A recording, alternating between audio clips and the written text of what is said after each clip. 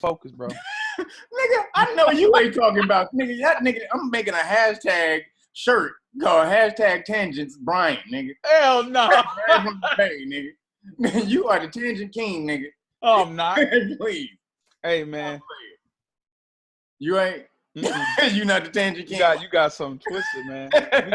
You got. See, the difference is there's a lot of Brian's that you probably been talking to. You know, my name is not it's a common name. So Aquarius ass air sign niggas don't know how to cut the air off and shit, nigga. Yeah, whatever, man. Oh, now you gonna talk about that? I thought you was like double that. Remember that? I am, nigga. Okay, so but you must be talking about yourself too, homie. I'm fired first, though, baby. Okay. I'm all fired first. And guess what? We're going to learn more today. Actually, as we about to learn more right now, partner, you about to learn about yourself. Last airbender over here. About to learn about yourself right now. I was waiting till some other signs fell in, but we're going to handle you right off the bat, though. He said we're going to handle you right off the bat. We're going to handle you right off the bat. All right, whatever, man. Johnny's supposed to be in here, too, nigga. Y'all both Aquarius. Y'all both be talking shit. Hey, I don't be talking stuff. I just be giving out information that I learn. As he talking listen, as he's talking shit, he say he ain't talking shit. I ain't talking shit. Wow, he's talking shit. Hey, I'm just trying to give out information that I learned, and you can go on the tangent. Yeah, nigga. All right. Simon. All hey, right. man. Let me share the screen so we can this nigga right here.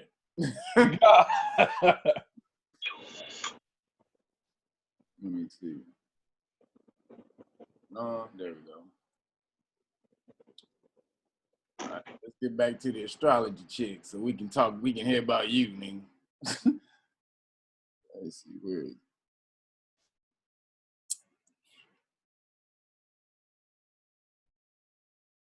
Man, where did it go? Am I missing something? Oh, no.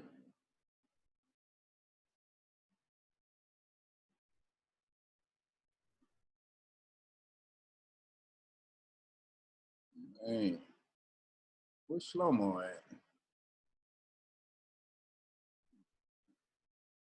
All right, so we left off on, I think, on 7 last week.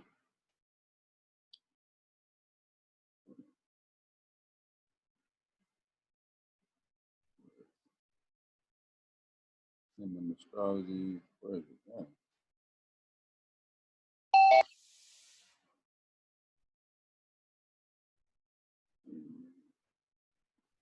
Six. Oh, here, we're on 8. Here it is. Oh, wait. Where's part 8?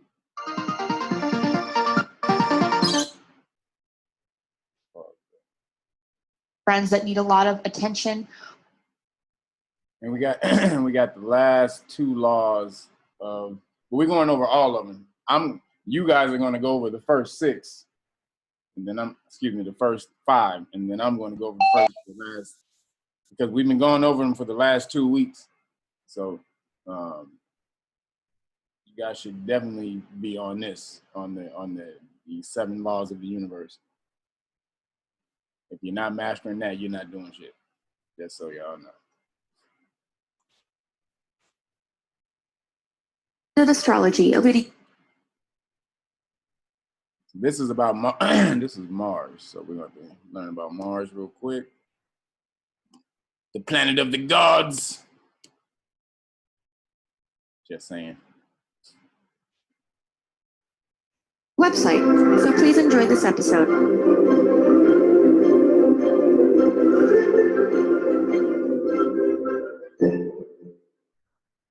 Welcome to 10-Minute Astrology. This is episode 8. Since episode 4, we've been focusing on each planet one by one. In this episode, we'll focus solely on the astrological meaning of Mars. Each planet and sign has a symbol that represents them, called a glyph. This is the glyph for Mars. The glyphs are useful to know to help you identify the location of each planet, in this case Mars, quickly in a chart. What is that also the symbol of?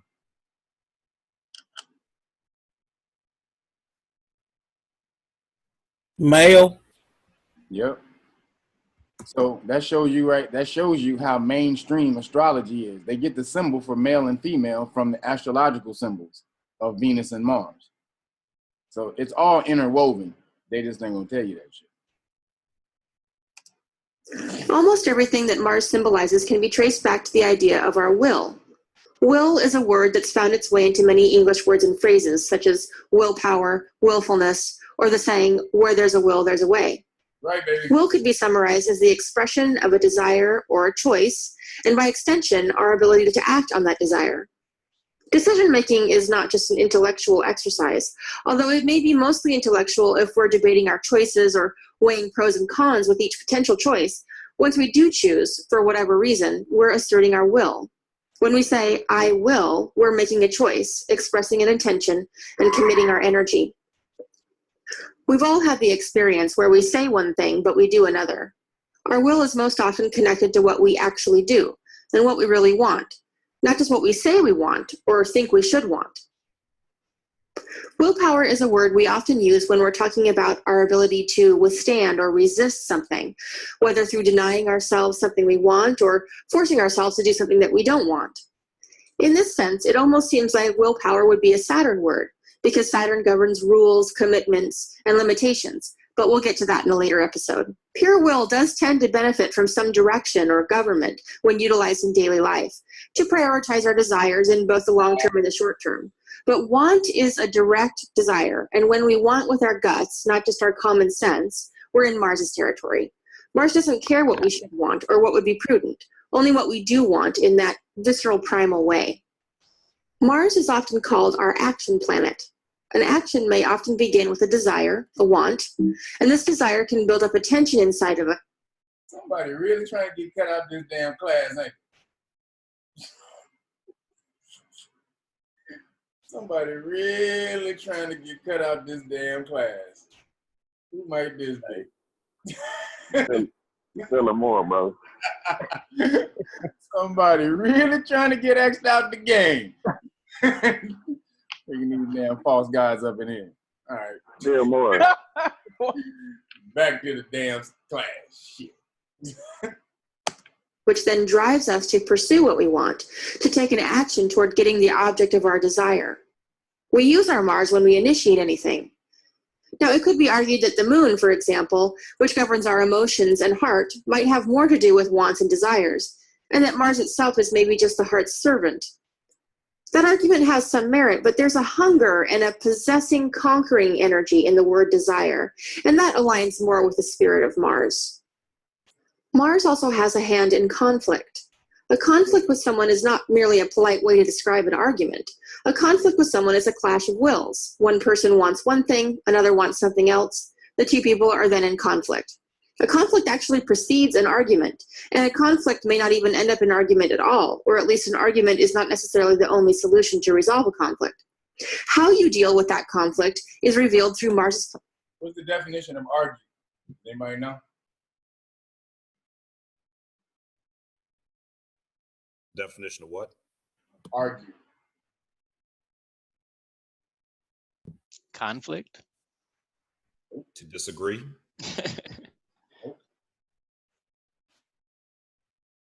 Debate. Now, that's interesting what you're saying, but no. But it's interesting that you use that word, because we'll describe actually what that means in a second.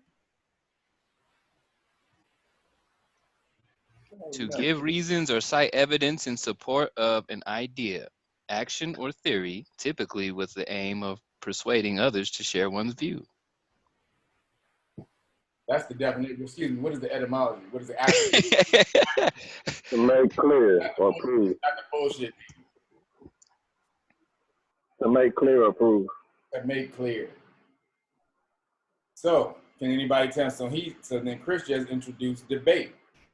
So most people think debate means just to objectively express points or opinions to an opponent. What is debate? What is the etymology of debate? Am I allowed to talk? Damn, Kev got you on restrictions in here? I'm messing with Oh. Anyway, debate is to battle pretty much. The word is to, I'm just remembering, to beat someone with your words, to damn. And Latin for to fight, right? Yeah, it's like we're fighting to beat someone with like using your words. So it's not really like we're having our argument. I'm literally beating you with my words. That's what debate means. To beat down into the ground. Yeah, there we go. To beat down to the ground. So those two words have flipped definitions in common parlance. So in colloquial language. But the actual, so in connotation, they flipped meaning. But in denotation or actual definition, they're actually the opposite. Both are actually the opposite of what the connotation is. So debate, people think, well, let's debate. They think that means something very mild-mannered and, class, it takes class to back the. No, debate means to literally jump in there and try to smack somebody down with your words. Whereas literally argue just means to make something clear. So it just, the reason I was saying that is because she was saying conflict or how conflict precedes an argument, or usually conflict precedes an argument. But in conflict and debate, you actually go together more so than conflict and argument. Excuse me. What is the etymology of conflict?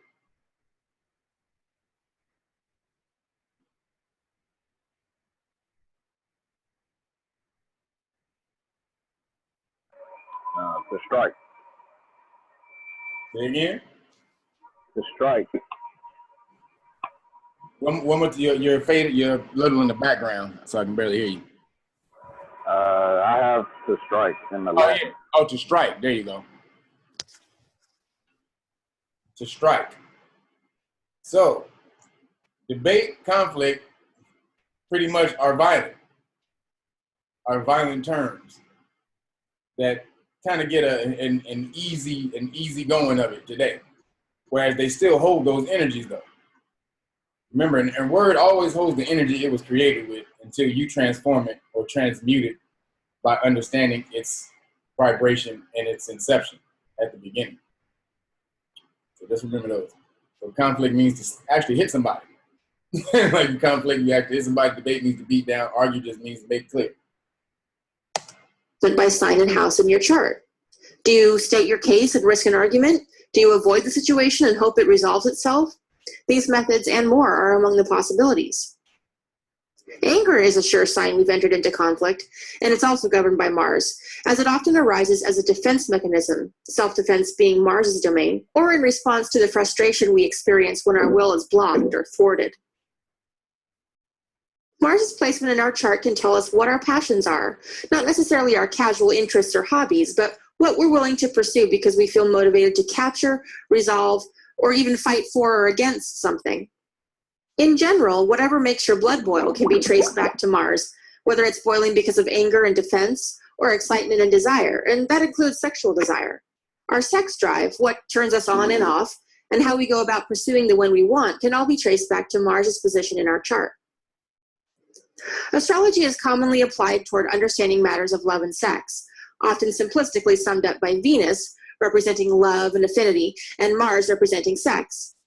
Mars does have a great deal to do with our sexual natures, not only in that sex is a physical act, and our Mars placement can reveal a lot about our physical constitution and how we expel and replenish our energy, but also that Mars holds sway over how we express our passions and drive, and our sex drive being one of these. In fact, our basic primal drives for fundamental things like food, shelter, and sex can often be traced back to Mars because Mars represents the most animal part of us that understands the primal need to survive. Finally, Mars symbolizes our sense of personal power, in so much as power is an extension of our will.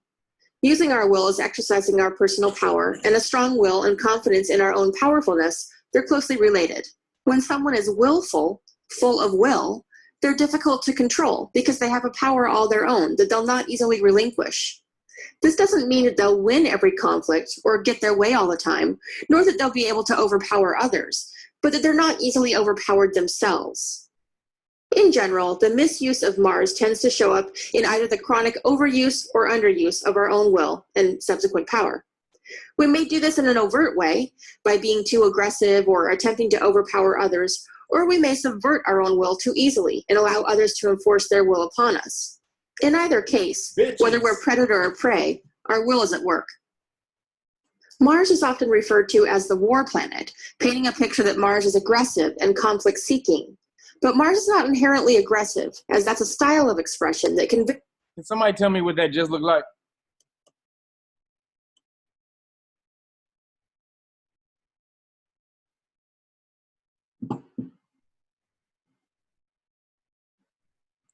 Come on. Somebody got to know. All your old heads definitely need to know. What's the question? Marvin the Martian. Marvin the Martian. Marvin Oh, the yeah. goddamn Martian. Yep. And Marvin the Martian was what? What color? Black as hell. Green. Pure melanin. Yeah, melanin. Yeah, with the green helmet. Oh, he just was. He didn't even have a body. He was like he was just a big ball of melanin there. Big ball of melon. With white tennis shoes. But with a war helmet on. See, they had the embodying the energy of Mars. Like, you know, aggression. See, they were always pushing that energy constantly, how the melanated man is more aggressive. I mean, we are. That's by nature, we are. Which is why we were able to smack niggas for 1,000 years. Also, you know, just using certain sciences. But it's ill, though, how they were just putting that in. This is, when did Marvin the Martian come out? That was like 40s? Like 40s, 50s, somewhere around there. Funny and them start coming out. Yeah, it was like the 40s. Makes me so angry. My P-32 space modulator. So that was Marvin the Martian. It's funny that it looks just like that. Conflict-seeking. But Mars is not inherently aggressive, as that's a style of expression that can vary given the sign in which Mars resides. When the potential for conflict arises, it's Mars that we call upon, so in that way it is the war planet. But not because Mars is quick to go to war, and is only going to employ that solution for conflict resolution with no other options. Mars is built to defend and attack, but our reasons for engaging in are... See, we don't want to smack the tar out of nobody. See, I'm just trying to get this damn energy straight. Mars don't want to smack the shit out of nobody. We just want to make sure everybody's cool. That's all. I want y'all all to get there. or some other sort of warfare, and the style in which we do so are as varied as the signs and houses. When what we want conflicts with what another person wants, Mars can settle the issue, but whether it does that by negotiation, aggressive attack, or surrender all depends on the sign through which it expresses. Even refusing to take an action is an action, a deliberate act of will. Just as Venus has been stereotyped as a planet representing the feminine, Mars is often associated with the masculine. This has been interpreted in the past as a division, with Venus being synonymous with women and Mars with men, dividing the two planets along with two genders into tidy little boxes. Books and teachings will reflect the zeitgeist in which they were written or adopted, and astrology texts are no exception. Older astrology texts often advise that Venus in a man's chart will dictate the kind of woman he is sexually attracted to, and Mars in a woman's chart will indicate the type of man she is sexually attracted to, essentially encouraging a given gender to disown part of their experience and project it onto somebody of the opposite gender. The strict language of binary gender designations is also inappropriately limiting in this symbolic language. The terms masculine and feminine can be useful in understanding the Mars-Venus planetary pair, but only if we understand the symbolism at work outside of the literal physical gender definitions. The masculine energy, represented by Mars in this sense, is the pursuing, outgoing type of energy, as the yang to the yin of the yielding, receptive energy of the feminine. Even that, however, will be greatly modified by the sign and house placements of each planet in your own chart, and is not reflective of one's specific gender or body parts as much as the symbolic nature of the outward and inward, projective and receptive energies that we all have access to. Let's have an example. When Mars is found in Scorpio in the natal chart, it indicates a person who is intensely driven by their passions, who wants to take everything they do to its deepest potential and beyond. They will not usually be satisfied with half efforts or careful, restrained actions. It's courageous, full speed, breaking through their own barriers action that makes them feel most alive. When they get angry, their reaction is strong and forceful, sometimes displayed, but often smoldering and hidden. The intensity of their anger can consume them, and they may be at risk for extreme actions fueled by the depth of their emotional response. They don't easily let go of what they want to pursue and can be consumed by their desire, obsessed with obtaining something, sometimes to a fault. Can anybody, with your perception, do you know why that is? If your Mars is in Scorpio, why it's a smoldering fire that lingers for a while instead of just you going off on somebody immediately? Because it festers. But why does it fester in that sign? So Mars is aggressive. Like my Aries. Mars rules Aries, but my Mars is in Gemini, which is an aggressive sign. So, meaning, if you do something to me, I'm gonna let you know immediately. See, Gemini is a sign of communication. So that's how it happens with me. Somebody else whose Mars may be in, say, Taurus. Taurus is physical. They may smack you first, like Zoe. Like, you know what I'm saying? They may take off on you first and talk to you later. You know what I'm saying? It's a different energies why it plays out. Why is Scorpio playing out like that? Because it's mellow. One at a time. I would say it again. Scorpios like to plan it out. Plan it out. What do you mean? Like devise a plan. You mean Scorpios like they kind of calculating? Yeah, I'm a Scorpio, so I kind of know this firsthand. Well, we're gonna see. That means you're a controlling ass nigga too. Like control everything. Uh-huh. But that's not the reason though. But so what's the main reason? I was saying it was because it's more mellow. In what way? I don't know. I know a few Scorpios, and they're kind of mellow. I mean, you piss them off. It takes a lot to piss them off. Scorpios ain't necessarily mellow. They're not a mellow energy. I wouldn't say that. They're kind of lively motherfuckers. Yeah. Scorpios are some lively motherfuckers. But why in this energy would if you pissed a Scorpio, or if you pissed a person who has their Mars and Scorpio off, that they wouldn't let you know right off the bat, it's gonna fester for a while. Does anybody know? Justin is partly right, but what's the main reason? Is it because they're in a winter house, a winter solstice house? More cool, calm, collected, so to speak. It's not necessarily the house. We're not in the houses. We're in the planets. So you got the 10 planets, and then you got the 12 houses. We're in the up top. We're in the top in the 10 planets. Okay. That was my shot. That was my shot in the dark. I don't know. Anybody else? What are the energies of the signs? What, air? No. I meaning Scorpio's water. meaning polarities. What are the polarity of the signs? Either signs or what polarity or what polarity. It's only two polarities. Masculine and feminine. Right. So what is Scorpio? Feminine? Excuse me? Feminine? Why is it feminine? Because you're just guessing. I want to know. I don't have all the answers, brother. I want to know why. I want to know if it's feminine, why is it feminine? Or if it's masculine, why is it masculine? You guys need to know those things.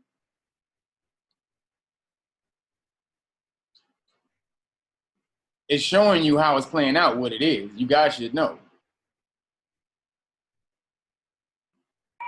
Well, which one is the opposite? Does it have to do with that? Like, don't opposites fight, so to say, fight each other on the zodiac? So if They do, but that Scorpio and Mars is not a sign. Mars is just a planet that your sign falls into. So that a sign that your zodiac sign will fall into. So Scorpio happened to fall into Mars right here. And so instead of, remember, Mars is the planet of your will. It's how you express your will. So instead of Scorpio, which they were saying is if you piss a Scorpio off, a Scorpio may hold on to it for a minute and fester and filter, and then you saw the Phoenix, boom, exploding, and, they'll come out, they'll go off on you. But I'm saying, why does it manifest itself that way and not the other way? Where they just come straight out at you. And sometimes they'll do that, but why doesn't it do that?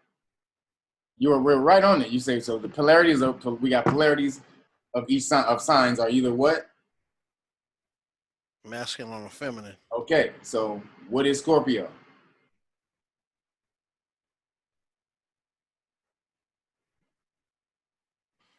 I said feminine, but of course I was just. Why is it feminine? Can somebody help him?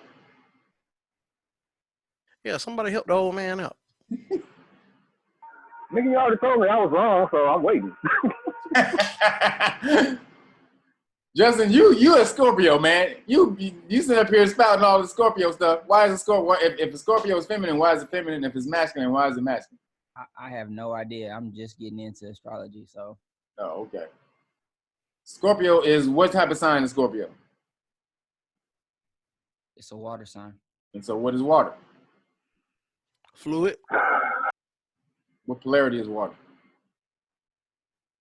Positive. As far, but Oh, gender. yeah, I don't know. we were just talking about masculine and feminine. What polarity is water? Water is considered feminine and fire is considered masculine, correct?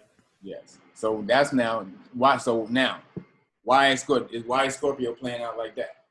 Because it's associated with water, and therefore water is feminine. So it's that feminine energy. Right. It's not aggressive. It's passive aggressive. See. It's Yeah. thinking. It's plotting. Like women sometimes plot about how Right. they attack you. It's holding on, recording shit. Oh, nigga, you did this.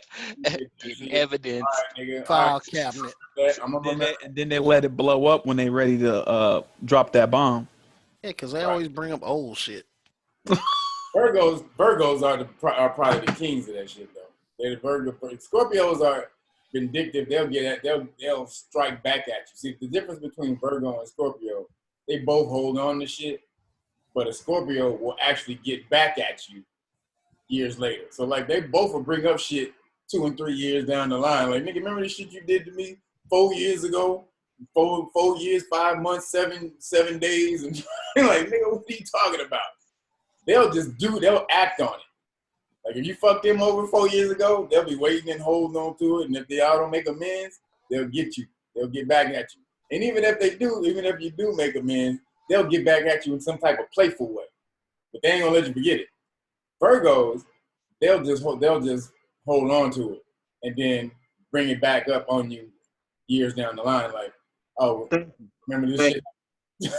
Remember this happened that long? They won't act on it. They'll just motherfucking be holding on to it and bring it back up as a reference. Like, well, remember you did this. Well, some of us won't act on it. Huh? Some of us won't act on it, but some of us will. No, so some of you won't. But y'all won't act on old information physically. You'll act on it by like doing something to spite a motherfucker. Like not, you know what I'm saying? Like you won't physically act on it. Like a Scorpio will fucking physically get at a motherfucker for some shit that happened 2 years ago. Like, Kev, I have smacked some motherfuckers, all right? I ain't saying nigga. Virgo is physical sign. Virgo's a physical sign. Y'all get physical. All physical signs. And this year at work. Every earth sign gets physical. Capricorn, Taurus, and Virgo. All of y'all get physical. All of y'all are physical signs. Most people who are in domestic abuse relationships are earth signs. y'all niggas get down like that. But and I'm talking about this is mostly women too. I'm talking about women physical signs will smack this shit out of their dudes. on a regular basis. But for the most part, because Earth is a passive sign, and even water is a passive sign. But Scorpio's ruled by Mars, which is the god of war, which is why they'll more so strike out in a physical way for some shit you did in the past, more so than a Virgo. Virgos, and not that you won't, because I've had homies and my ex-2 girlfriends are Virgos, man, so I know how y'all get down. But you know what I'm saying? For the most part, it's more so that, nigga, remember you did this shit, or remember you did this shit, or remember you did that shit, well, that's why I did this shit. And they'll be like, what are you talking about, nigga? Y'all niggas are like y'all ledgers. Y'all niggas are good with numbers. So y'all keep a ledger of shit. Like marking this shit down. Okay, all right, this goes in the ledger. That goes in the ledger. Scorpio so much they'll actually hit you. My stepdad is Scorpio. This nigga will shoot you for some shit you did 7 years ago. That's how they get down. So Virgos are blockchain. What do you mean? As ledger. Oh, ledger. Yeah, actually, yeah. They keep the ledger. Thank you, bro. Thank you. Virgos are blockchain. They keep the ledger of everything that happened. Oh, nigga, remember this shit, nigga? Remember? I remember that. Remember how you was looking at my girl 4 years ago? Yeah. And won't even let a nigga know that you know that he's looking at your girl like that. But 4 years from now, some shit go down. Hey, nigga, I remember you looking at my girl like that, nigga. Yeah, nigga. Oh yeah, at the party, that night at like 2 o'clock in the morning. Y'all got everything that happened that night. Yeah. That's crazy. Well, that explains why me and my sister don't get along. But knowing your energy though, and knowing everyone else's energy helps you to master that shit. In the 7th house, this intensity is directed into relationship and an intense need to connect deeply, not superficially or casually, with 1 or 2 significant people in their lives that they can build trust with. They may be at risk for overwhelming significant others with their intensity and sometimes possessiveness, especially if the partner needs more breathing room in a relationship.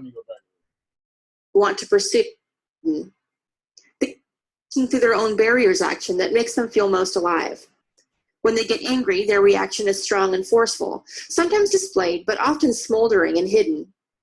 The intensity of their anger can consume them, and they may be at risk for extreme actions fueled by the depth of their emotional response. They don't easily let go of what they want to pursue and can be consumed by their desire, obsessed with obtaining something, sometimes to a fault. In the 7th house, this intensity is directed into relationship and an intense need to connect deeply, not superficially or casually, with 1 or 2 significant people in their lives that they can build trust with. They may be at risk for overwhelming significant others with their... What is the energy of the 7th house?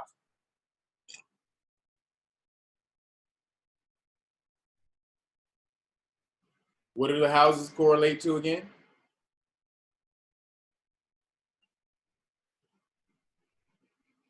You know what, Kev? Do me a favor. Run that back real quick. She's not going to tell you here. This is what we learned last week. Yeah, but still, just run that back just like 30 seconds. Their reaction satisfied with half efforts or careful restrained actions. It's courageous, full speed, breaking through their own barriers action that makes them feel most alive. When they get angry, their reaction is strong and forceful, sometimes displayed, but often smoldering and hidden. The intensity of their anger can consume them, and they may be at risk for extreme actions fueled by the depth of their emotional response.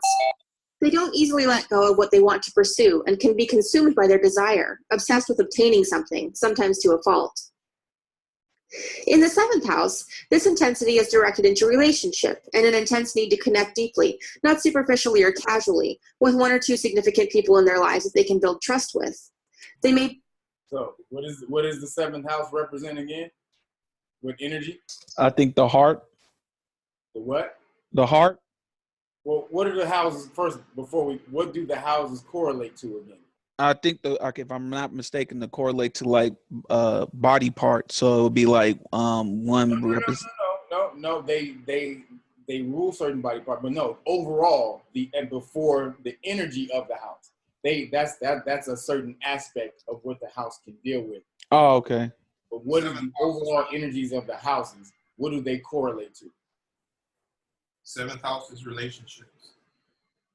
But no, so what? But before that, what do the signs? What do the houses correlate to overall? The 12 signs. The 12 signs, right? So then the seventh house would be what? Scorpio? No. What's the 7th sign? Count them. Libra. Is it? Because in astrology, it starts at Aries, right? Yeah. It's Aries. Right. So count them. 8th is Scorpio. Count them. What is it? Libra. All right. So the 7th house embodies the energy of Libra. Risk for overwhelming significant others with But Schlo was right. It deals with what, Schlo? Relationships. intensity and sometimes possess. But why does it deal with relationships? Can anybody tell me why? It's Venus. Excuse me? Venus governs relationships. But what's the other? But it also represents Libra. So why does it also? Venus it's relationships, yes, but why does it? Why? Because it's in the 7th house. Why does that also represent relationships? Being an aspect of Libra.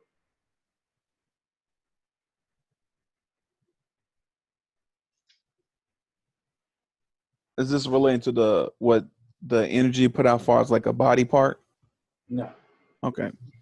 What is Libra again? That's the scales. So what does it represent? Balance. Right. So you need yin and the yang, the man and the woman. Represents the two coming together. Libras are best in a partnership. They work best in a partnership, whereas their opposite, which is Aries, and I'll say this, everything works better when you work in unity. I'll just say this. However, Aries are known for just doing shit by themselves. They just got this, I got it, I'm doing it. I'm on my own, I'm over here, nigga, I'm over here, I got it, I do. And they don't think nothing about it. Whereas with Libras, they work very well.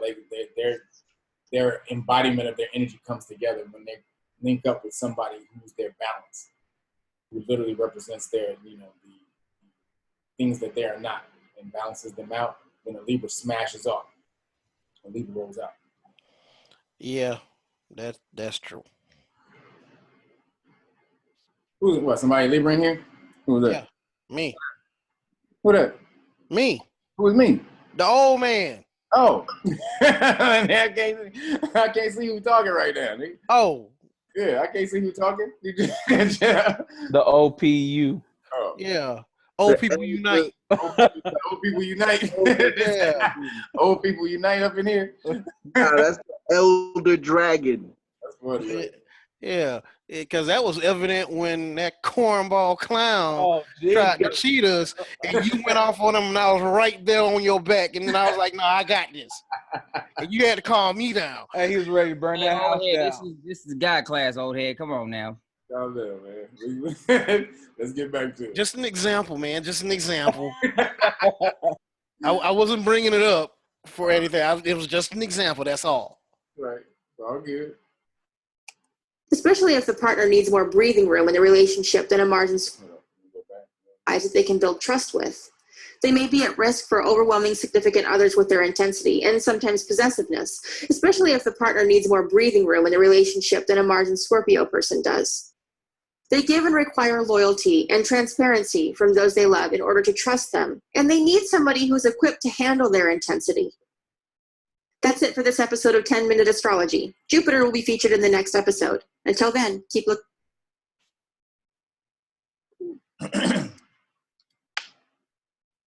All right. So you guys are just getting into it. Schlo been into it for a while. We can see Schlo is a ringer up in here. You can't be answering too many questions, Schlo. I got you. No, I'm just playing, dog. So the signs, it's very important to understand that energy, your energy, but understanding others' energy is actually more important, I think. You definitely want to understand your energy, but you want to understand everyone else's energy because you're going to be interacting with that many people. So, you've been living with yourself your whole life. You've been paying attention. You've been slightly aware. You're going to have, even if at the start of learning astrology, you're going to have some type of understanding of who you are, and then be able to place a lot of that information in context. A lot of people, though, they don't. They're not. They're they just go through life unaware completely. Like, you ever see those people in the grocery store who literally just walk in front of people without saying excuse me? Shit like and walk around you like just Yeah. don't even. That's the worst peeve in the world. It is, dude. I'm trying to tell you. My ex-girl was like that. That's one of the reasons I had to bounce.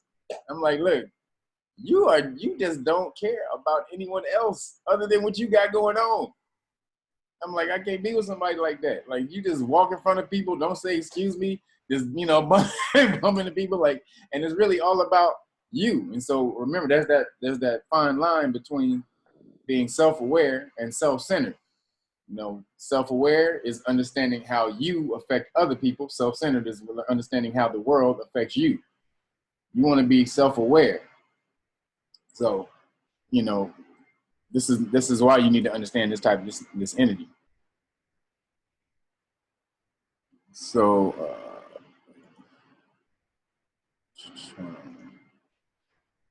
astrology is huge, as we were talking about, with the elite. And there's something called Saturn worship. Do you guys understand? You guys know about what Saturn is? Anything about Saturn? Yep. Yeah, that's the act right planet. So we're gonna learn about Saturn really quick. Let me see about the name. Yeah, Saturn. Well, we're gonna learn about Saturn astrology, and then we're gonna learn about the deeper. Oh, okay. I was gonna say stuff I knew about it, but I'll be quiet. Let me see if I can find a short breakdown on Saturn.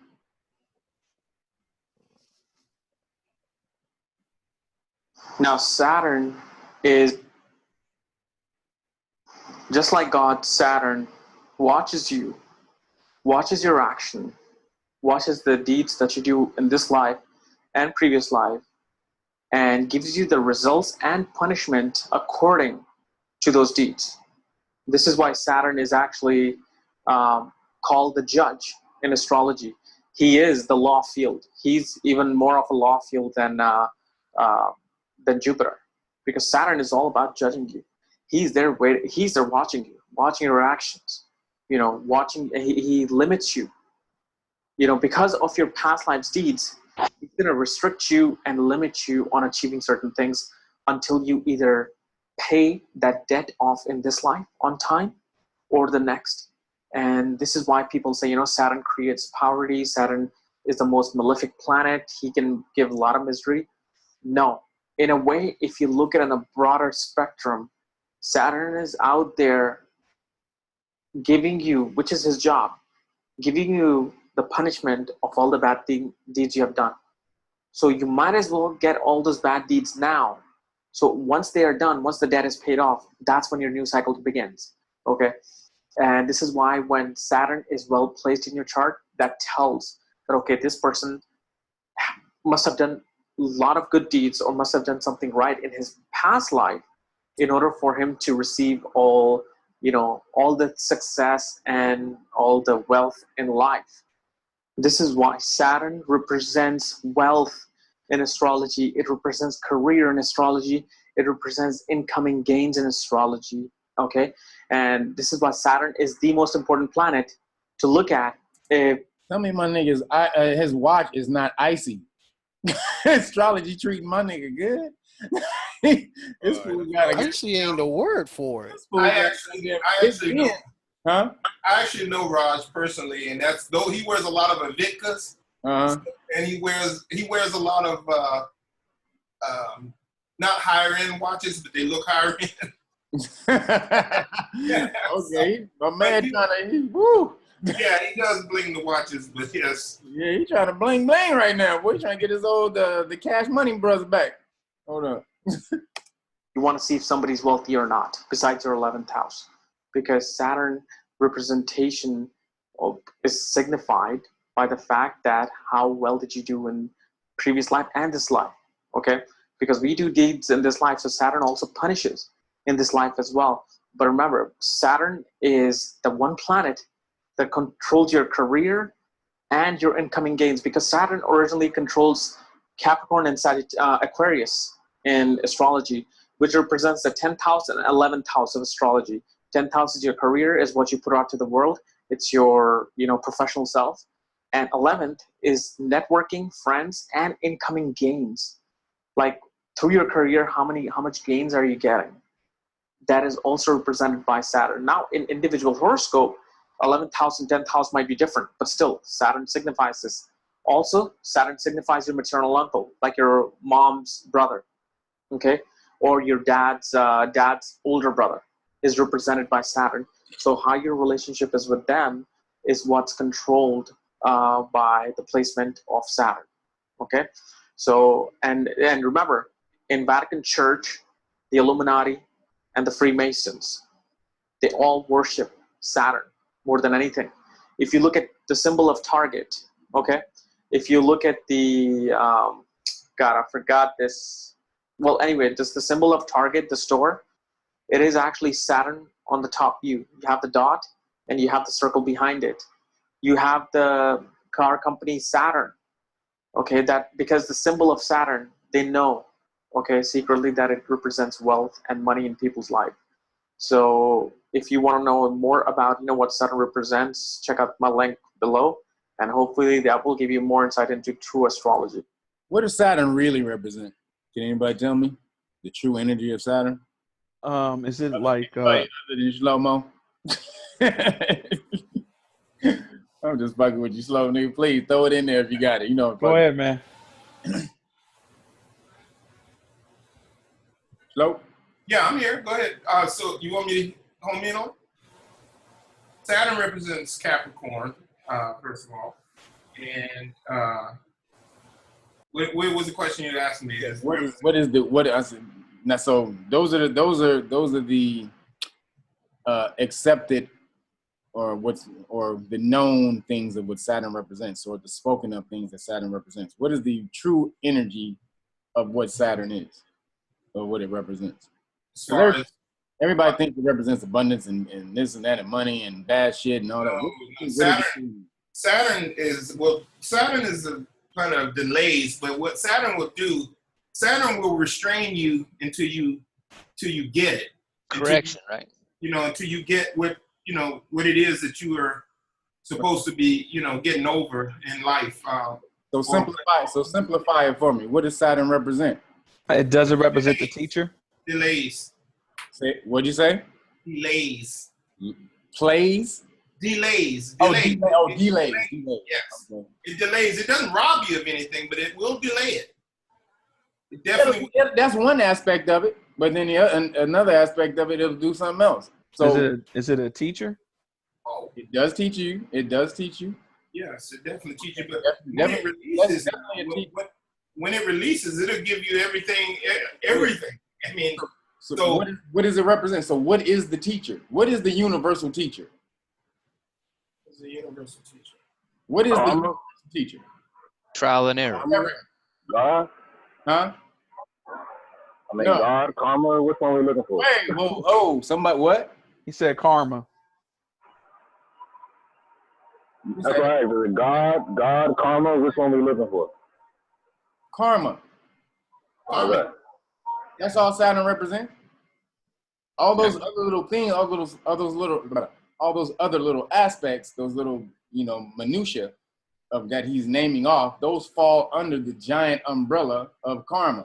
Yeah, delays and this and all of that deals with the energy you've already put out into the universe. Right. So when Saturn comes back, you're gonna get everything that you put out into the universe under Saturn. Now, if you've been balling, doing great for people, that's why you get good energy back during Saturn. That's why they all worship Saturn, because whatever you put out in the universe, when Saturn comes back around, it'll drop it back in your lap. Now, whether it's good, bad, or whether you've been being balanced. So that's why most people are scared of Saturn, because most people out here fucking up. Don't want to see it come back around. Shit, like most people, what'd you say? Like the boomerang, and that's why a lot of people say pay it forward. Right. Pay it forward. Yes.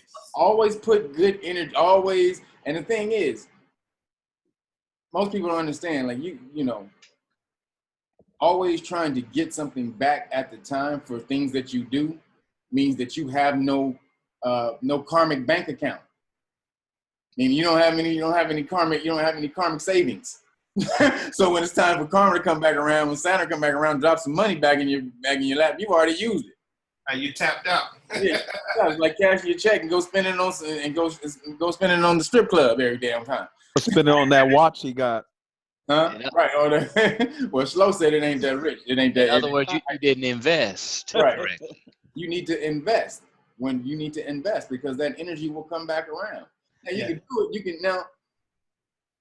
Intent is also important, but you can do it with that intent. That's what Masons and shit do. They don't. Masons give out $2 million a day.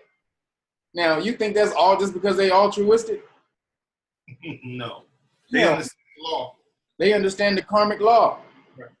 They give that energy out, and then it all comes back constantly. Now it's starting out that the most of the people who do it, like with the Shriners hotels, Shriner hospitals. I'm thinking Donald Trump and shit. But with the Shriner hospitals, they're doing good work. I mean, so on the lower end, most of those people are good people. They don't know what they're doing, but the elite who set them up, they knew what they were doing. They like, we about to be fucking up the world, so we got to put out some good energy. We got to put some good energy out in the world because we're gonna be doing a gang of bullshit. So that balances the energy out. So So is that why LeBron opened up that school so y'all can be cool now, kids? Open up that school so niggas like you praise him. And that's where that nigga opened up that school. Oh man, that was. Bron always got some ulterior motives. Believe that shit. But is that also why? Because they don't want you to know about it. That it's karma and stuff. Because I know that a lot of people, associated, Saturn with Satan. Well, it is. Well, Satan is what? Saturn. What is the definition of Satan? Adversarial. Adversary. What is an adversary? An opposer, just opposition, pretty much. Or someone that causes you adversity. What do you do? What does adversity do to you? Teaching you. It teaches you. So Saturn and Satan is the same exact damn thing. It's karma. Yeah, I got it. But I'm just saying by them pushing that, it makes people not want to look into it. Well, it makes it spookism. But it's been around for a long time though. The worship of Saturn has been interwoven through everything throughout time, as we're about to get into the cult of Saturn in a second. Because I want you guys to really truly understand. Yeah, I remember Zoe Williams did that show on that shit, man. That was deep, man. And yeah, he did that show. Right after what? Right after I sent him this video.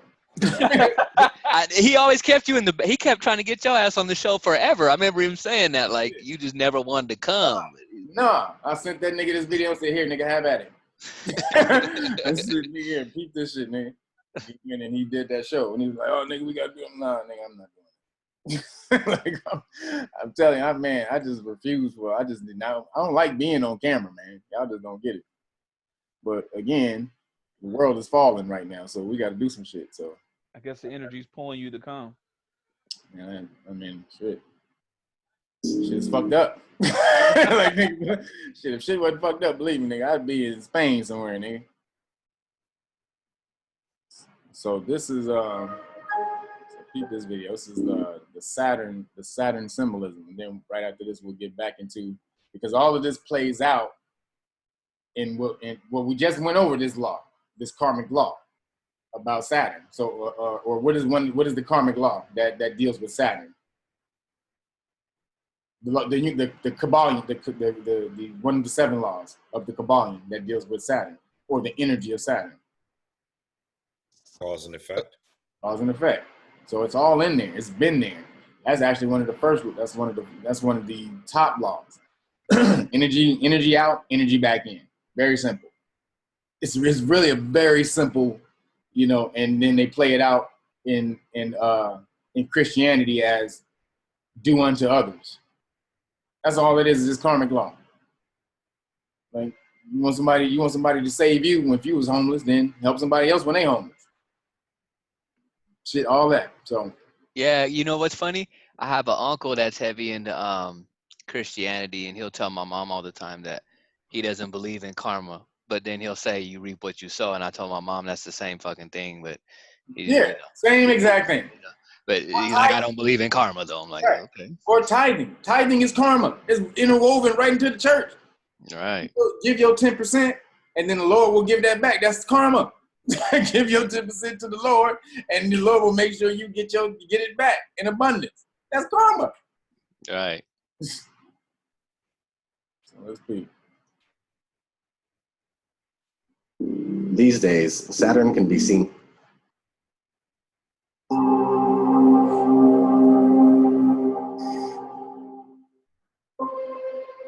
Ancient Saturn and the Saturnian gods.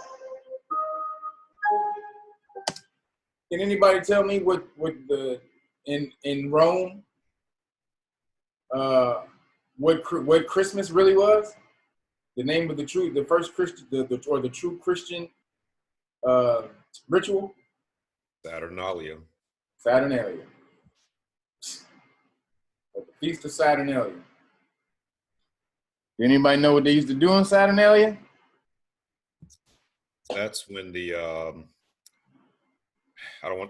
masters are those with money. They would kind of switch roles with the peasants and basically basically lift up the peasants and kind of treat them as they're treated. So it's kind of a reversal of roles.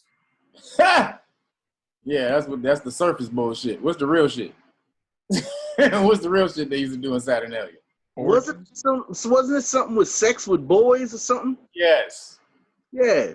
Pedophilia and homosexuality was right in Saturnalia. They would give each other gifts and go around having sex with each other. Yeah. That's what Saturnalia is about. You know what? You ever seen the Boondocks? I was just about to say that in Boondocks. Homie little Huey broke that down on the Boondocks. I was ill. I was like, oh snap, they ruined the Saturday. I was like, dude, they got to take the Boondocks off in a minute. And sure enough, it went off the air after what, 3-4 seasons? But, yeah, they was breaking down a lot on that show.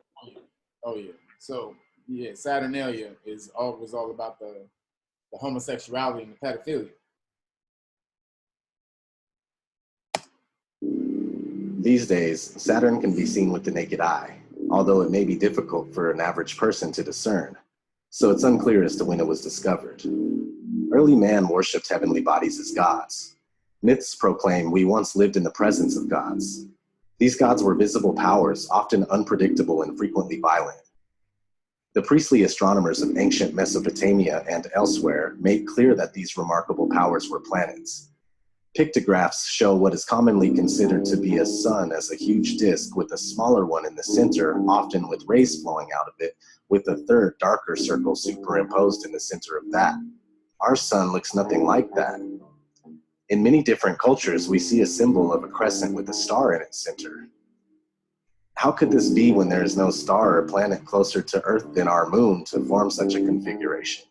And most importantly, why do so many remote and widespread ancient cultures who most likely could have never been in contact with one another, such as the Sumerians, Egyptians, Chinese, Native American Indians, Mayans, Babylonians, Australian Aboriginals, and many others, all tell the same story and draw similar pictures? If these ancient writings were based on valid observations rather than fantasy, then it is suggested that planets were closer to Earth in the past and they moved in a collinear way, meaning that they were lined up as they traveled through space. For observers on Earth, the result was a unified configuration in the heavens, visually dominated by a large glowing planet, theorized.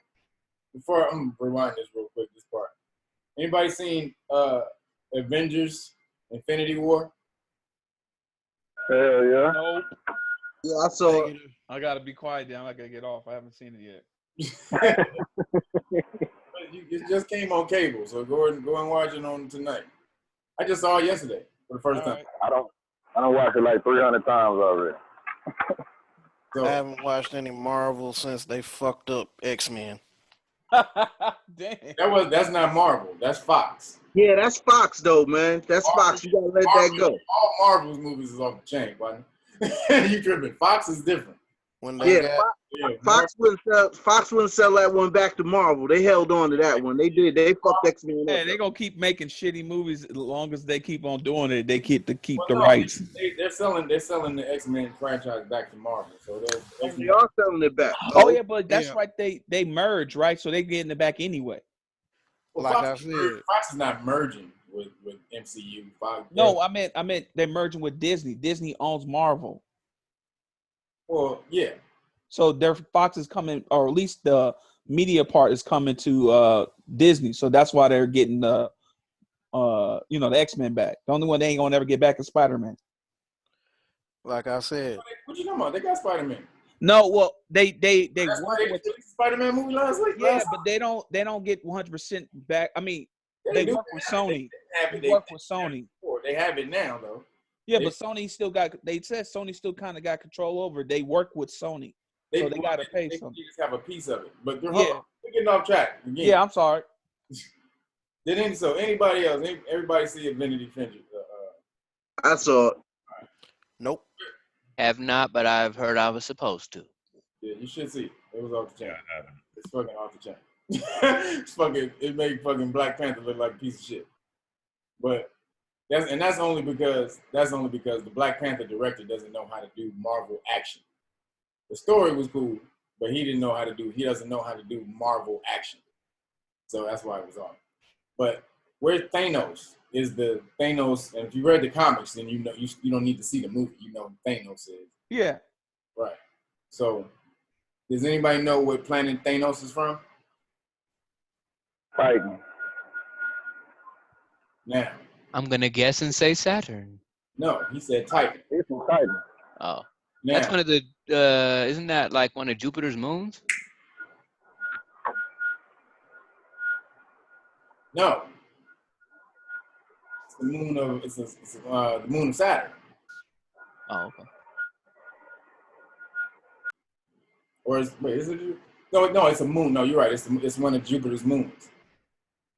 So Thanos is what color? Purple. What does that represent? Melanin. What did he do to the Hulk? Tossed him like a rag doll, I guess. He beat that one down. He made it so bad he ain't come back the rest of the movie. What color is the Hulk? Green. What color is higher on the spectrum, on the scales, on the what color has the higher vibration on the color scale spectrum? Purple. Why? Because it had to do with your consciousness or something like that. Nope. Oh, I'm off. Melanin, carbon. Why? Why is purple? Why? No, it ain't. Purple is the color scale. Why is it higher on the color scale than green? Both of them are melanin. That color vibrates at a higher frequency. What'd you say, Josh? That color vibrates at a higher frequency than green. Why so? More energy. Why? Kevin's like a little kid. Why? You like, damn, nigga, I don't got it. No, brother KB is like the kid off of Animaniacs. Why? Why? You have your own answer, so maybe we're gonna answer your own questions. So why is it higher? Because he's dancing around it. Why is it higher? You're not telling exactly why it's more powerful. Why is it more powerful? So you said it's a higher frequency means more power. Those two things are the same, exactly the same thing. Dark matter. If something is in higher frequency, it is going to have more power. So that's kind of redundant. Why is it more power?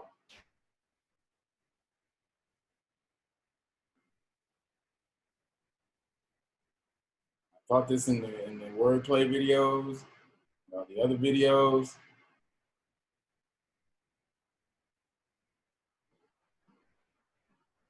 What are waves? Vibrations.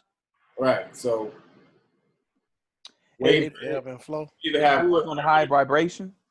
So yeah. So wait. So you have two. So So you have long waves and you have short waves, right? Which are more powerful? Short waves. Why? Because it's moving at a quicker pace, where a long vibration is going at, it takes a longer up and down compared to the short vibration, because you're constantly doing it. It's like how you say we have these meetings all the time, because you constantly want to more consistent. More consistent. Which colors have the shorter waves? The darker colors? Yes, that's what I was getting at with Joshua. It's more powerful because high frequency has a shorter wavelength, meaning the energy jumps from peak to peak faster than a longer wavelength where the peaks are spread out farther. So in a purple person, which is like violet purple, which is Thanos, that's higher. That's a higher frequency than the Hulk, who was moving at. And green is a higher frequency. It's just not as high as Thanos. Purple. Now, we're about to get into a little science real quick before we jump back on it. What is the Hulk created with? Gamma rays. Gamma rays. Now, should Thanos be higher in frequency than the Hulk? No. Why? Because gamma rays it's a higher frequency. How do you know? They're extremely dark. Excuse me? They're extremely dark. Or How do you know? You can't see a gamma ray on the scale spectrum. How do you know? That's dark matter? Well, no, he's right. No, see, I just want you to understand why you're right. You're right. Gamma rays, it goes, radio, X-ray, like ultraviolet, is it? No. Is it like ultraviolet? No. Ultraviolet is, you can see ultraviolet. Okay. That's why it's called violet. See, ultraviolet, you can't see a gamma ray. You can't see an X-ray. So it goes radio waves, like, ultraviolet rays, then it goes X-rays, then it would go gamma rays. Gamma rays is the highest frequency in the universe, gamma, right? Gamma, you're right. If you were to look at it, the reason you can't see it is because after violet purple, it gets dark, it gets black. Yeah. Okay. Only that's what I'm saying. Dark matter. From that, is to get darker, because the scale goes from lighter to darker. So if you're going higher on the frequency, that means you're higher on the frequency must mean darker. That's why they made the Hulk the wrong color. But if they made the Hulk if they made the Hulk the color he's supposed to be, then you would have known. Yeah, because it kind of. They'd made a big black angry motherfucker. First of all, they'd been racist. And then you would have known right off the bat. Smash. Yeah, and it kind of messes up Hulk's saying Hulk is strongest there is. Right. Exactly. Now, just the philosophy. The reason I mentioned, I was just getting at him. Thanos had a philosophy about the universe. For the one who's seen it, was Thanos' philosophy about the universe, was he right or wrong? Or was Thanos evil?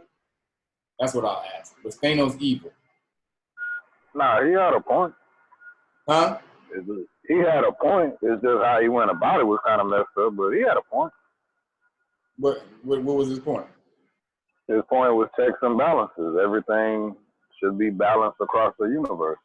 It doesn't matter. I mean, try not to give too much away, but it shouldn't matter what you have, what you don't have. It should be an equal balance of everybody, Right. And now, what did they do with both of the villains from Black Panther and from Infinity War? What do you mean, like what they did with him? Okay.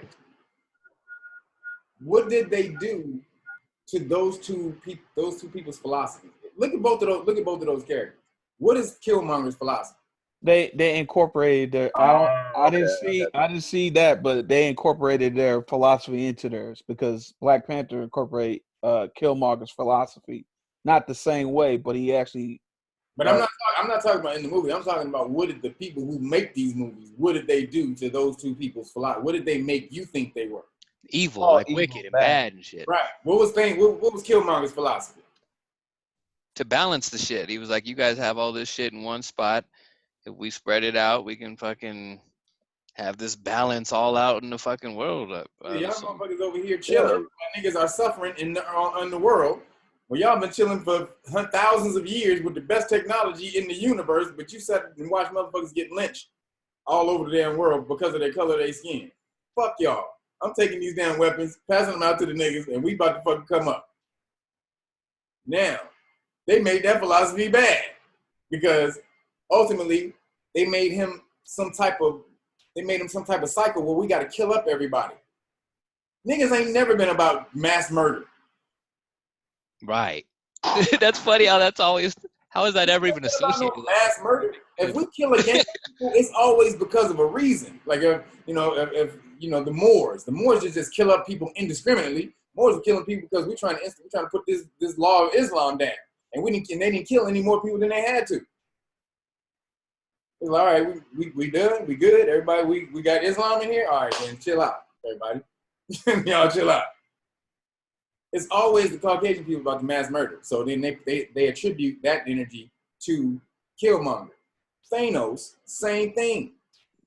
He melanated, purple than a motherfucker.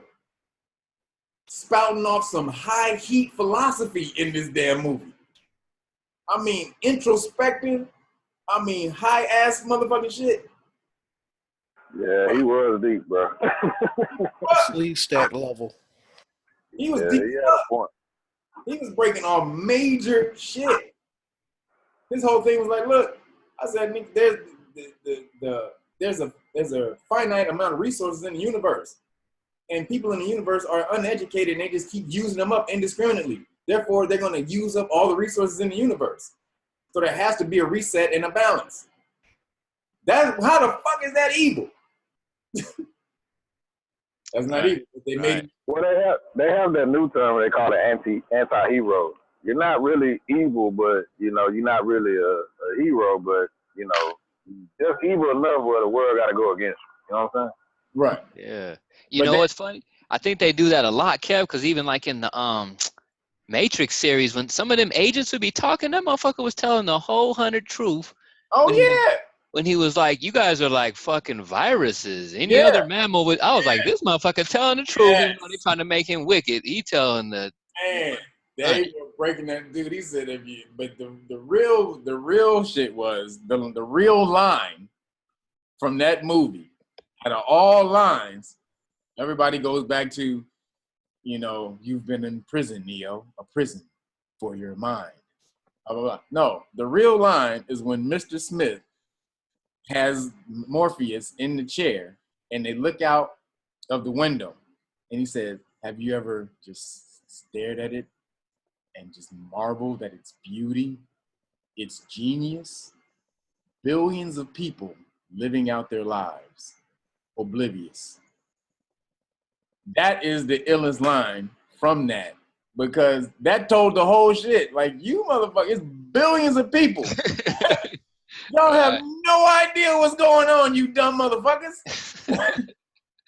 Even in a movie that's telling you are in a prison for your mind. We are making life great for you so that we can siphon your energy for our own personal use.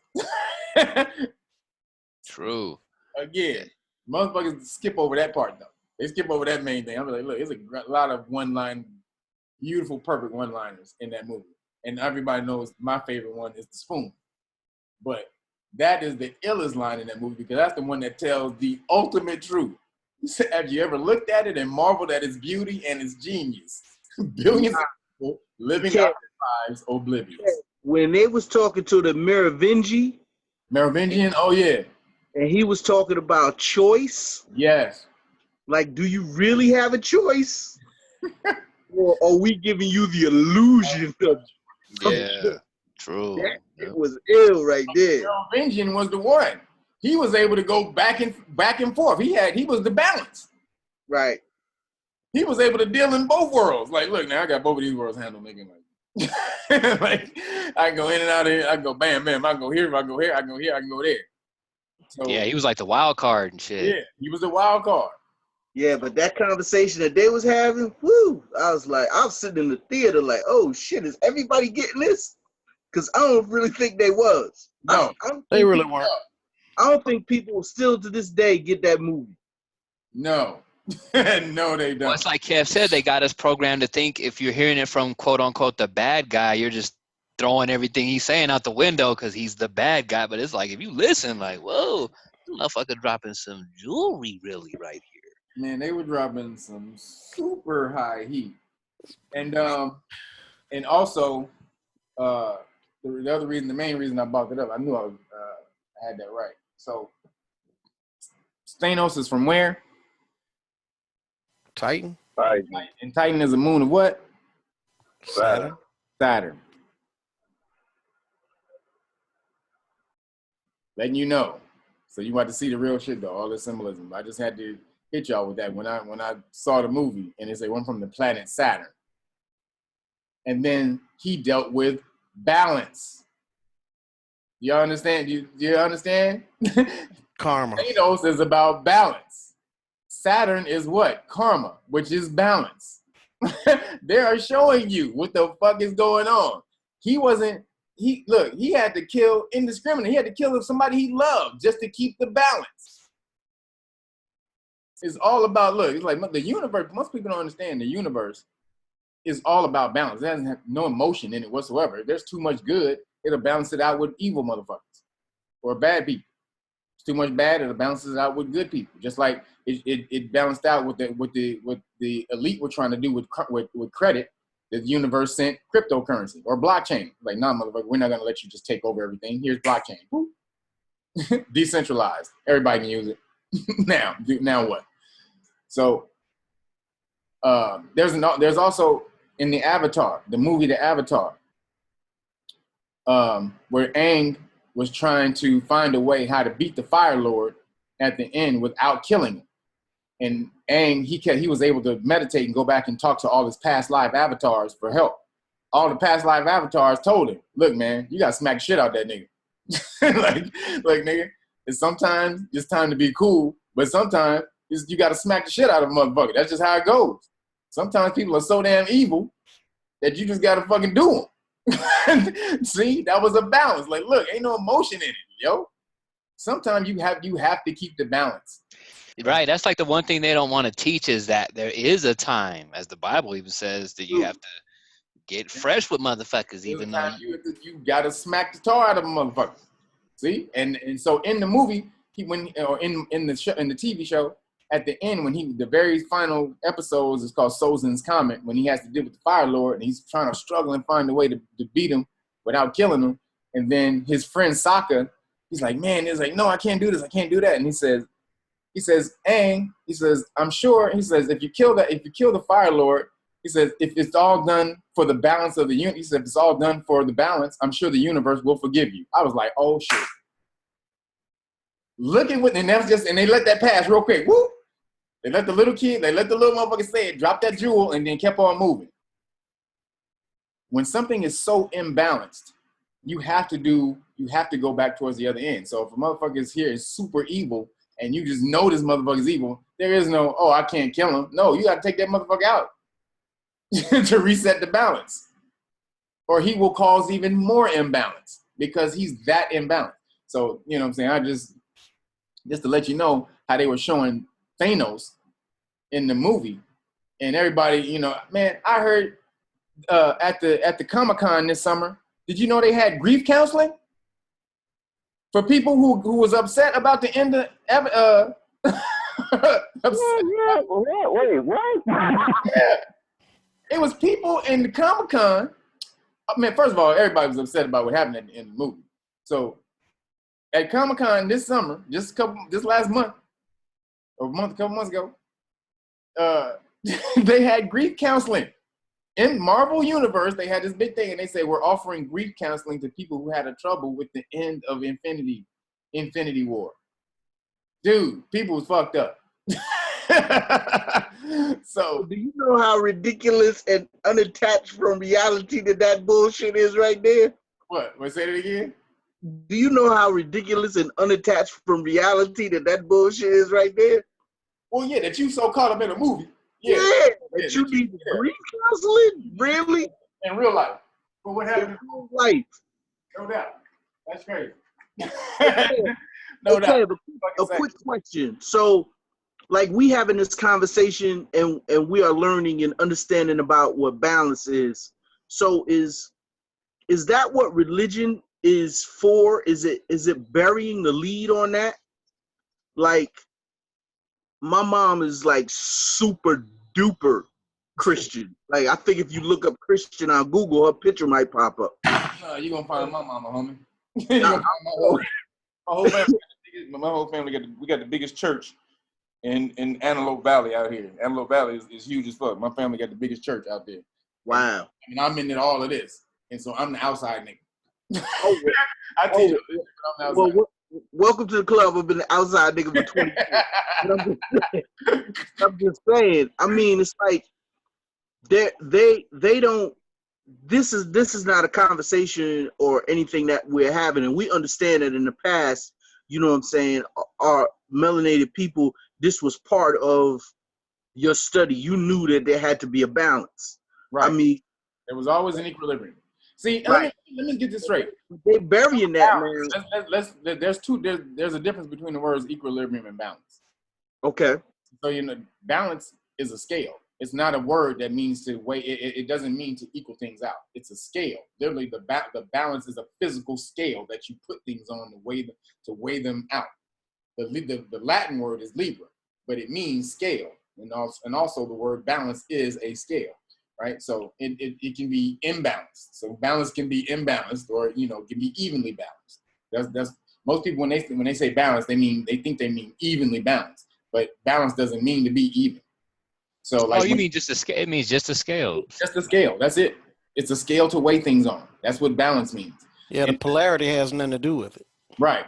So you're always trying to. When you're, if you're at the market, and I'm trading, this for that, you put it on the scale, and then if this one side goes up, then I constantly have to put stuff on the other side so that it evens out. That's what balance means, to put stuff on the other side until it evens out on the scale, or to weigh things on the scale until they even out. But there's no word for balance in China. See, they know that because there's no word. They don't have the word balance. They have the word equilibrium. So because they understand there's no such thing. Balance doesn't mean to be equal. So just understanding those two things when you speak those words. But you're always, because things are gonna always way you're going to be moving, fluctuating from side to side. The ultimate goal is to get things in the middle where they don't fluctuate from extreme to extreme. But most people, because they don't understand the karmic law or universal law at all, you're constantly moving from extreme to extreme, which means the scale constantly has to rebalance itself. It's weighing, it's flipping up and down, boom, boom, boom, boom. It's constantly going back and forth, back and forth. That's the balance, is the stillness. Think about it. When things are evenly weighed, you're still. They don't move. Because I got 10 pounds over here, I got 10 pounds over there. There's nothing tipping the scale. That's what true stillness is. When you go back to the ancients and they say, you're looking for stillness, the whole point of spirituality is to reach a stillness.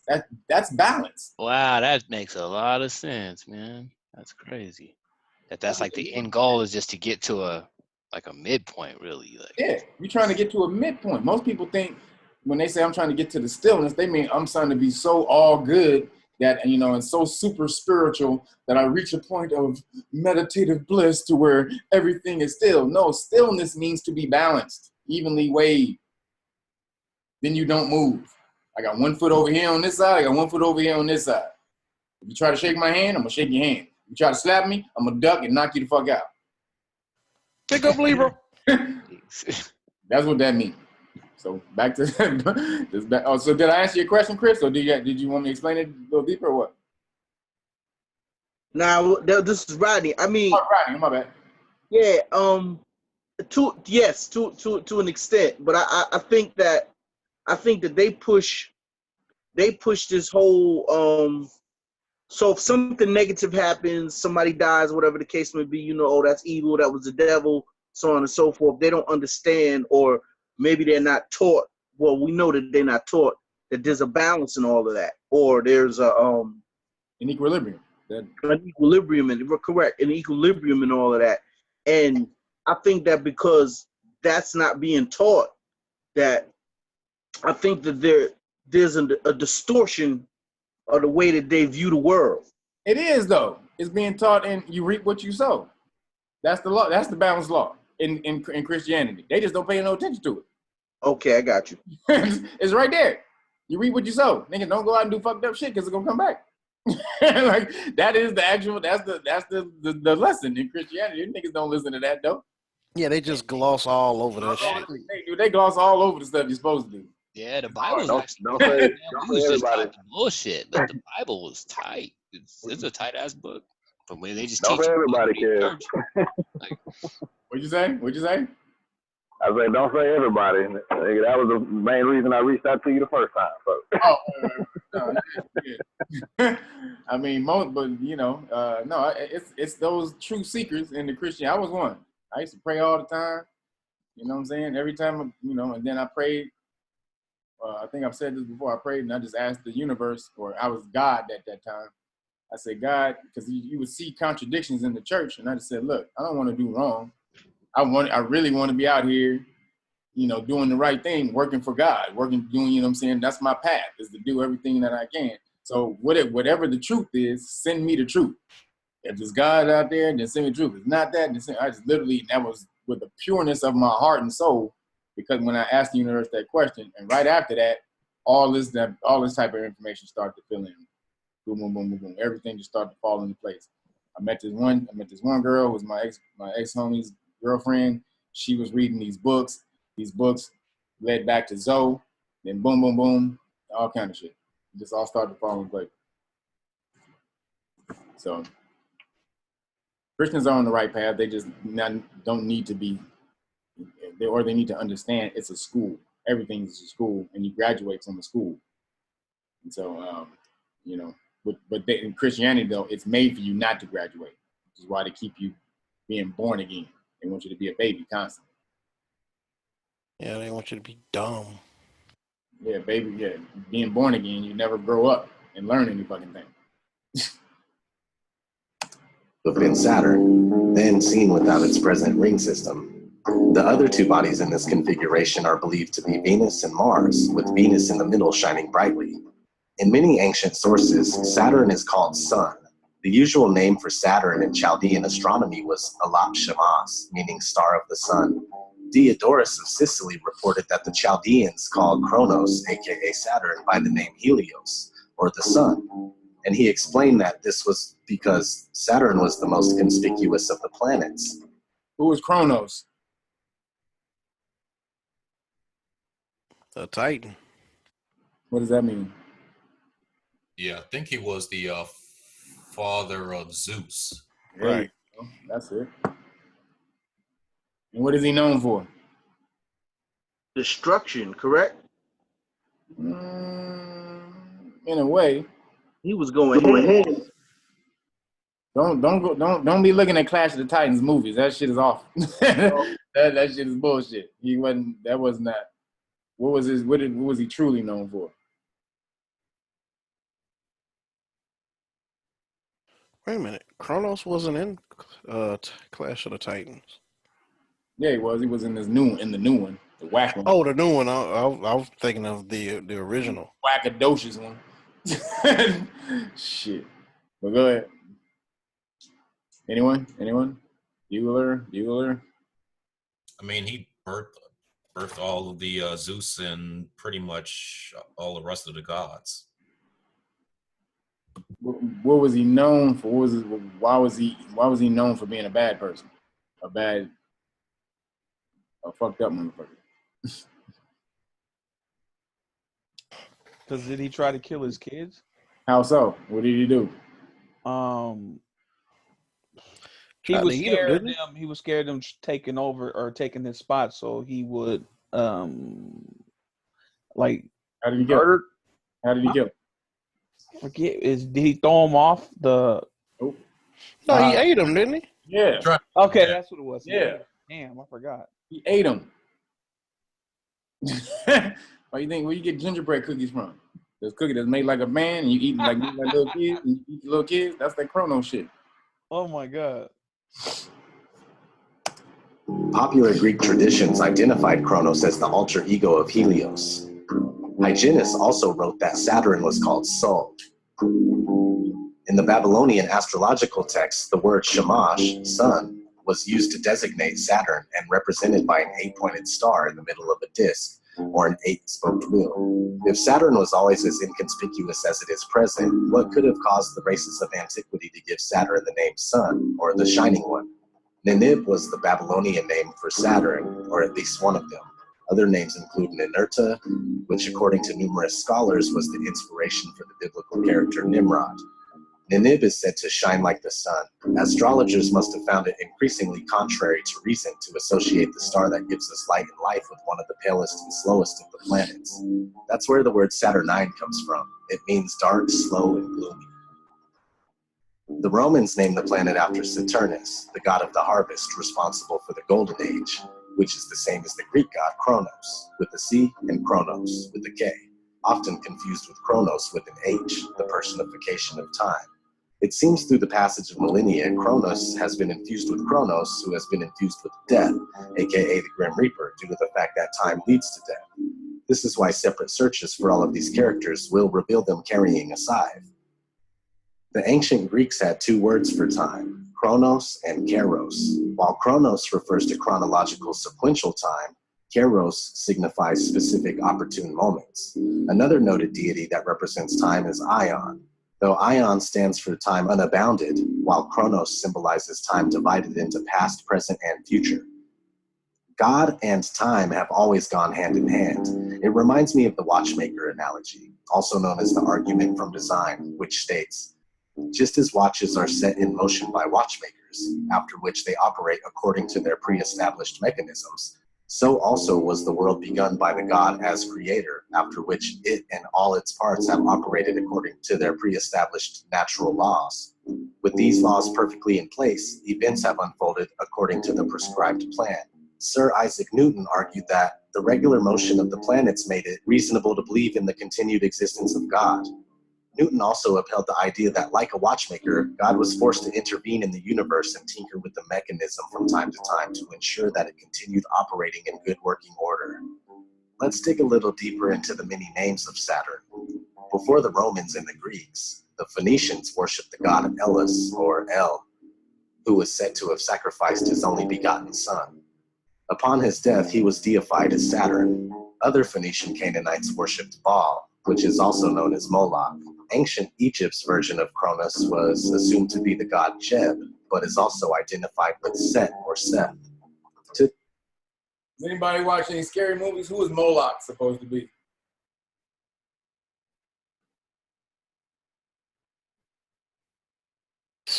No one's ever seen that character Moloch in a scary movie before?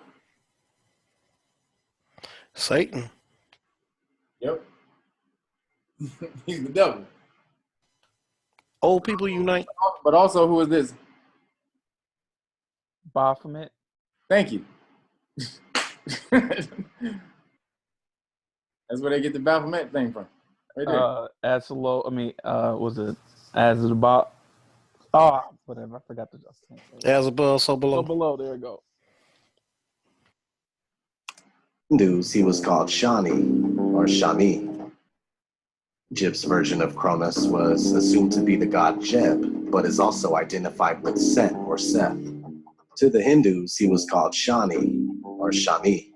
To the Armenians, Zervan, or Zervan. It can get a little confusing and even controversial, especially to certain religious groups that don't realize they are pagans.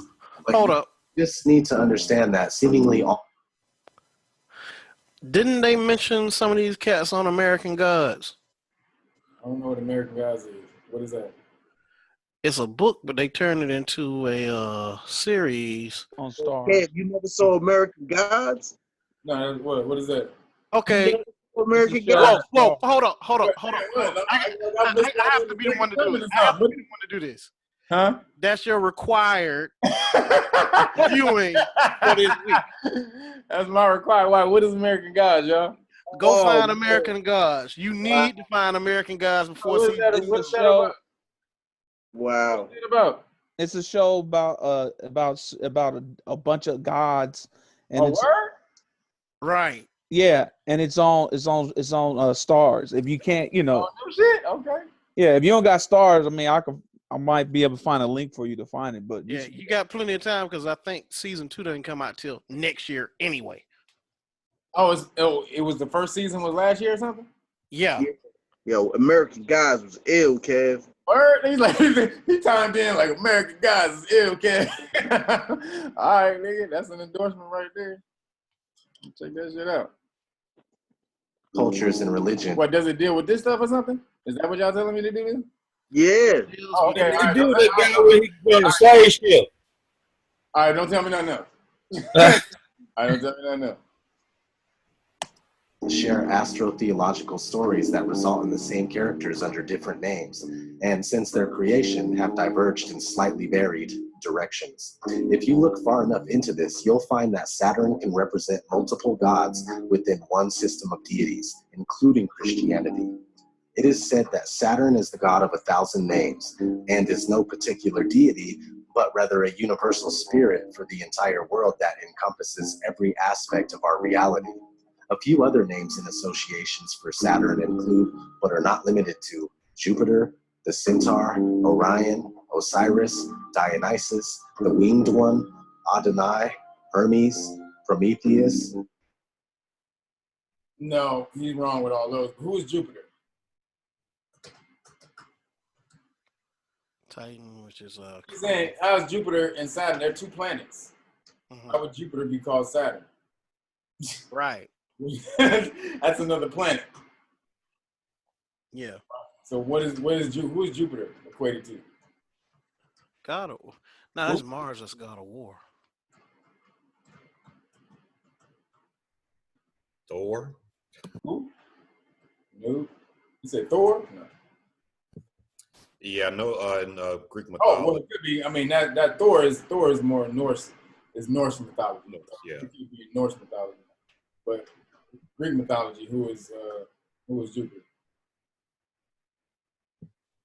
I know Jupiter was the god of thunder and the sky.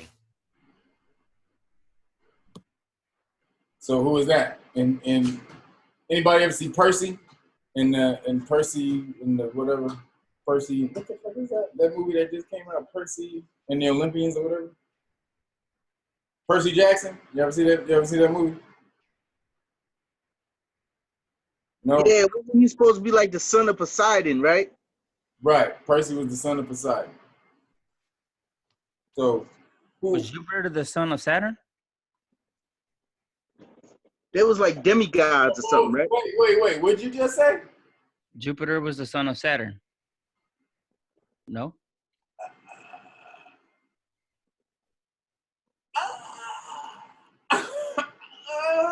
Yeah and no, yeah. Who? Okay, yeah. I'm gonna give you. I've heard that, but I wasn't sure. That's why I was like, I think that's what.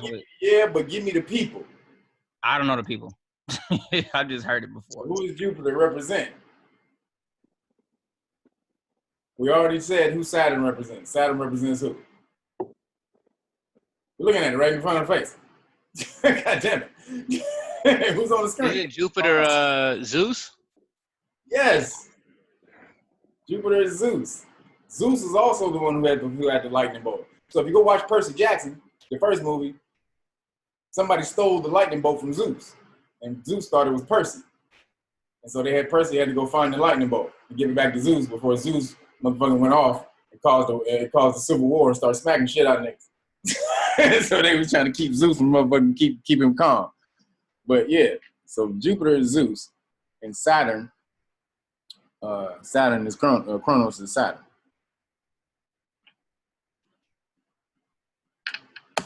Poseidon, Zeus, Thor, Serapis, Apollo, Tammuz, Attis, Hercules, Shiva, Dagon, Remphan, Azazel, Noah, Jesus, and Abraham. I did say that it could get a bit confusing, didn't I? For a more in-depth study of this chapter, refer to the YouTube channel called Son of Saturn. Link is in the description.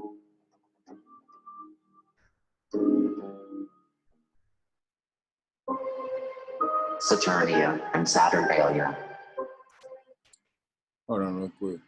I'm just gonna pull this up for me for later so I don't forget. I think it's the one I saw. I saw this already. What is it? What is the goddamn description?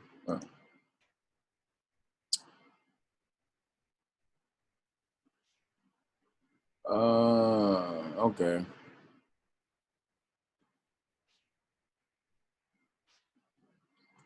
I just want. I'm trying to see if this because there's a couple of them. So this guy his is dope. There's one though. One Saturn documentary is like 2 hours long. It really breaks down all the symbolism of Saturn from like.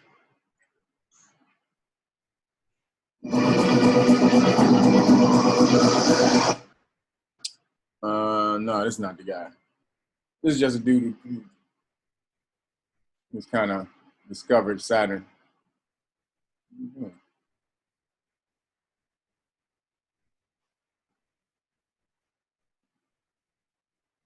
All right, let's get back.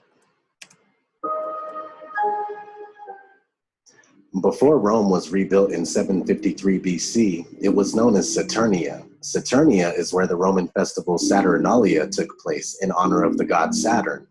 Saturnalia has its origins in an earlier Greek celebration called Chronia, in honor of Kronos. So it is the same thing. The only notable difference was that Chronia was celebrated on the 12th day of Hecatombion, which is roughly the end of July, beginning of August, whereas Saturnalia was held at the end of December. The holy day, or holiday, was celebrated with the sacrifice at the Temple of Saturn in the Roman Forum and a public banquet, followed by a private gift-giving, continual partying, and a carnival atmosphere that overturned Roman social norms. Gambling was permitted, and masters provided table service for their slaves. Saturnalia was a celebration and reflection of the lost golden age, when humans enjoyed the spontaneous bounty of the earth without labor under the rule of Saturn. According to Macrobius, a Latin writer from late antiquity who is the major source for information about this holy day, Saturnalia is a festival of light leading to the winter solstice, with the abundant presence of candles symbolizing the quest for knowledge and truth. Celebrated in the later Roman Empire on December 25th at the Dies Natalis of Sol Invictus, which means the birthday of the unconquerable sun, now celebrated as Christmas.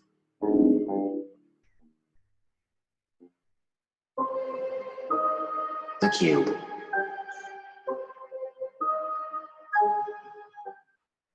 The most sacred place in Islam is the Kaaba in Mecca, Saudi Arabia. The Kaaba is a mosque built by Abraham according to Muslim tradition, constructed around a black stone. The Prophet Muhammad designated Mecca as the holy city of Islam and the direction in which all Muslims should offer their prayers. The Kaaba is believed to be the first place that was created on earth. According to my research, what does the Kaaba mean?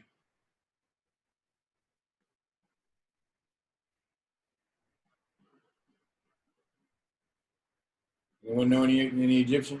Any hieroglyphic?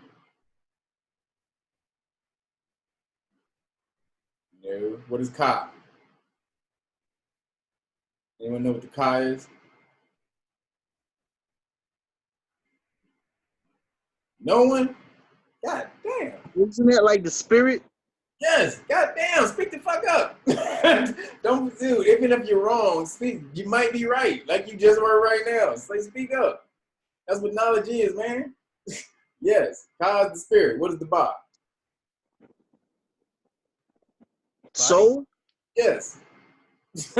Absolutely. Now, what is the Ka? What is the Ka physically represent in your body? Like, so if they were going to equate the ka to something that comes out of you, the energy that comes out of you, what would it be? Your You said creativity. spirit, right? But what is spirit? What is spirit represented as in you? Your Energy? Motion? Huh? Energy? Sort of. What is all that? What is all that wrapped up? What does that mean? What is all that? What's your emotion? What makes you you?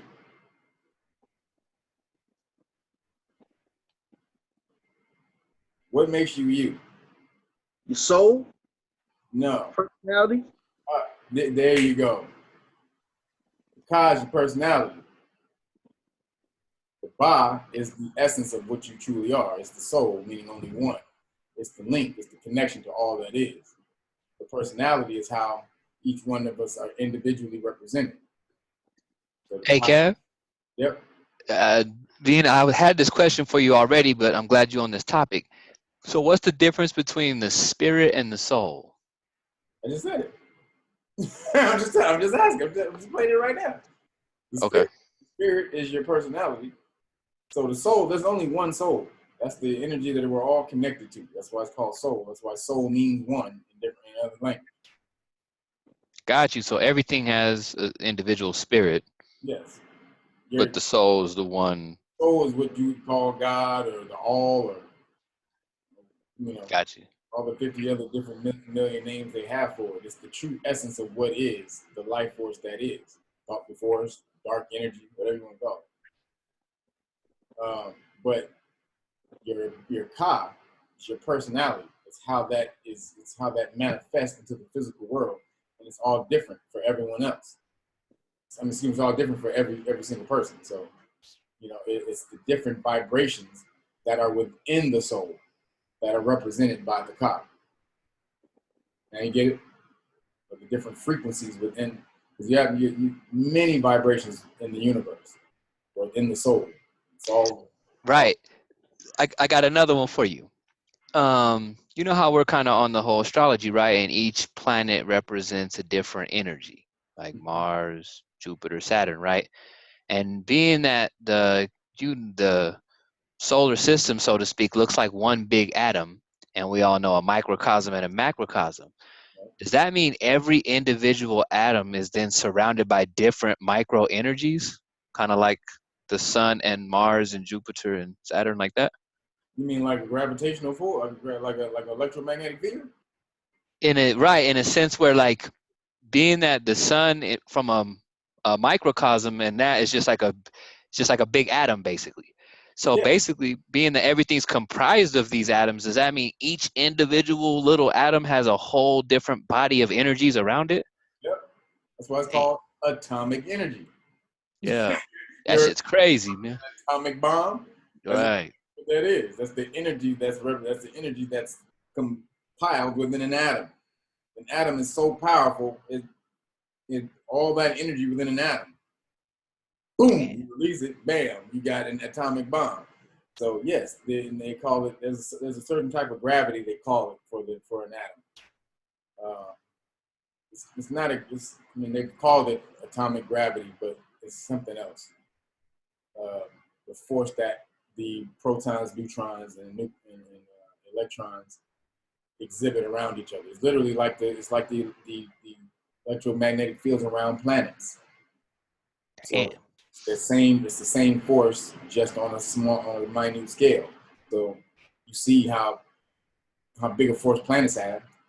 Atoms have the same amount of forces, just hidden underlying.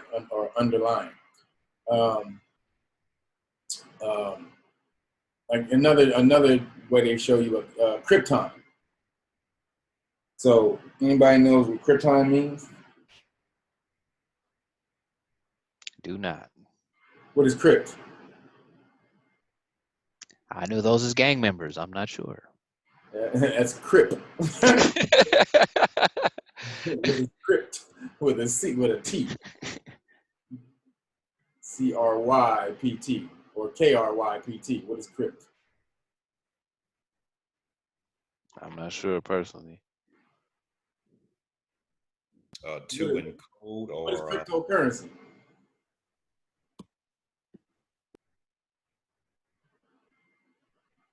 kind of makes sense. Like you encrypt something, like it's almost like To encrypt something means to do what? What do you do with it when you encrypt it? You're encoding. You're hiding the. You're hiding. Crypt means to hide. Exact word. Literally, crypt means to hide, the hidden. So krypton, the suffix "on" comes from the word ion, means to ionize, like energy. Mm. So it's the hidden force. Oh, damn. Man. It really all is one in the end. Huh? Yeah. And there's no coincidence that he has the Uranus symbol on his chest, right? But that's also for Saturn. Superman's S is for Saturn, not for Super. So that's crazy. Just so y'all aware of that. It's a Uranus symbol, which represents enlightenment over the cobra, over the forehead, the third eye. You look up at the top of the S goes straight up, like you would see a cobra head on the old. Let me see if I can find. Spell Uranus. There you go. You about got it. I don't think that's it, but I think the E and the A might be. It may be switched or something. But we'll see. It'll correct it. Hey, Kev, I put a link for American Gods. Oh, okay. In the chat. So that was it. So, see how this goes straight up like that? Yeah. This comes out and goes straight up. All right. That's the Uranus symbol. Shoot straight up, representing the cobra. So you only didn't see it if it's from the side. See? Straight out and then straight up, right? You see it. Uranus straight out, up, right? Now.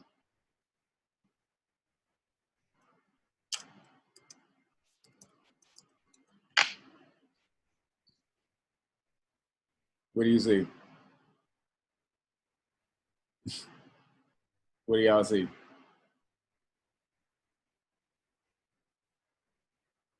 At the top. Yeah, I could see a snake now. Yeah, I can see it now. Yeah, out and up like you was just saying. Yep. It's the exact symbol.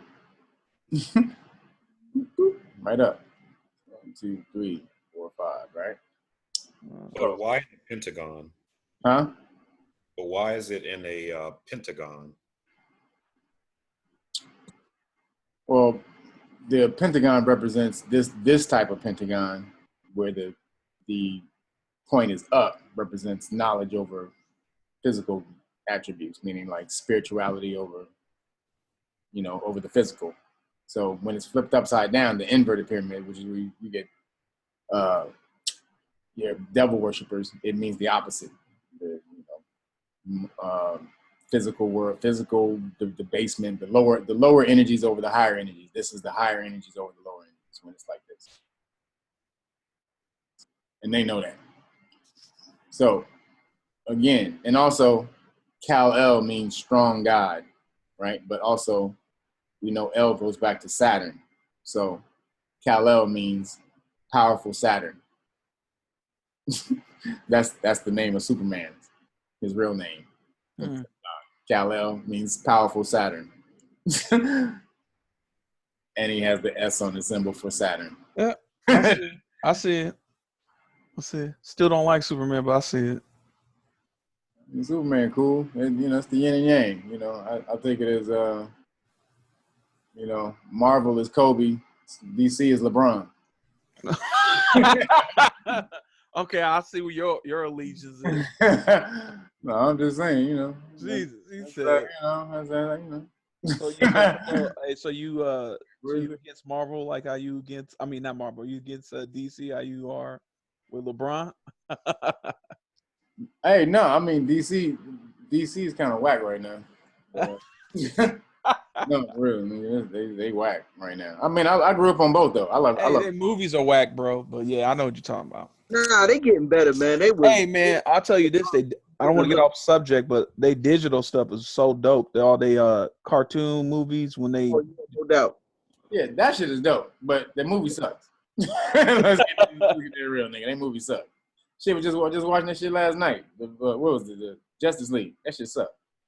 Yeah, but compare that to like the early Batmans that they was doing like 5-6 years ago. The Superman that they did with the other dude. Man, Not, let me tell you, the first Batman was off the chain. The first Batman with Jack Nicholson was off the chain. Jack Nicholson was the best damn Joker ever. You know what? You on time, I know you teaching the class right now, but you on time out for 5 minutes. I'm on time out for 5 minutes. You don't like Heath Ledger, bro? You don't like that Joker? Hell no, I ain't like Heath Ledger's Batman. Y'all, all right, let's get back on. Y'all getting off the track. Play a video. Man. I'm pulling me onto that bullshit. Look. That's the Aries in that nigga right there. That's the Aries. Look, when it ain't going his way, he gonna pick up his ball and go home. Hey, I'm gonna pick up my ball and go home. Look, he acting like Donald Trump. No, I'll destroy y'all in the argument. Listen, I'll break all you niggas off in the argument. Hey, that fire coming out, you making them mad. Let me tell you, Heath Ledger is Aries, so I'm going against my own nigga. So I would tell you if that nigga was dope. Believe. Hey man, you can't tell an Aries anything. You know that, right? Let's keep going. Yeah, video, man. Yeah, Aquarius. Like we can tell your ass something, fixed ass nigga. Keep going. Hey, I control the water, bro. You notice that Libra hadn't said anything in this argument because Libra's just gonna wait and bet Aries. Man, they don't know nothing about that DC shit though. Let's go. Let's leave this shit. Mecca as the holy city of Islam and the direction in which all Muslims should offer their prayers. The Kaaba is believed to be the first place that was created on earth.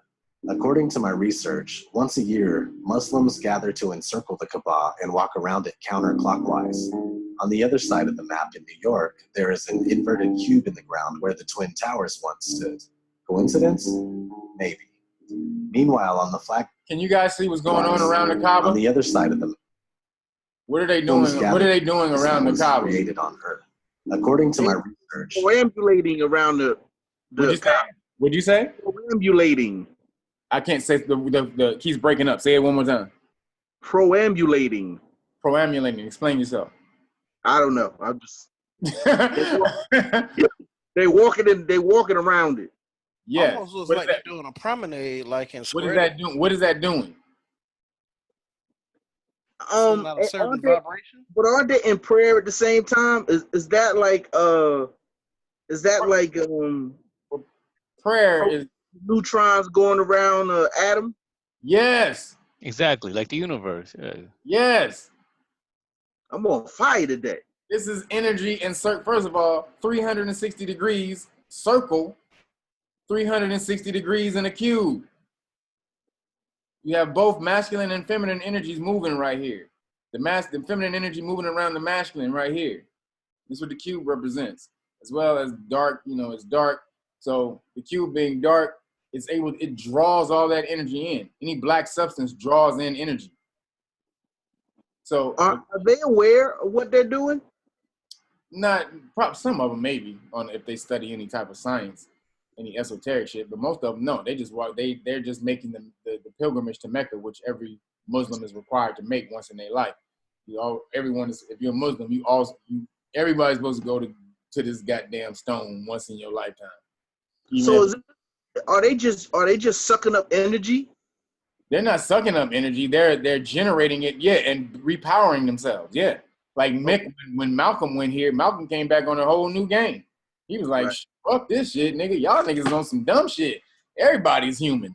He's like, everybody's God. He came back, he was on a whole new game. He's like, nah, I was chilling with Caucasian Muslims that was my brothers over there. They was offering me food and we was chilling and learning, and we was like, all this goddamn dumbass shit in America. That's what he learned. It was like, okay, he's giving out a whole bunch of fake news. We have to eliminate him. Yeah, when he came back, they was like, oh shit, he's not separating anyone anymore. He's trying to combine people.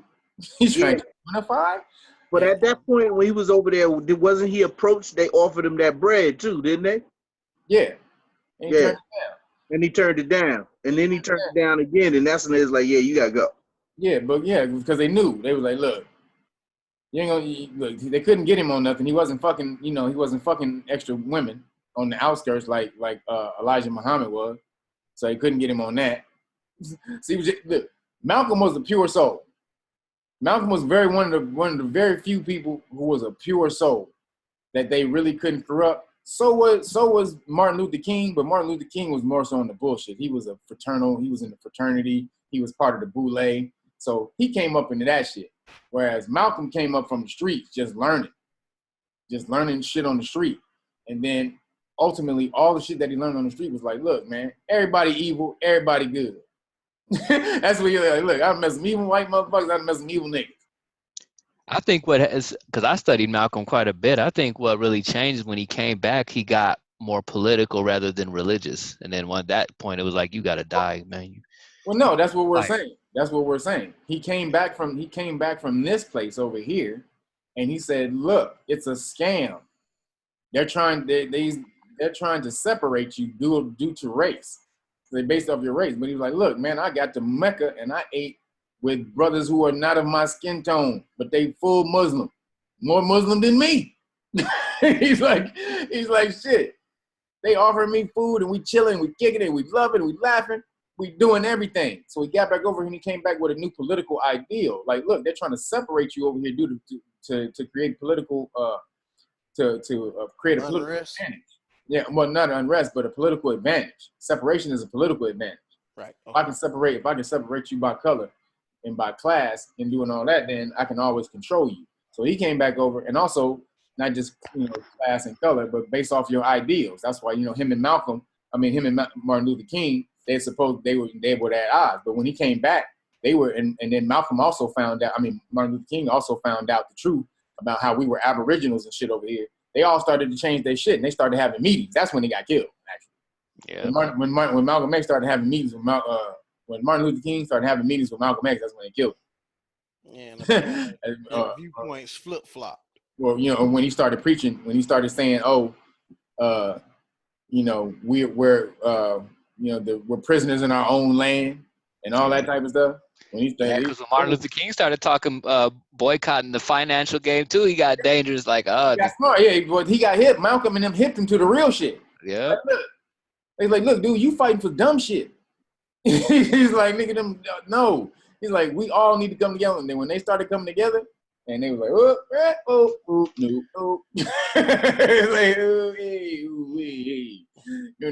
Nope, not gonna do it. Not gonna do it. Y'all know that this is older heads who remember. This is old Saturday Night Live. Dana Carvey. Not when he would imitate George Bush Sr. Not gonna do it.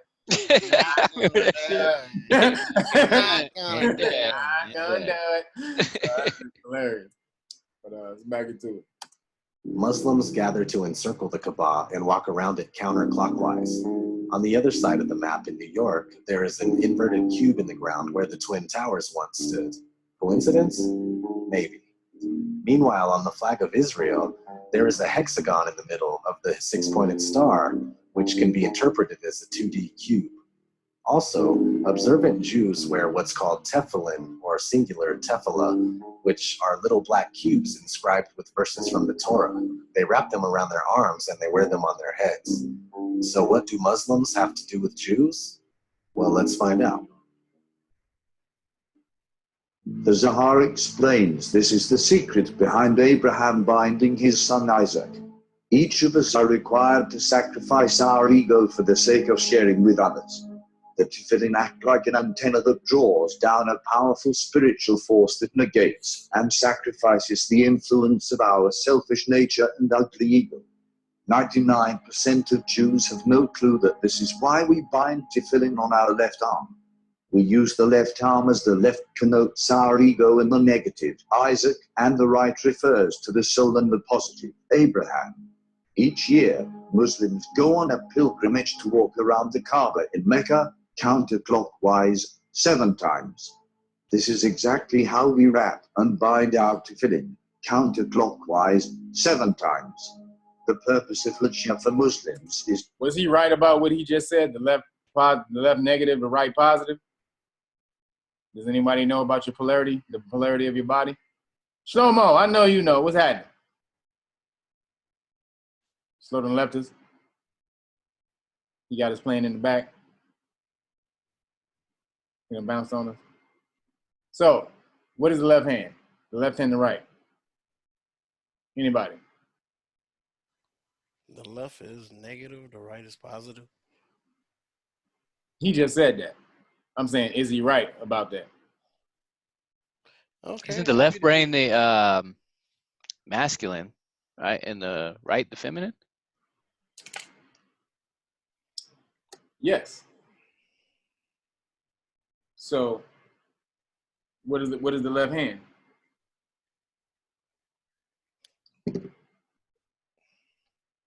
That means the left is positive then, since it's a giver, whereas the right is taker. Positive doesn't give. Positive force doesn't give. It doesn't exert. What does positive force do?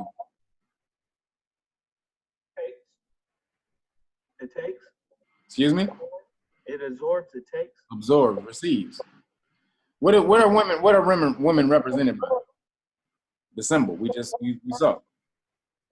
Venus. Huh? Venus, right? Right. And Venus symbol is what? A circle with a what?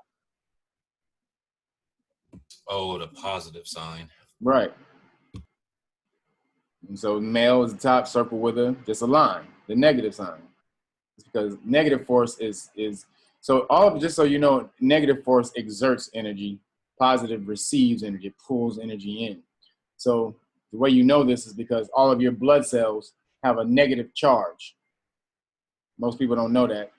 All of your blood cells have a negative charge on them. Does anybody know why?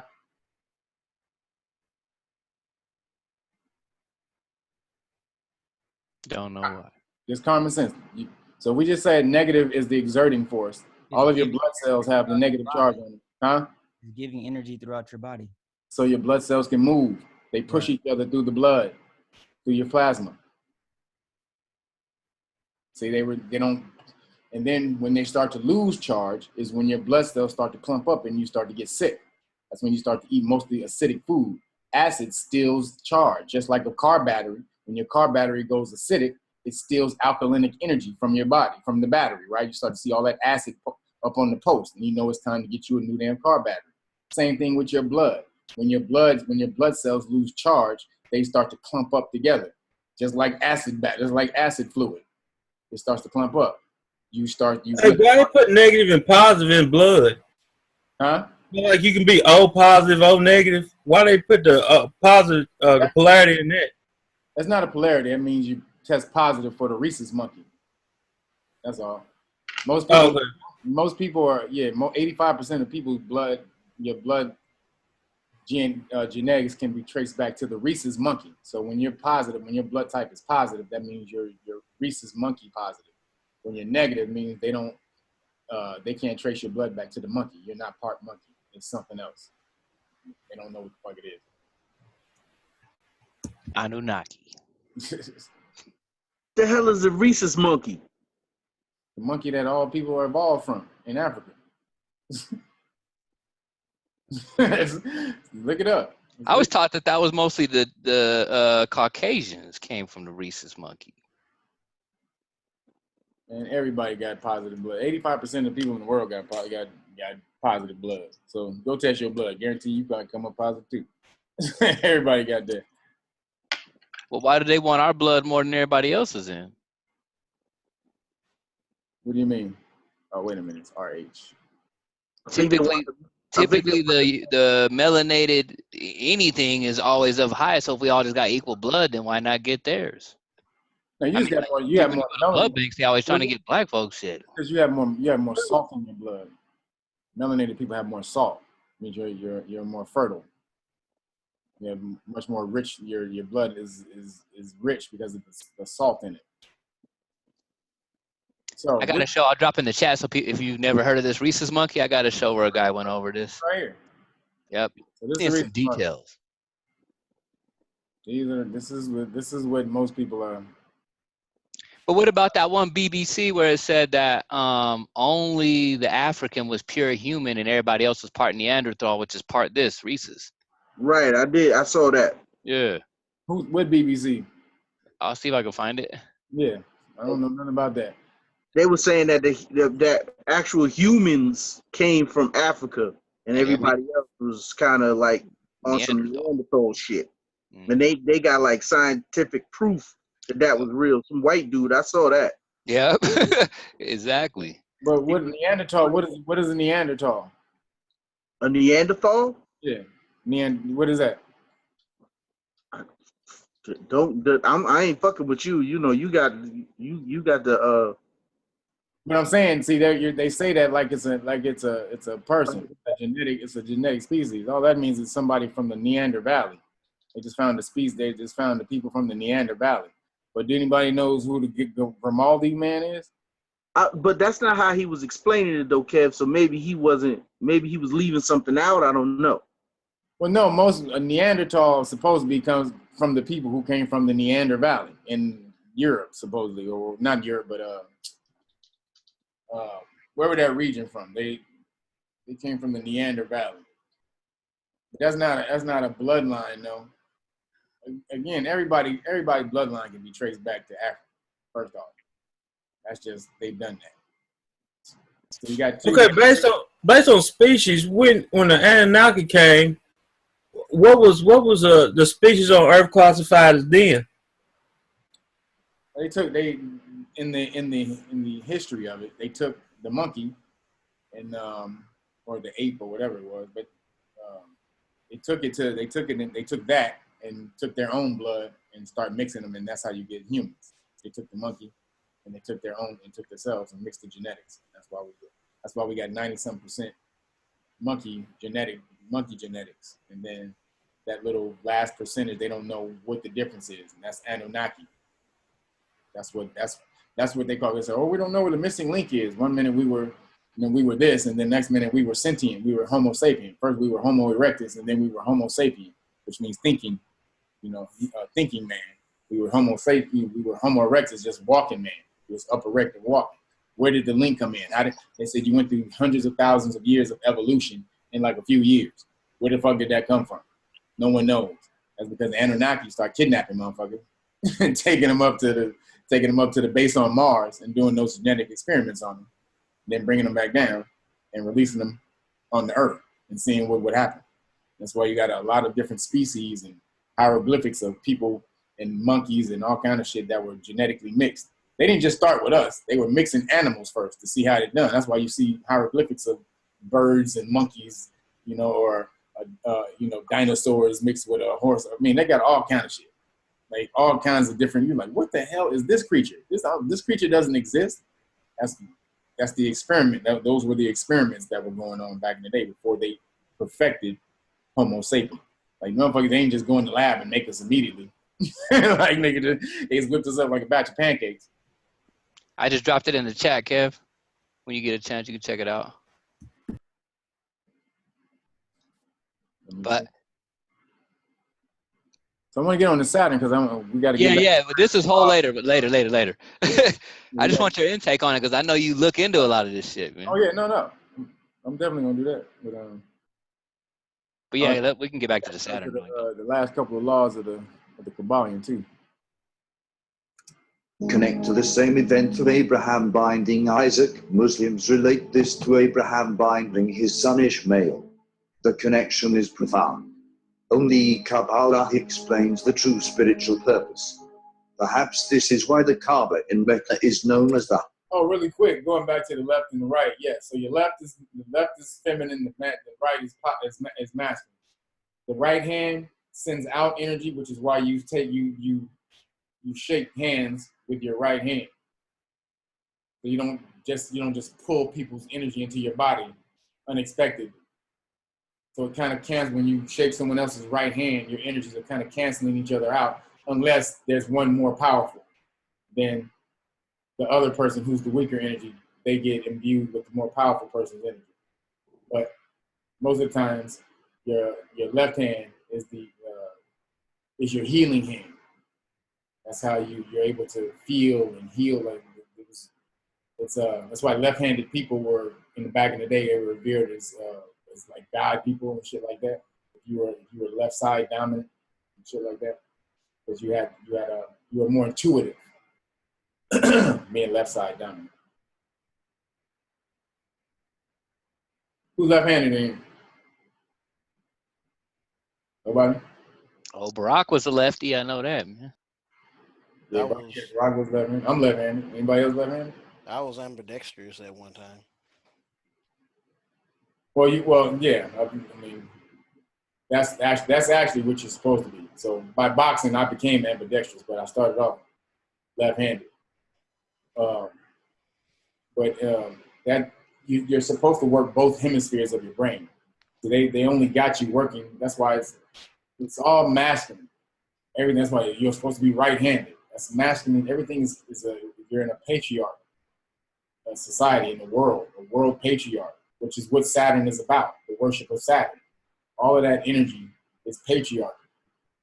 So it's changing though. The feminine energy is getting ready to come in. So that's what they're pushing right now. Yeah.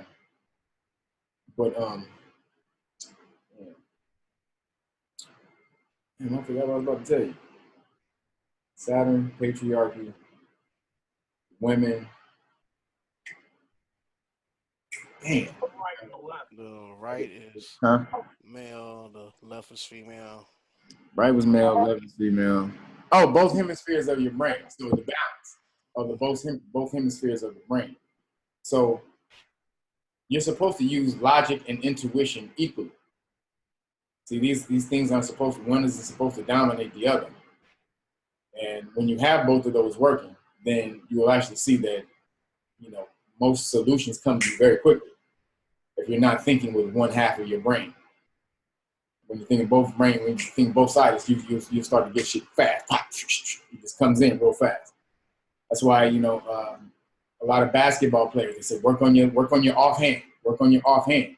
When a person then finally gets it, that person becomes, he just unleashes and unlocks superpowers in their basketball talent. Because no one can stop you. It's the same as being in the middle. When you can go both ways, there's no one who can't stop me by going this way. Because I just go this way then. All right, you blocking that? Okay, I'll go over here. You blocking that? Okay, I'll go back this way. Yeah, it's funny you say that, Kev, because like basketball was my first love in the world, and I used to always know how to do that. Just cut someone's offhand off, and they couldn't move, man. Like they shake that hand. Shake that good side. Yep. Right. You right-handed, they're gonna try to drive right. Stay to that right hand. Stay to that right side, right there. Yeah, but once they could do both, he was in a trick bag like shit. Yeah. Then you getting crossed up like Allen Iverson. That guy gonna cross you up then, baby. Let me get back to it. Zavala, Kaaba, and Allah, as we know, spells Kabbalah. Oh, wait, hold up. Listen to something. Hold up. Count on a pilgrimage to walk around the Kaaba in Mecca counterclockwise 7 times. This is exactly how we wrap and bind our tefillin, counterclockwise 7 times. So you seeing how he's saying how Islam and Judaism is the same thing in essence, the worship of Saturn? Yeah. They walk counterclockwise around the cube 7 times. We wrap this thing around our arm, this cube around our arm 7 times. They're called, our book is called the Kabbalah, which is literally Kaaba and Allah put together. Purpose of Hajj for Muslims is to connect to the same event of Abraham binding Isaac. Muslims relate this to Abraham binding his son Ishmael. The connection is profound. I'll even give you even one deeper. What book are we studying? Yeah, I already saw that, Kabbalion. What does that mean, though? And I yield the floor to Brother KB. He just said it. Anyone else? Oh, House of Allah? You already saw it. You see with Kaaba. You see the Kaaba right there, right? Kaaba. And Allah. But it's spelled with a Y. Yeah. Still the same word. It's still the same. It's still the same. They'll get the ball. They get the vowels don't mean anything. It's the Kiba. Yeah. If you told a Muslim dude, man, if I told the Muslim dude at my job that we kick it sometime, that they was both worshiping Saturn, man. Yeah, they go off on you. Bulletproof vest. You need the bulletproof vest. Yeah, you know, Muslims, they get violent. They do. They sure do. But then, you know, that's why you got to be balanced. Smack the shit out of them when they try to get violent. Like, look, nigga. It's a balance in. I'm not gonna take your shit. But so Kabbalion, really quick. You didn't probably see in the beginning. What was another word for Saturn?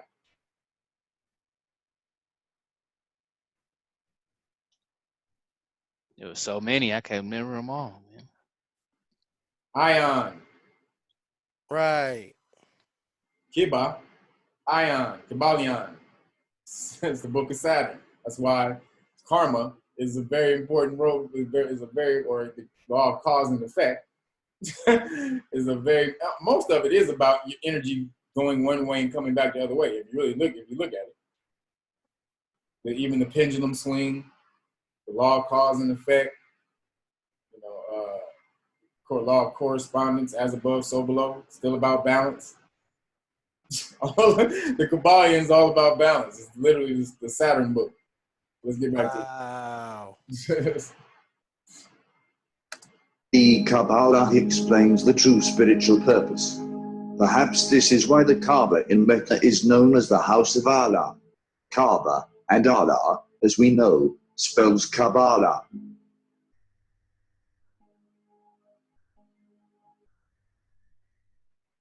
And what's all this have to do with Saturn? Well, Saturn has a hexagon on its north pole, supposedly, that can also be interpreted as a 2D cube. An ancient Sumerian cylinder portrays what appears to be a planet with a 6-pointed star ring around it, possibly Saturn. I would also buy that it's a shining sun, bringing us back to the theory that either Saturn was once the sun or another name for the sun. Another connection lies within the name Israel itself. Many scholars, and I mean many, have concluded that Israel is compounded from the names Isis, Ra, and El. You can go against the etymology all you'd like, but this is pretty obvious. So the hexagon, the cube, and Saturn make sense, but I'll admit it's semi-reasonable to be skeptical. People have also connected the black cube worship with a few other black cubes scattered about the world. There is a glass cube Apple store in New York. Apple's logo is already highly symbolic, stands for forbidden knowledge, so the cube is definitely questionable. In the prayer room at the United Nations, there is a black stone. I already know that the UN is crazy, so this is also questionable. They probably sacrifice babies on it. Something really similar was shown in the Miley Cyrus video with Big Sean. Here's yet another cube connection with the depiction of New Jerusalem mentioned in Revelations 21:16. Let's look at some relevant books that I found with mentions of cubes. The Shape of God. The infinite cube is a concept without any practical value other than a way to visualize the infinite by limiting it. Infinity is a term that is hard to pin down. Time and space can be called infinite, but you still can't pin down just exactly where infinity is. God, the Absolute, is said to be an infinite cube. There is no place in which God is not present in the infinite cube. The cube unites the tetrahedron and contains it. The cube may be tiled with tetrahedrons. Tetrahedrons may be tiled infinitely to infinity, no problemo. Cubes may also be tiled to infinity. The concept of the infinite cube is what is behind the shape of the Holy of Holies and the Kaaba.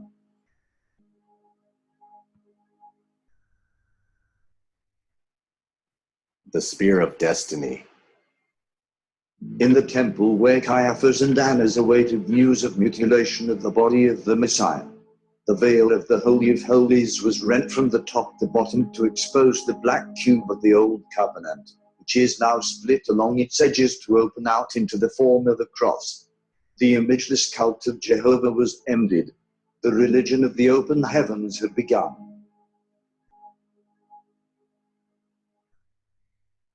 And my favorite find, new dimensions for the cube of space. Check this out. The cube is also a special geometrical shape for the sacred temples of many religions. The cube as the temple appears in the West in the three major religions of Judaism, Christianity, and Islam. In Judaism, the temple that King Solomon built to honor Yahweh had for its inner sanctum the shape of a perfect cube. The temple itself was rectangular and was divided into an outer and an inner court by a folding partition that served as a door between the outer and the inner. This partition divided the temple in such a way that the inner court became a perfect cube with a dimension of 30 feet. At the exact center of this inner cube lay the Holy of Holies, a double cube lying on its side, 4 feet long, 2 feet wide, and 2 feet high. Within the Holy of Holies were the 2 tablets of the law and a miniature perfect cube inscribed with the name of God, Yahweh. The cubic temple itself is symbolic of the cube of space in all its dimensions, while the Holy of Holies at its center symbolizes the Hebrew letter Tau and the tarot card the world, which is both the temple that stands at the center of the universe and the exact center of the cube of space. Masonic lodges also obey this symbolism. They are oblong in shape, with the northernmost part of the lodge extending beyond the other 3 walls. 3 lights shine on the central altar at east, south, and west to further emphasize the cubic nature of the inner sanctum of the Temple of Solomon. Thus, the lodge itself is the rectangular body of the temple, while the altar is the inner cubic temple. In Christianity, the New Jerusalem, the city of heaven in Revelation, is also a perfect cube, its length, breadth, and height each measuring 12,000 furlongs. Each of the cube's 12 edges measure 12,000 furlongs, a play on the 12 signs of the zodiac that govern the 12 edges of the cube of space.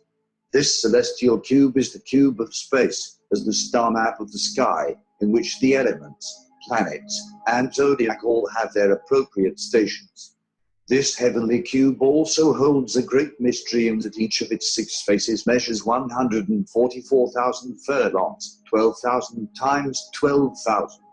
The number 144,000 is the secret symbolic number of souls in heaven.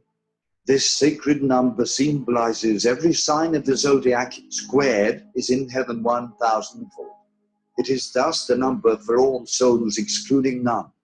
In Islam, the most sacred shrine, Kaaba of Mecca, is also cubic in shape. The Kaaba, derived from the Arabic Kab, meaning cube, was a shrine that predated Islam.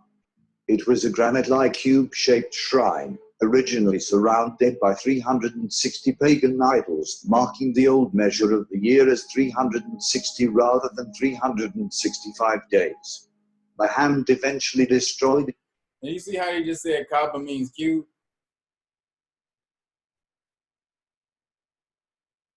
Did I hear him say that? So what's older, Egyptian or Kemetan or Arabic? Kemetan. There you go. So Kaaba was around before Arabic. How the fuck does it mean? How does it mean cube? Right. Spirit and soul in Kemet. Ancient Kemet. See, this is the bullshit. That's one to cook your noodle. 360 idols. The Kaaba is aligned so that each corner marks a cardinal direction.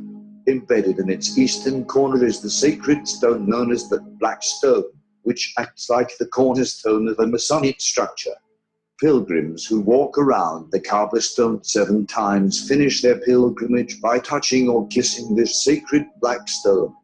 Here again, the cube as the temple becomes a symbol of celestial hierarchy. How many times you gotta walk around the cube? 7, which is the number of completion, right? Right. How many laws in this Kabbalion? 7. Uh-huh. Which is also In this instance, what is that? Which also again is the law of the number of completion. The Karma is the central sun, while the wandering pilgrims are the planets who orbit around the sun.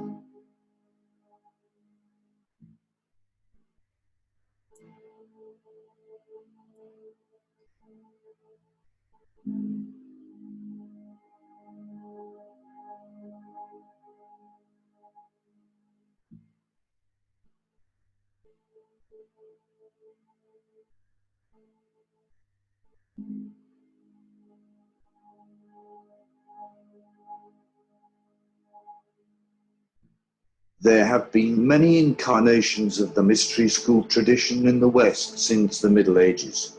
One esoteric school, the 19th century secret society known as the Order of the Golden Dawn, is closest in grade structure to the map of spiritual development outlined on the cube of space.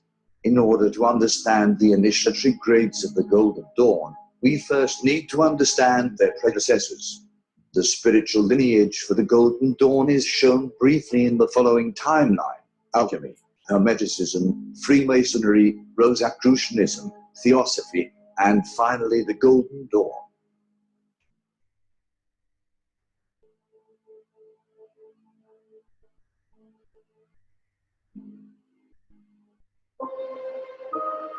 Logos, movies, and music.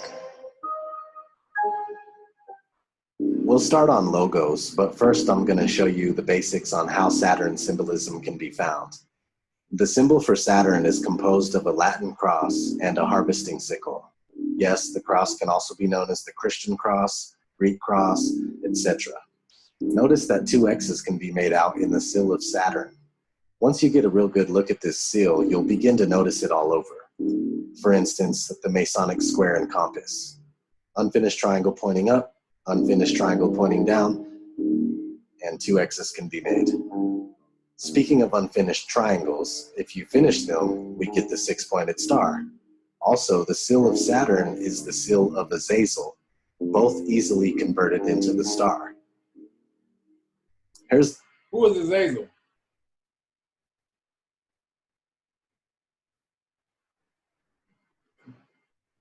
Anybody know?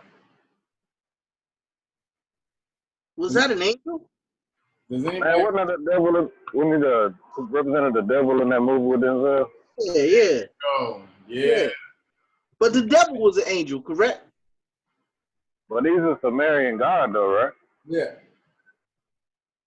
Oh, Yeah. right. And he was always saying, "Time is on my side." Yes, it is. Remember, and he would jump from body to body, and that's how Denzel knew who he was, because he would whistle that song all the goddamn time. But he was saying, "Look, dude, I'm gonna be here." He's like, "Man, I've been here since the beginning, nigga. You ain't gonna be able to wipe me out." It's funny because Batman, one of his villains is called that. Huh? Batman, one of Batman's villains is the name Azazel. Azazel? Yeah. One of Batman's villains' names is Azazel? Yeah, it's a abstract. It's not one of the popular ones. Huh. Yeah, there you go. Fox channel with 2 X's. Exxon Mobil. Also looks a bit like the patriarchal cross. The Kabbalah tree of life has within it the 6-pointed star and the double X. Nissan, simple Saturn logo. Saturn cars. Here's an interesting one. We take Toyota, which semi looks like Saturn, but for those with eyes to see, we can also make out an owl. If you've done your research, it's simple to find that owls are one of the animals governed by Saturn. Here we go.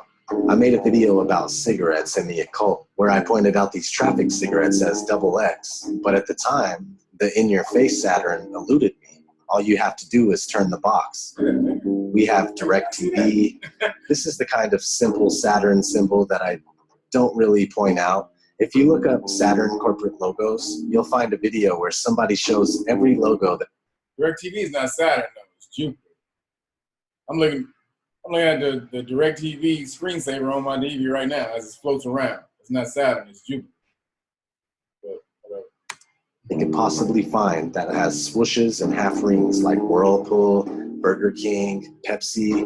I mean, it's trying to explain that. Look at that, dude. That's Saturn, and maybe it is, and yeah, it probably is, to be honest. But the thing is pointing that stuff out is kind of like, for beginners, they're gonna be like, I don't think so, dude. You're fucking tripping. So anyway, sometimes it's just put out there, like Sega Saturn. Looks a lot like the Orphic egg, also known as the cosmic egg, world egg, and mundane egg. It's in many ancient creation myths. Here's an ad for Sega Saturn. Head for Saturn. This one is my favorite. It's my personal belief that the elite do this to toy with people. They will zone in on names to use for specific causes. This is how I see this ad. Up on the top left-hand corner, it says Ice Cube on Saturn. All I see is cube on Saturn. In his hand is the console, looking like a cube. I believe in coincidences, I've just never seen one. So now we have the GameCube. You can immediately connect this with the star of Saturn. You can also immediately connect this to the G that's in the middle of the Masonic square and compass. And here's what Wiki says about the G. Varies from jurisdiction to jurisdiction, but widely accepted as God or the great architect. Here's something I found in a recent book called The Grand Illusion.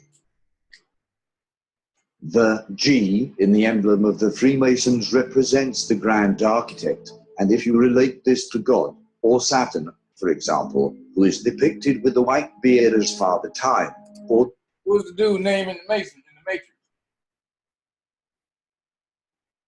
What was what? What was the main dude's name in the Matrix? Who made the Matrix? The architect. Oh yeah. Yep. in the same manner as Jesus and all the other Saturn sun gods, it is therefore appropriate that the grand architect in the Matrix movies had a white beard. Oh shit! He also I didn't even know he was gonna say that shit. Yeah, I'm about to say. That's right. White beard, like that sounds just like the motherfucker. See? Hold on, let's go back real quick. It's the grand architect. Here's something I found in a recent book called The Grand Illusion. The G in the emblem of the Freemasons represents the grand architect, and if you relate this to God or Saturn, for example, who is depicted with the white beard as Father Time or Death, in the same manner as Jesus and all the other Saturn sun gods, it is therefore appropriate that the grand architect in the Matrix movies had a white beard. He also sat in a circular room with televisions that monitored the lives of every individual in the same way God is omnipresent, or how Santa, a man with the white beard associated with the Celtic god Odin, can see you when you're sleeping, or how he knows when you're awake. Anyway, Gateway Computers, got the cow cube. That's like kind of hints at a bull.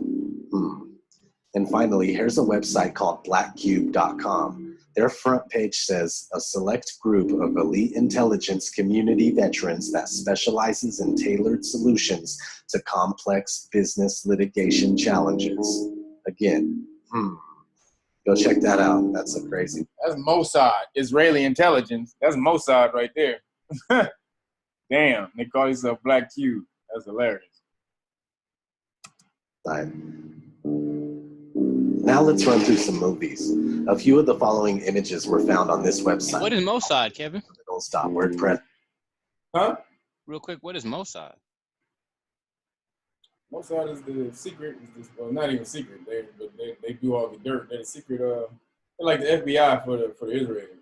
Like FBI, CIA, FBI, Israeli, say CIA, FBI. Gotcha. But that's where Krav Maga came from. The fighting art called Krav Maga. You ever heard of that? Yeah. That's the Israeli martial art. So, but the Mossad so everybody knows, we just went over how the Jews run everything. We're gonna go over that more next week. I'm gonna have a whole breakdown of the Jewish history and how their case are. But for all intents and purposes now. So the Jews run everything, Rothschilds really. And so the Mossad are the secret arm that do all the low dirt shit for Israel. And they're equal. Like even though Israel is far smaller than America, Mossad is considered equal, if not better, than CIA or like one of the top, if not the top intelligence agency in the world. We have this Tesseract Infinity Stone, aka Cosmic Cube, Space Cube. Oh, so wait a minute. Also, in first of all, that's Captain America. But where was that from? Somebody who just saw the movie. Where is that? What is that in? Talking about? Come on, What is Tesseract? Yeah. That's Marvel. That's it started in Captain America though. Yeah, it started with Captain, but what is it though? Where did it end up? In Infinity War. There you go. With who? What I was saying. Thanos. This is one of the stones, right? Yeah, that's Thanos, the cube. Saturn, Thanos, cube, boom, blam, all of it. But you gotta remember they I know this ain't had to do with Marvel, but I was saying DC also did it because they was talking. Wait, I can't hear you, man. Speak up. I was saying that DC also had the mother box, and that's what dude was trying to get when the Justice League was fighting them. So it's kind of funny that they both. Oh yeah, in the Justice League, that nigga had 3 cubes. Steppenwolf. He had the 3 cubes, and it combined into one thing, and they had to separate the 3 different cubes. Absolutely. Yeah, that's what I was saying. It's funny how both of them. Saturn cubes. They're trying to show you what the fuck is that. They're showing you what the fuck is going on. I mean, he's just refusing to see it. Now I'll take you back even farther. This is for the old heads. Anybody remember G.I. Joe cartoon? Anybody used to watch G.I. Joe? Yeah. Yeah. What was Cobra trying to get? What was Cobra's main mission they were trying to get? Can't even remember, man. Come on, man. Who was there? Who was the old heads who watched? I watched. I don't remember what they were trying to get. What they were trying to get? The main resource that Cobra was trying to get? They were called, before I say it, anyone, Bueller? Energon cubes. Y'all remember that? All I remember is knowing is half the battle. I remember that shit. Knowing is half the battle. Now you know, and knowing is half the battle. Half the battle. I mean, you know some shit. If you don't do anything, it don't mean nothing. They were letting you know. Like, nigga, you can sit on your ass and know everything all damn day, but if you don't get up, nigga, who gives a shit? So, again, G.I. Joe. Damn, you got me thinking Transformers wanted Energon. Huh? Yeah, I was about to say that's Transformers. No, Transformers wanted Energon. That was also on G.I. Joe. I was gonna say, I think you're mixing up your cartoons. No, I'm not. Oh, here come the Aries. My bad. Nigga, I watch fucking G.I. Joe religiously, nigga. They were both on both of them.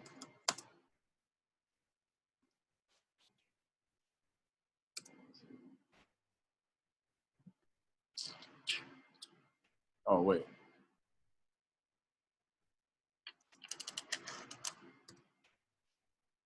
So this Cobra leader, whatever, they were harnessing energon cubes. See that? They were harnessing these that's Transformer. But where is that shit? They were harnessing energon cubes under the water for Cobra command. Let me see, where is that shit?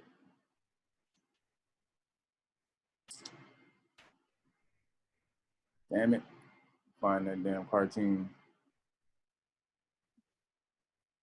So they were trying to harness these energon cubes because Cobra was trying to take power with them, and then G.I. Joe exploded one under the water.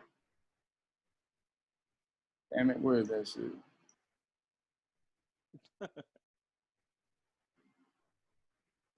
See, now this may be a figure. This is supposed to be the cubes next to him, but there's a cartoon where these motherfuckers see. So they have a cube there, but they ain't gonna show. They're not showing the cartoon. But trust me, I'm gonna pull that damn cartoon up and send it to you niggas. Hey, Kev, if you we were talking about Azrael, right? That's that one. Azrael? I mean, Azrael, right? Azazel. Wait, Azazel? You mean? Was it Azrael or Azazel? Azazel. Okay, yeah. Well, Azrael is from the the Smurfs. That was the name of the cat. But go ahead. What were you about to say? No, I was saying then I was wrong about that because I got the names mixed up because he got a villain named that, not the other one. Batman. Oh, right. Right. See, they ain't gonna show. They're not gonna show you. But see, these are supposed to be the energon cubes that they were harvesting on the cartoon. But so they got the energon cube figures, but they ain't gonna show you. They ain't gonna show you the cartoon. It's all good, but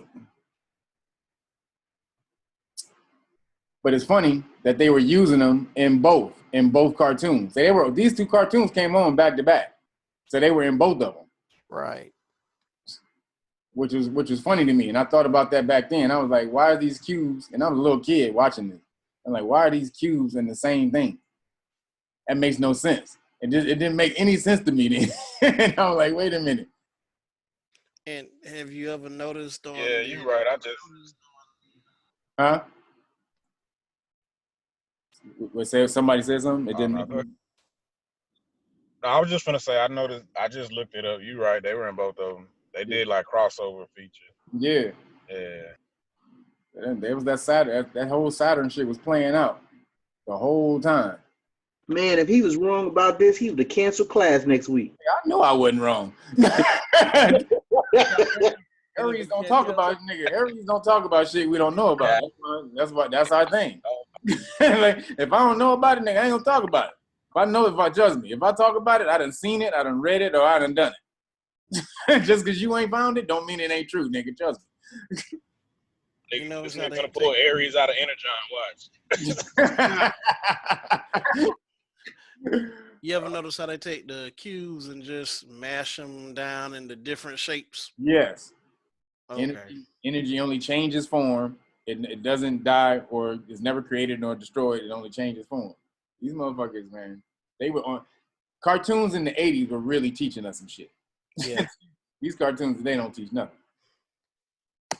And so on. It's in a few of the Marvel Cinematic Universe movies. Captain America, The Avengers, Thor, and also mentioned in the Guardians of the Galaxy, Iron Man 2, and S.H.I.E.L.D., the TV series.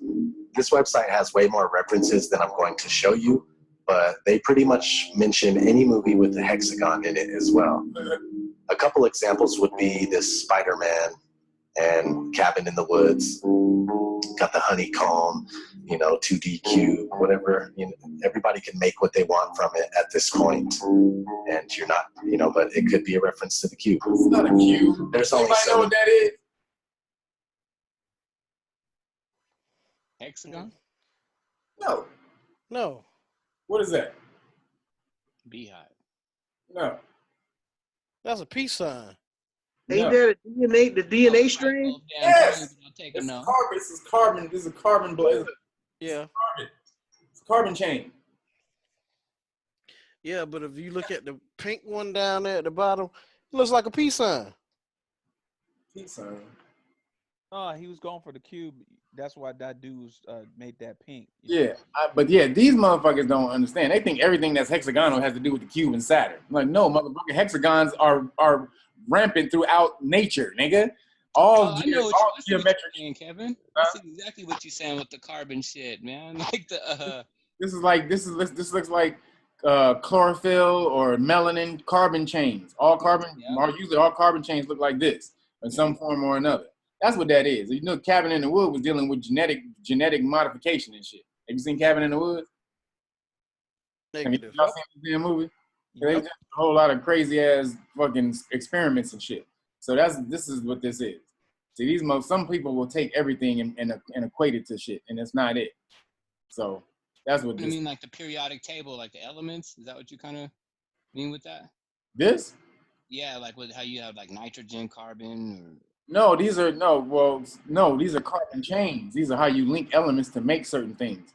So you can link carbon with oxygen to some oxygens, and then you got some shit. So these are just links, carbon links. Shapes, and people are going to use them knowingly and unknowingly. Moving on. This is one of my favorites, the Allspark from Transformers. Let's listen to a little bit of the intro to the first Transformers movie. The things Optimus is saying are relevant. Before time began, there was the cube. We know not where it comes from, only that it holds the power to create worlds and fill them with life. That is how our race was born. For a time, we lived in harmony, but like all great power, some wanted it for good, others for evil. Here's an Argus cube from the movie Super 8. There's a bunch of them, and they're parts of spacecrafts that assemble together, kind of like programmable matter. It's also interesting that the movie is called Super 8, being that 8 is relative to infinity, which is relative to Ouroboros, which is relative to Saturn. We'll get into that in a little bit. Here's Lamarchand's box, aka the Lament configuration, which acts as a door, or a key to a door that leads to a hellish plane of existence. Yeah, Hellraiser. Anybody? Yeah, that's what I was thinking about. Hellraiser. Yep. That's another old head movie. Where demon-like creatures reside. An ongoing debate in the film series is whether the realm accessed by the Lament configuration is intended to be the Abrahamic version of hell, or a dimension of endless pain and suffering that's original to the Hellraiser films. We have the data cube from the movie Prometheus, honorable mention. Any Star Trek geeks in the house? Star Trek The Next Generation! Ah! And you'll remember the Borg and some of their ships being cubes. Borg are a collection of species turned into cybernetic organisms that function as a hive mind called the Collective. There's a Borg ship passing by Saturn. Interesting enough, Saturn is called Sol 6 in Star Trek, meaning Sun 6 or sixth sun. Here's my other favorite besides Transform. Why is Saturn equated with 6 again? What is the number 6 in numerology? Destruction. Sort of, but no. Yes and no. So yes and no.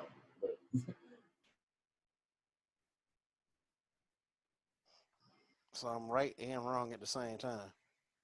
You're right, but that's not the answer I was looking for. Ultimately, you're talking about the 6 and the 9 represent the ascending spiral and descending spiral. What did you say? Somebody said what? I was saying that also has to relate to the mark of the beast, carbon, right?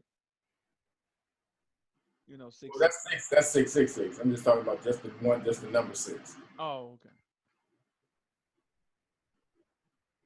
What is 6? What is 6? Why is it? It says it's equated with Saturn. So we've already established what is the overall energy of Saturn? Karma. Okay. So 6. What did we talk about? We said this last week. What is 6?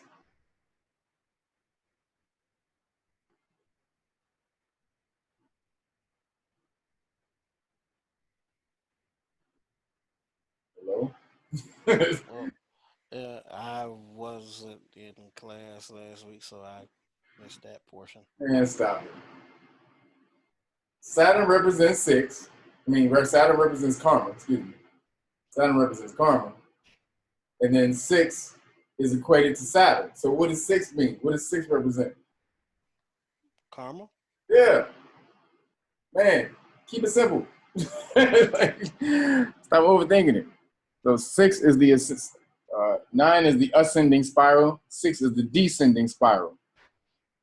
Also, but 6 equates to karma.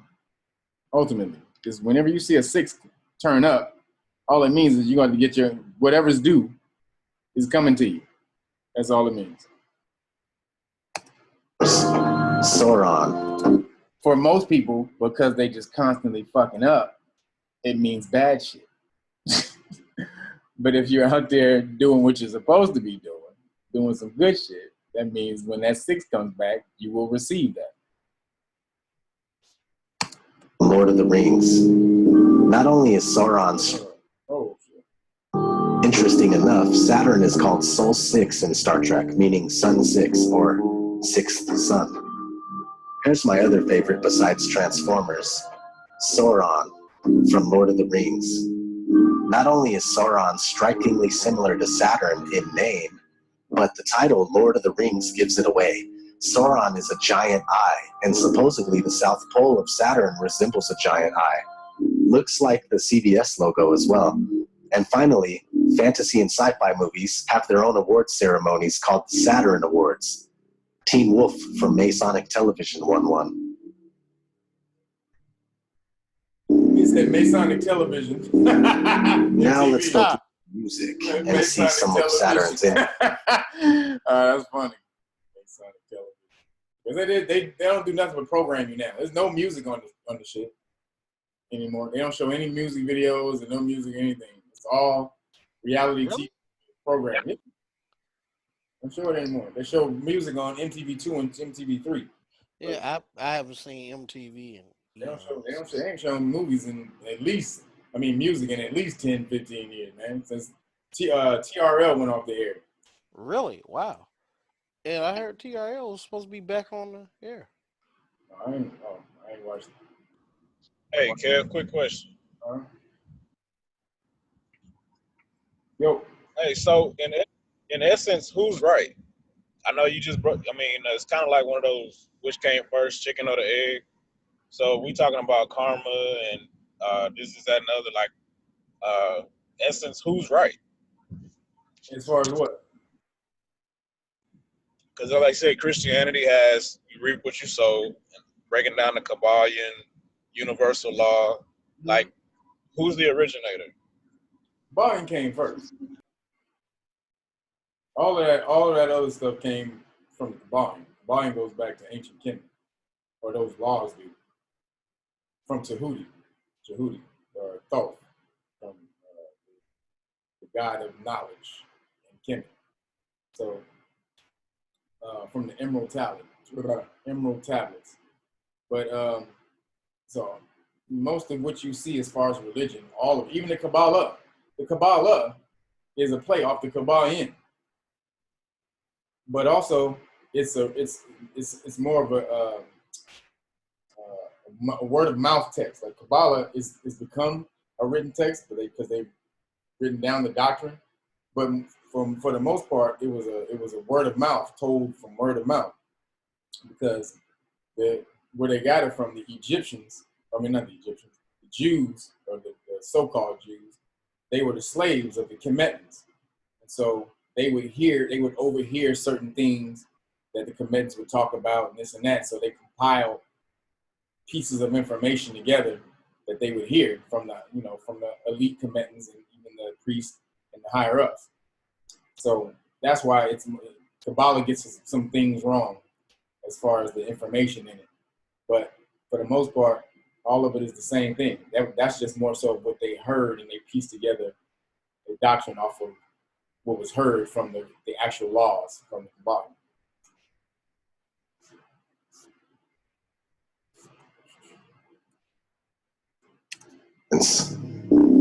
Jimi Hendrix, South Saturn Delta, The Kryn, Dreaming Saturn, Last Autumn's Dream, Saturn's Skyline, the band Rings of Saturn, Dante, Saturnine, with the MK Ultra Monarch butterfly, Luke, Les Enfants de Saturne, which means Children of Saturn, Forgotten Tomb, under Saturn's retrograde. No doubt, return of Saturn. Zoroaster, voice of Saturn. Son of Saturn, the Saturnine, the ghost of 313, the Saturn return. Saturn dust. Django, born under Saturn. Django. Michelle, Saturn's ring. Django, Unchained. Saturn Unchained. Nigga. That is hilarious. Django Unchained. Saturn Unchained. Goldie, Saturn's return. Here's the weird subliminal in Mike Jack's Escape album. Paul Weller, Saturn's pattern. Prophets of Saturn. Saturnalian temple. Saturnian. Saturno. Oh wait, this one's not a rock band. Saturno. Capital initial. Saturnus. Saturn in Ascension. Brave Saint Saturn. The Korea. Saturnus. And Black Sabbath. Black Sabbath has to do with Saturn worship, and people have been arguing for centuries whether Saturday or Sunday is the Sabbath. Here's a page from a book. Yeah, so, you know what Sabbath Day Adventist is, right? Seventh Day Adventist? You ever heard of Seventh Day Adventist? Yeah, I worked with a dude that was one of them. They do their thing on Saturday instead of Sunday, correct? Yeah, dude. What is Saturday? Their Sabbath. Saturn Day. Saturday is Saturn Day. It's right in the word. Saturday is Saturn Day. Called Saturday or Sunday, which is the Sabbath? Is Saturday the seventh day, according to the Bible and the Ten Commandments? I answer yes. Is Sunday the first day of the week, and did the church change the seventh day, Saturday, for Sunday, the first day? I answer yes. Did Christ change the day? I answer no. James Cardinal Gibbons, Archbishop of Baltimore from 1877 to 1921. Fraternity Saturni. But peep that out. So why would they corrupt Saturday? And why would they corrupt those 2 days? Does anyone know? To control you. Right. But what does those days deal with? Throw your energy off, right? Saturday is Huh? worship. Sunday is sun worship, right? Sunday is sun worship. Right. They worship. Oh, yes. On Sunday, what if you started your week on Sunday? What if you started your week on Sunday? The sun is the most powerful force we have in this galaxy, right? So what if you started your work week on the power day? Whereas you start your day on what? Monday. Moon day. Moon day. Which is a reflection of the sun. It's not the sun's energy itself. That's why you always feel little people, oh, damn, I gotta get up and go to work tomorrow. Oh, dang, oh, shit. Oh. Like, nigga. So it's a lesser light. But those two energies, you know what I'm saying? If people, they would empower you to embody that energy. You started your day on the sun day, the power day, the energy day. But they don't want you to do that. They want you to give that energy away on today. So you go to a house, you go to some church, and you give all your energy away. Pray again. You pray, which means to beg. So you throw all of that energy out into the universe, and they suck it right on up. Thanks, appreciate it. Yeah. You know, the more you look at it, the more you start to realize that religion shit is a whole bunch of pagan bullshit. Well, that just means not Christian, but yeah, it's, you know, that's all it is. Your Christian shit is pagan. Here we go. The Fraternitas Saturni, FS, the Brotherhood of Saturn, has become known to English readers through fragmentary descriptions which emphasize the sensational sex-magical aspects of this lodge's work, or else its darker, more satanic side. This is understandable in the light of the fact that the FS is, or was, the most unabashedly Luciferian organization in the modern Western occult revival, and its practice of sexual occultism perhaps the most elaborately detailed of any such lodge. The FS represents a unique blend of astrological cosmology, neo-Gnostic demonology, sexual occultism, and Freemasonic organizational principles. This grand synthesis was originally the vision of one man, the longtime Grand Master of the FS, Gregor A. Gregorius. Now let us look at some other material that I gathered on the Brotherhood of Saturn.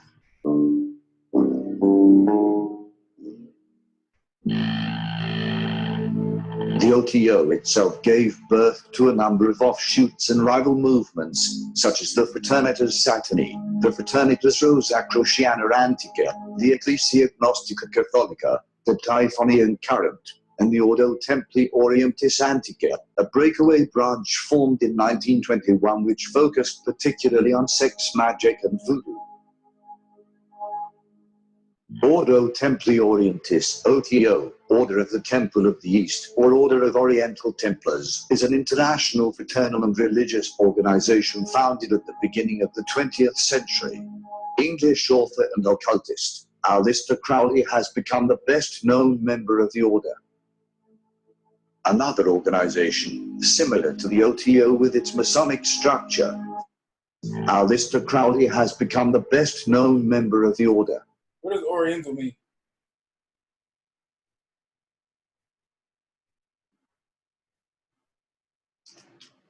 What does what mean? Oriental. The Orient. I was about to say, I just know it comes from the root word orient. The East? Looking at Ordo Templi Orientis, he said, order of the Temple of the East. However, that's not necessarily what Oriental means. It does and it doesn't. Does anybody know what Oriental really means? Negative. Oriental, East, technically, and sort of technically. It does and it doesn't. It meant the East, but it only meant the East because the sun rose in the East. So it's really the sun. Oriental means the sun.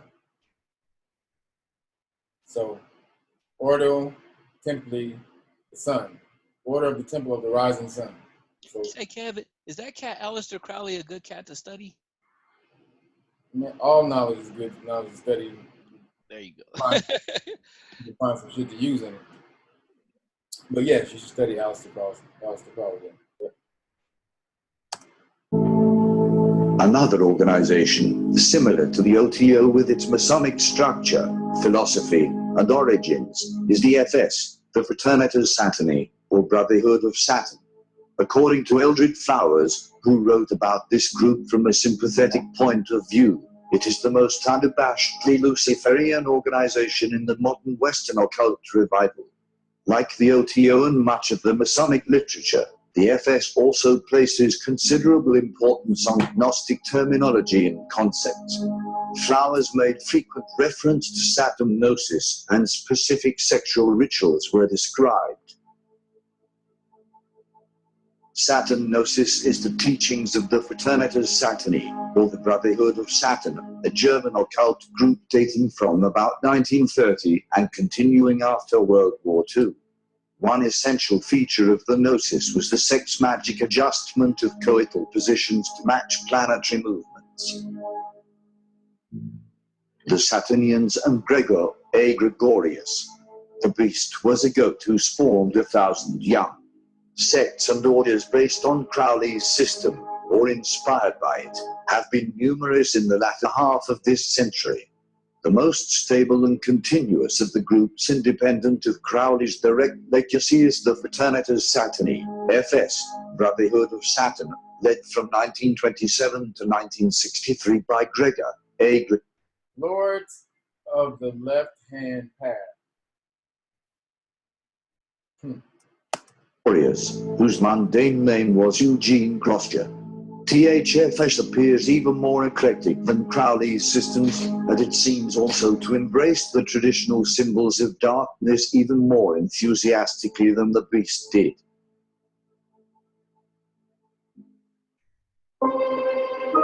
Saturn and Ouroboros. All right, I'm gonna switch to another one real quick. We gotta finish up these laws. So, somebody give me the first law. Mentalism. Mentalism. What does it mean? All is mind. Or the mind is all. I said you'd have to explain it to me in your own words.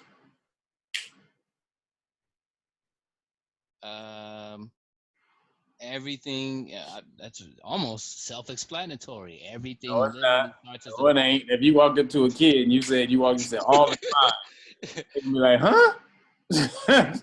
So again, the measure of understanding something is the fact that you can explain it. You can take a high concept and explain it on a very simple scale.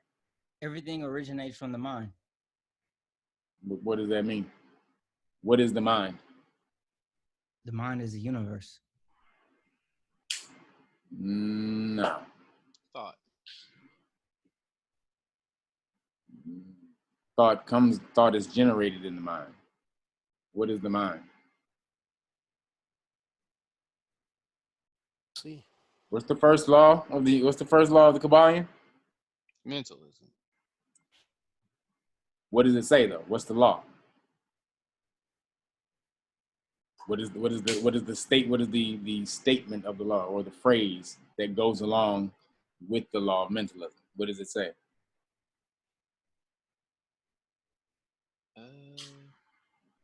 As above, so below. No. As below, as above. That's correspondence. That's part 2.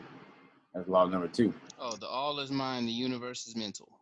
Yes, the all is mind, the universe is mental.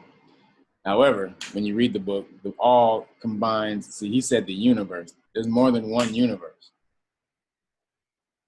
There's multi-universes. There's called. You ever heard of something called the multiverse?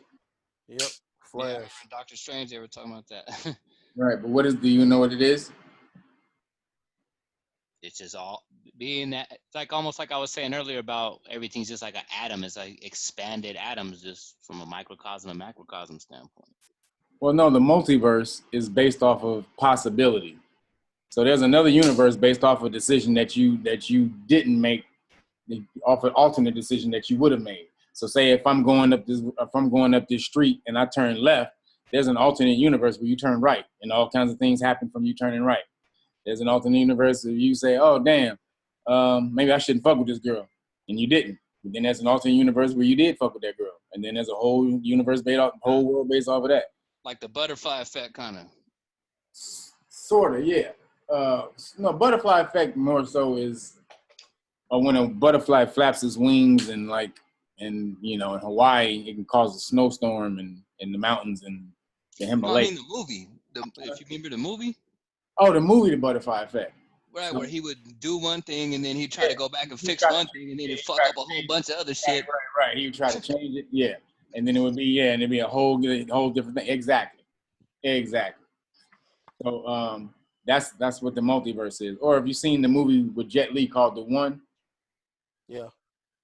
Anybody got the movie was pretty ill actually. That's an old school movie. It was breaking off some high heat as far as the multiverse, whereas Jet Li was a character from the universe. He was like this universal cop or something like that, and then found out that all these different hymns in the different universes, but found out if he killed one, the energy would jump evenly between all the energies that were left, all the Jet Lis that were left. So his whole goal was to try to kill off all of his different selves in the multiverse so he can get all the energy from all those people into one body. So then basically they what's the name of that one again? Highlander. Called The One. Shit is ill. But it's all the same. That's one of his dopest movies, especially when he's fighting himself at the end. Oh my God. You mean such a fucking ill. I can't even tell you how ill of a scene that is when he's fighting himself. It's so symbolic. Man, just watch that fucking movie. The scene where he's fighting himself is so fucking symbolic. of yin and yang. Fucking first of all, Jet Li is an occultist. He does all these different moves, Tai Chi master and all that, because he's a master of the I Ching, which is the Chinese, like Chinese Kabbalion. So is Bruce Lee. So they got the same philosophy.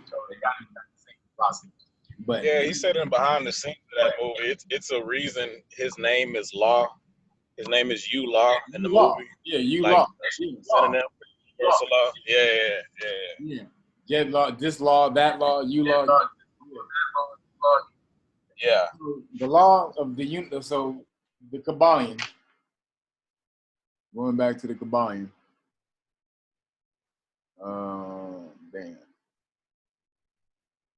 The first law is the universe is mental. So that means what again, before we move on?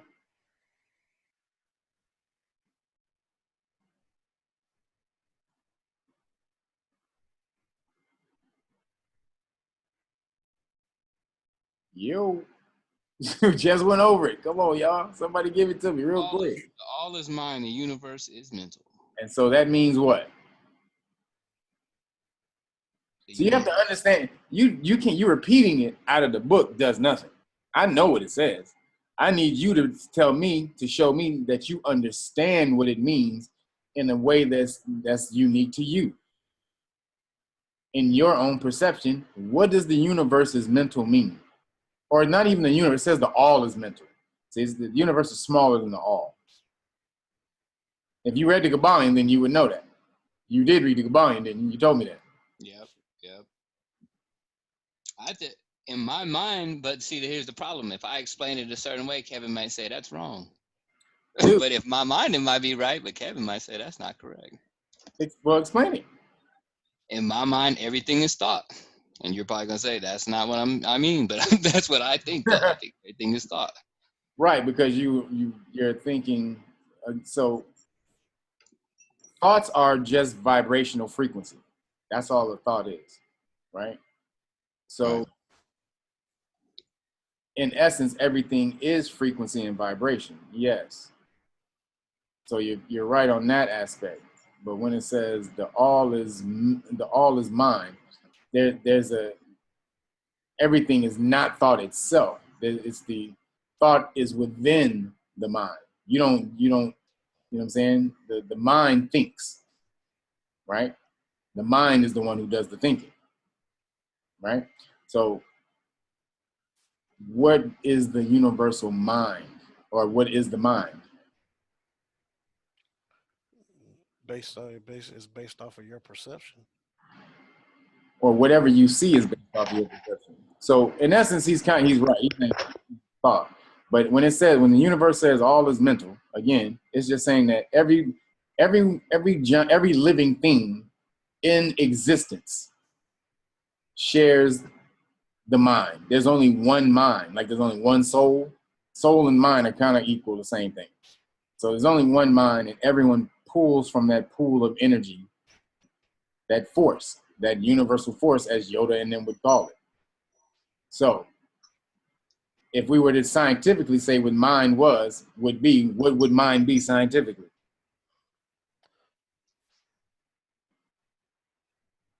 Vibration. Dark energy. There you go. The mind is the potential, you guys, for all existence, which is just an energy, a pool of energy. That is the potential for everything. That's why they say the universe is constantly expanding at an exponential rate. They don't know why. The more it expands, the faster it expands. You know why? Because everyone in it is constantly creating. And when you create infinite possibilities off of your creation for someone to create something else. We're constantly creating infinite possibilities for the all, for the universe, or for the multiverse. And that's why it keeps expanding. And it's not only us, right? Like if there's a life elsewhere, yes, yes, they're also contributing to it. Right, on planet Zumbalon. that's exhibit, like, you know what I'm saying, on planet Corconaut. Motherfuckers who live on planet Cork, they all contribute to that mind. That's why people can come up with the craziest goddamn creatures for movies that you've never seen before. Like, where the hell did they see that? They pulled it out of, you didn't get it from anywhere. That vibration is in existence. That means there's a creature like that that exists somewhere in the universe. You just pulled that frequency in somewhere. Came to me in a dream. There's literally like that. Dude, I've seen, I've seen life figures made by nature. Like we were hiking in Sedona one time, and it was in the winter, and so there was the river was still flowing, but it was like frozen. So it was crazy. The rock, the mountain had a sheet of ice over it, and then you could see water flowing between the rock, the sheet of ice and the rock. It was so damn beautiful. I couldn't even imagine nothing like that. I'm like, this is crazy. There was just a sheet of ice frozen over red rock, because the rock is all super red in Sedona. So you can see this red rock with just a sheet of ice, but then the water flowing in between the two. It looked like, I can't even explain what it looked like. It was so fucking incredible. Then we're walking even more, and one person, they said, oh my God, look at this. They picked up a stick. A stick had just been laying in the river flow. And so water would get on the stick and it would cool, and the more water would flow over it, it would freeze, because a lot of the water would get caught in the air because it's splattering everywhere, right? So a lot of the water would get caught on the ice and then it would freeze. Man, when we picked it up, it was the exact replica of an elephant. Literally an elephant on a stick. Not like, oh, this kind of looked like an elephant. No, this motherfucker had the body, the legs, the ears, the snout, and the husk. All of it. We're like, God damn, is this insane right now? The universe just created a fucking ice elephant on a stick. Out of nowhere. Like everything that exists in the universe exists everywhere, and it will manifest in many different ways. The universe made an ice elephant, but there's a live elephant walking around the planet somewhere. You know what's funny? I often thought of it almost the opposite of what you said, that people can almost only conceive what they have seen, which is almost why, like, when you look at a monster or something, it's almost very similar to some animal somewhere on the planet. It's almost they could not figure out something beyond what they have not seen with their own. Most of them things ain't like that. Look at Predator. That's still like a legs, arms. You get my point? Like, what if a plant was a monster? You know, you get what I'm saying? Like a whole different. They made those too. I don't know how many movies you've seen. You're a lot younger than me, but trust me, dude, I've seen a whole lot of movies. Dude, the creatures that they create and put in movies are insane. Shop of Horrors. Dude, Shop of Horrors. That's an alien plant that eats motherfuckers. but we have a plant here that bites. Yeah, in real life. Yeah, that does. That's the ant, the fly trap. Right, that bites in real. Right. Or if you look at half the sea creatures that they haven't found under the sea, most of them would look like fits the description of some of these quote unquote alien. No doubt. But most motherfuckers in Hollywood ain't around there looking at these motherfuckers. They do research and said they try to combine certain things and certain animals. But a lot of these people who are creating this stuff, dude, I met a dude who created these things. I met this dude, he just dreamt this shit up. It was a little white dude who lives out in Fullerton, California, where I used to kick it. Man, this dude used to come up with the craziest looking creatures just in the middle of the night. Boom, he'd send me a drawing, or we'd meet up and he'd be like, dude, look what I came up with. I'm like, dude, so trust me, every vibration, every frequency, you have the capacity to pull it in and see what's out there. It's just, do you, again, have to resonate with that frequency? That's all it is. Most of the creatures you see are very low vibratory creatures. Remember how vibration manifests. So, the more grotesque a thing is, the lower the vibration is, the more, the more put together it is, the cleaner, the more complex, the higher the vibrational frequency. So it's not that hard to come up with these damn monsters, especially if you're on that frequency. Pull that shit out of the air. So, number 2. On number 2. Principle of correspondence. Meaning? As above, so below, as below, so above. There has to be anything that happens at a higher level can be explained by observing things at a lower level and vice versa. There's a correspondence between what happens above and below. Absolutely. Perfect. Balance. Perfect. Right there. Law number 3. Vibration. Law of vibration. Law of vibration. What does that mean? Nothing rests, everything moves, everything vibrates. Yep. Now, do any of you guys ever know? I wanted you to explain that on a deeper scale too, but I want you to watch this video real quick. Anybody know this guy named Bob Proctor? Yeah, yep. I heard of Bob Proctor. Yep. Bob Proctor ain't no joke. I ain't gonna lie, man. At first, I didn't listen to no esoteric information from Caucasians because I used to think that they couldn't vibrate high enough to understand it. Man, stop it. See, I had to be honest, though. I had to be honest. That's your arrogance, right? That's just Bob Proctor's off the fucking chain. He is tight. He is tight. And Esther Hicks too. A girl told me about Esther Hicks, and I thought the same thing. Like, oh, that's a white lady, man. I can't listen to this. But then she has some things though, man. I'm trying to tell you, it is no joke. Bob Proctor he don't fuck around. Actually, I want to show out this one just real quick. It's only 3 minutes. So before we get into that. Hell exists. I happen to believe in life after. I don't think hell exists. I happen to believe in life after death, but I don't think it's got a. This is a priest. Y'all can see this is a priest telling you about hell. Do with reward and punishment. Religion is always in the control business, and that's something people don't really understand. It's in the guilt-producing control business, and if you have heaven as a place where you're rewarded for your goodness and hell as a place where you're punished for your evil, then you sort of have control of the population. And so they create this fiery place, which has quite literally scared the hell out of a lot of people throughout Christian history. And it's part of a control tactic. But wait a minute, you're saying that hell, the idea of a place under the earth or somewhere where you're tormented for an eternity, is actually an invention of the church. I think the church fired its furnaces hotter than anybody else. But I think there's a sense in most religious life of reward and punishment in some form. The church doesn't like for people to grow up, because you can't control grown-ups. That's why we talk about being born again. When you're born again, you're still a child. The people don't need to be born again. They need to grow up. They need to accept their responsibility for themselves and the world.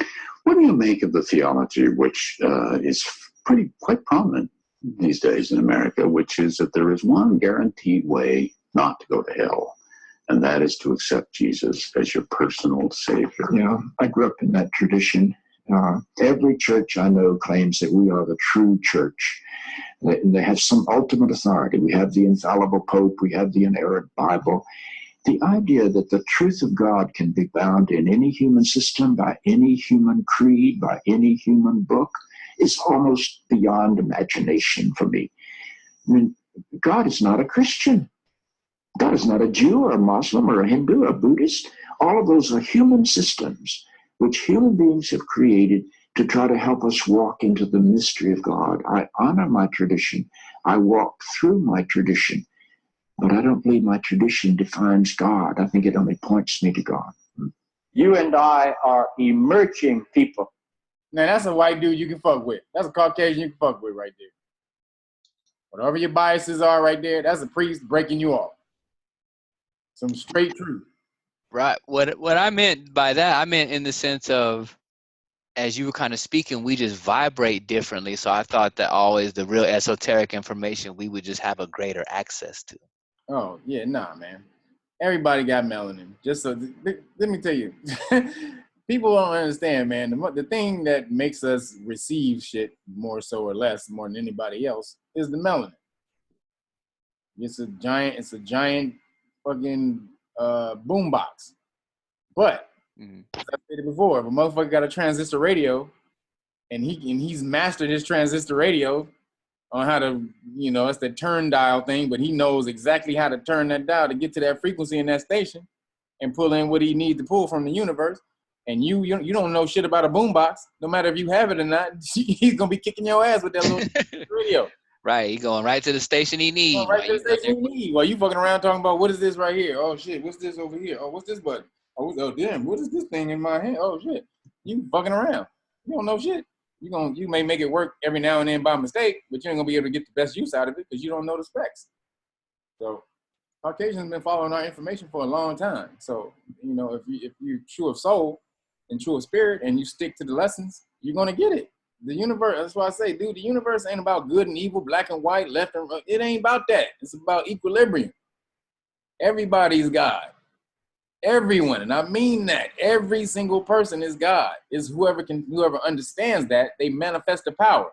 So Caucasian people know that they're God. They manifest the power just the same.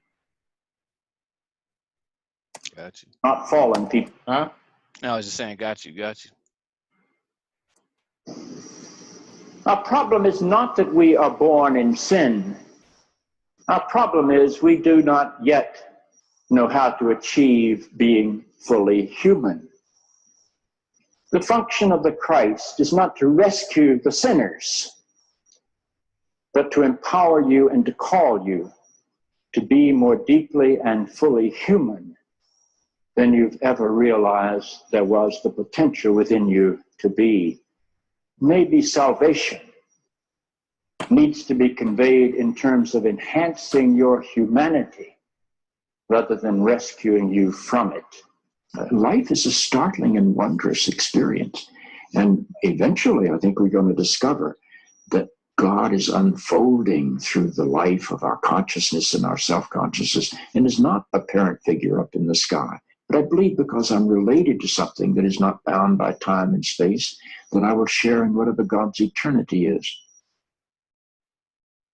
See? Man, you just got to search, man. Everybody got some knowledge, dude. Yo, Cat, who is that? Who is that dude? I have no idea. Let's see if he's down here. Is that in the God Class playlist? Yeah, I'll put it in there right now. Yeah, that right. He just broke some shit off right there. I need to send that out. Yeah, he killed the game. Oh, it is in the God Class playlist. So actually, let me just go there right now because I gotta find Bob Proctor and I can't find him up there. That's his name? No, this guy we about to watch right now is named Bob Proctor. I don't know who that guy is. I'm saying, Kev, what video is that on though? Oh, it's this one right here. Priest says hell is an invention of the church to control fear. Thank you. Mm-hmm. So this is Bob Proctor. So for y'all don't know who Bob Proctor is, Bob Proctor was one of the dudes who created The Secret. Him and Michael Beckwith and all the rest of them cats. And the white lady, the little white lady. But he was in The Secret. In the movie The Secret, I quoted Dr. Werner von Braun, who was considered by many as the father of the space program. Yeah, he's Aries too, just so y'all know. But just back to the story. He said, the natural laws of this universe are so precise that we don't have any difficulty building a spaceship, sending people to the moon, and we can time the landing with the precision of a fraction of a second. He also said these laws must have been set by someone. And you know, it's strange. It's not that long ago when science and religion were really considered antagonistic. That's not so today. It's looked at it now, one studying the cause and the other studying the effect. And von Braun said, after studying the spectacular mysteries of the cosmos for many years, he had arrived at the firm conviction that there is a God. I see the laws as God's modus operandi. It's how everything happens. The Secret was based on the concept of law of attraction. And because the movie went viral, it was all over the world, everyone everywhere was talking about law of attraction. People writing books on it that don't really understand it, people speaking on it that many of them advertise their ignorance when they talk about it. I'm of the conclusion that attraction is not really understood in any depth by most people. I've studied this every day for 50-some years. And I can assure you, attraction is a law, but it's a secondary law. The primary law is the law of vibration. The law of vibration is one of the basic laws of the universe. It decrees that everything moves, nothing rests. We live. What book you been reading? Man, sounds that Kaaba Allah? Is that? Mm-hmm. That's what I say. Stop judging books by their cover, man. I sat with a gang of Caucasian people that bust you in the ass. I sat with my ex girlfriend's best friend from college on up. He was gay, right? So he had married, or he had got together in UCLA. He had got together with one of the professors at UCLA. Now the professor, when he got professor at UCLA, he was struggling with who he was. He was married or some shit at the time, but he was struggling with who he was or whatever. And so they got together and they living together. So by the time I met him, they were already living together. So we go over there. They was the coolest motherfuckers ever. Like, they were some of the coolest motherfuckers you ever met in your life. And I mean, like, selfless. Like, with my girlfriend's best friend, that motherfucker, he would literally, like, I'd never seen, this motherfucker would literally give you the shoes off his feet and walk barefoot down the street. That's the type of motherfucker he was. And they weren't conscious or spiritual, but that's the type of soul he had. This motherfucker did anything for his friends and his family. Like, he would, went above and beyond. Matter of fact, for me, he did so much shit just for me. You know what I'm saying? But the husband, the guy, the person who was this professor at UCLA, so they had this little room called the Chosky room or some shit downstairs where they would go smoke weed in and chill and play some music, whatever. So, and they had little things that they would pick up from all over the world, little trinkets and shit.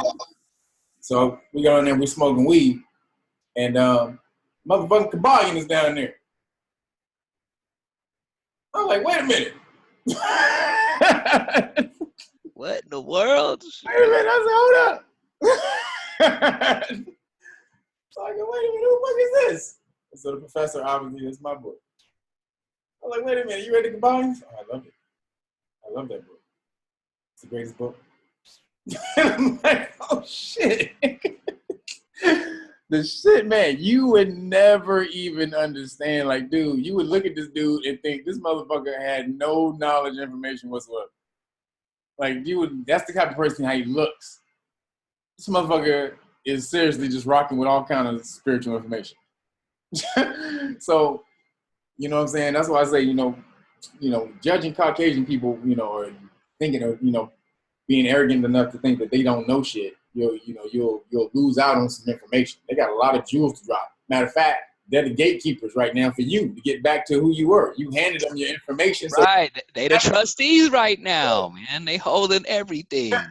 That damn place you were showing me in California, I didn't even know that was out there. The one last week that you showed us, that was oh, the museum. Yeah, I was like, man, they right out there. Dude. So all you need to do is come back exhibiting the fact that you know who you were, and they dying to give you the information. They're tired of talking about it with themselves. They'd rather talk to the guys about it so they can see how it works. Guys. They want to be like, nigga, okay, give me the knowledge. Go. Let me see what you can do. Go fuck with it. Oh shit. That's what I told you in the melanin book. That's why they're copying our whole websites about what our melanin does. What we're experiencing on a spiritual level with our melanin. And meditation and shit like that. And, by eating right, by, all this different stuff this brother had on his information about how to help your melanin out. They had all of it in their damn shit. It's all in the damn melanin. They're watching. Quick question. All right, so you say, quick question. You saying go back to them and get the information from them. And I know you have to go to them in a certain vibration. So, like, I don't know, like, how would you approach the situation? Like, how do you know who to look for? How do you know who the gatekeepers are the secret society motherfuckers. They're your Masons and all. Those are the gatekeepers that you left. And and the thing is, they'll find you most of the time. If you out there just exhibiting the fact that you know who you are, you probably run into them a few times. But what happens is most misconceptions with brothers, most brothers don't fuck with white people or Caucasian people. They just don't. They feel like, oh shit, if I fuck with a white person, then I'm gonna get ostracized by the rest of my brothers by fucking with some white people. So I can't fuck with them that reason. Or, you know what I'm saying, they just don't understand and get with the vibe, you know, and they're not willing to learn. So they like, I ain't trying to fuck with them white motherfuckers. White motherfuckers, they eat mayonnaise all the goddamn time. I ain't fucking with that shit. But that's what Charlemagne be tripping, calling motherfuckers everything. Yeah. He called mayonnaise. White mayonnaise, the biggest jar of mayonnaise. And the funny thing is, you know, these motherfuckers in Scotland just came out with mayonnaise flavored ice cream. Damn. Mayonnaise flavored ice cream. That's what Bill Maher just showed last night on the fucking on this shit last night. I'm like, shit. This motherfuckers came out with mayonnaise flavor. But the thing is, they're on a different vibration and frequency, yes. But it's a frequency and vibration in the universe that you're supposed to know. It exists. That means it has its purpose in the universe. It's the opposite of you. You're supposed to know that. Hey, Kevin. Yeah. Did you hear what he said about, you know, why they entangled with Russia? Well, he said the real reason was. Yeah. About what? They trying to stay white. Yes, he says about race. Yeah, I told you didn't I say that last week when Putin? Yeah. I said that shit. Putin 2 years ago gave a speech about the white America is losing its culture. Culture meaning Caucasian motherfuckers. And then they had the ceremony last week about the being Christian and shit. They had the what? They had a Russian ceremony on about you know, they was being in a ceremony about Christianity or something. Like that's their main thing now. Russians? They are. Yeah. Oh shit. See? Again, but they you know, they've been about that. Orthodox, they've been about the Orthodox Church. They got some type of unorthodox Orthodox bullshit going on. But it's kind of like what you told us, though, Kev. Ain't it just whatever's going to work that can create such a power that will fight our asses off, whatever it is? Let's use that. You know what I mean? Like that one movie you showed us. What's the one with the Peleus cap and all that shit? And you was like, Dragon Slayer. Yeah, and at the end they just we'll use Christianity, whatever the hell gonna keep these Moors at bay. Man, they don't care what it is. Yep, they didn't. Man, if you want, I'm telling you, y'all need to watch that movie without any of just watch the movie. The movie's a great fucking movie. First off, it is a very fucking good movie. Great story, everything, especially when you understand what you're watching. But even if you don't understand, that shit just a good ass movie about dragons. So. But in that movie, yeah, they at first Christianity was some bullshit. The side nigga was talking, and they was like, "Nigga, the nigga over here in the village, he side nigga. What you talking over here, nigga? Christianity, we ain't fucking with that."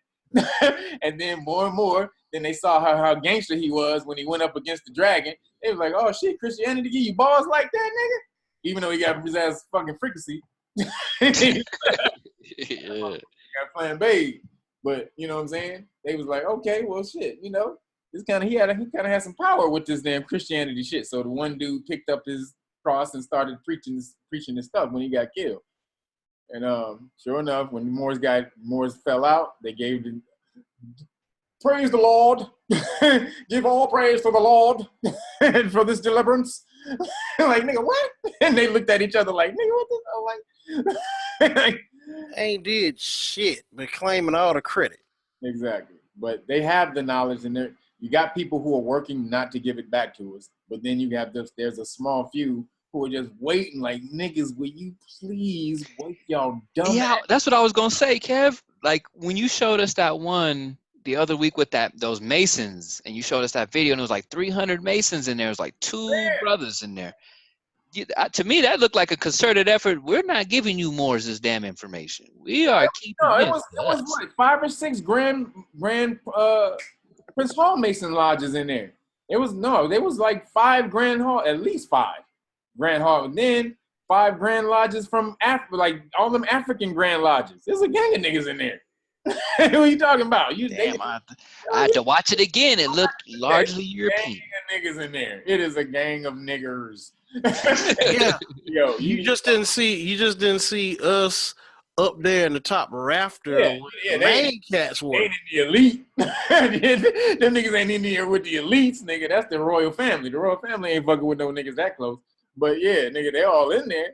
And if you seen that movie, remember that movie From Hell? Anybody know that movie? It's been on cable a lot lately. That's a Jack the Ripper joint, right? Yeah, that's with Johnny Depp. Yeah. From Hell. So I don't know if y'all remember it, but yeah, this is about Jack. It was about the true story of Jack the Ripper. What happened with what Jack the Ripper really was. And y'all know who made that movie, right? Who created and who wrote it and directed it? I don't. Y'all don't? Same motherfuckers who did Menace to Society. Damn.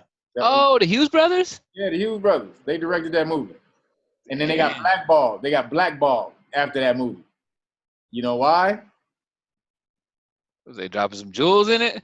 You ain't seen that movie? I ain't seen it. Oh, shit. Who seen that movie? I just ain't seen it in a while. Man, they were new. The whole story was about Jack the Ripper really being a fucking Masonic plot to cover up the fact that the queen's son had an illegitimate baby with one of the goddamn whores. So they were killing up a lot of the whores to make it seem like it was a mass murderer going around. So when they got to her, it just looked like she was just one in the line of murders.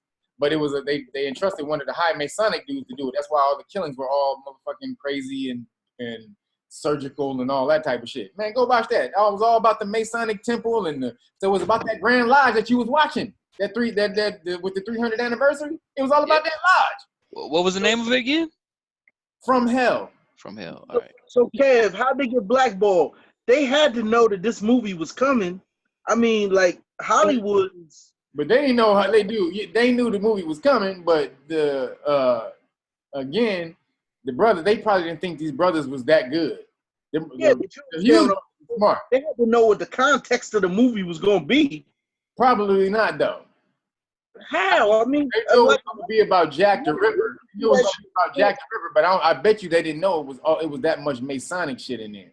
Yeah, but I'm saying 100 people see that shit before it even get to the point where they're gonna show it in the theater someplace. No doubt, and that's what I'm saying. They were trying to release a little bit of that, but dude, it was so much blowback from that.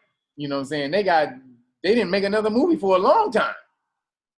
Wow. Like, after From Hell, go look at one. They had to break up to make movies. Like the brothers did movies individually, but they couldn't come together as the Hughes brothers no more. And they did like little dumb movies, like something like a love story on New York. This nigga did.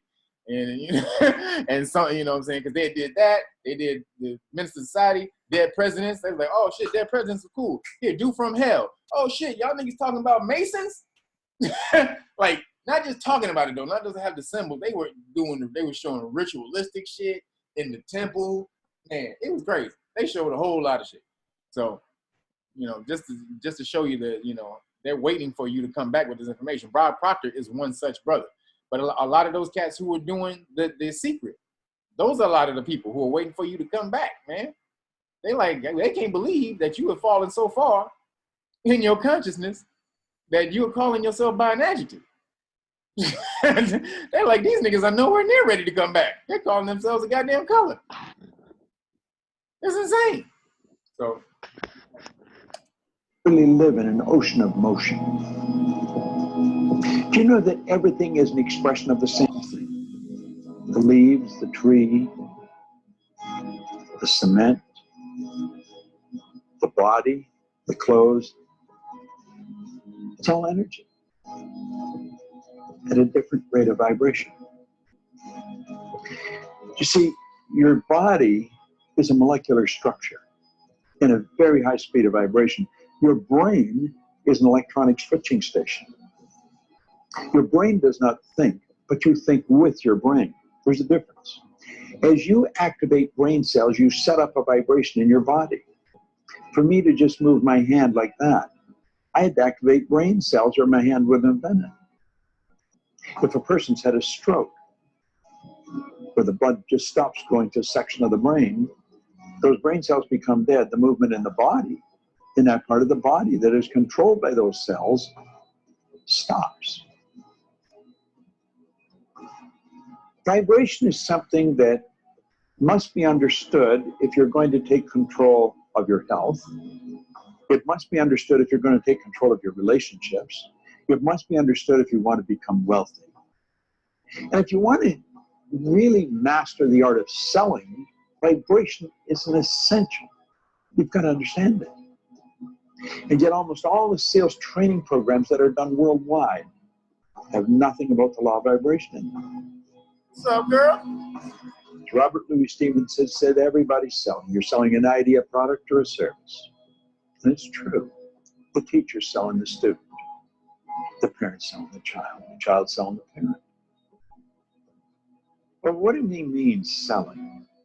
Well, the professional salesperson understands that selling is doing something for someone, not to someone. And the professional will sit down and they will get to know the prospect. They will find as much about the prospect as they can. They'll have permission to ask the prospect questions. They'll gather a lot of information and they find out where the prospect wants to go, what they want to accomplish. They mentally get on the prospect's frequency and help the prospect go to where they want to go. My old mentor called that empathy ego balance, where you're able to get into the other person's mind and see the world from where they see it. Get on their frequency, get in their vibration. The vibration you're in is going to dictate what you attract into your life. And if you're troubled, you're worried, you're going to attract a lot of bad energy. That's why the great sufferer in the Bible said, lo, the thing I fear has come to visit upon me. Well, fear is a very negative vibration. It's a very negative emotion. It's caused by doubt and worry. And doubt and worry is really caused by ignorance. That's why Solomon said, in all you're getting, get understanding. What do we want to understand? I think we want to understand the laws that govern our being, the laws that govern our universe. And then we want to understand how to get in harmony with the law. Everything you want will come to you when you get in harmony with it. Vibration is essential to understand, but only one person, maybe 10, has any grasp of it at all. Try telling me this light melanated motherfucker don't know what he's talking about. That melanin has anything to do with his consciousness.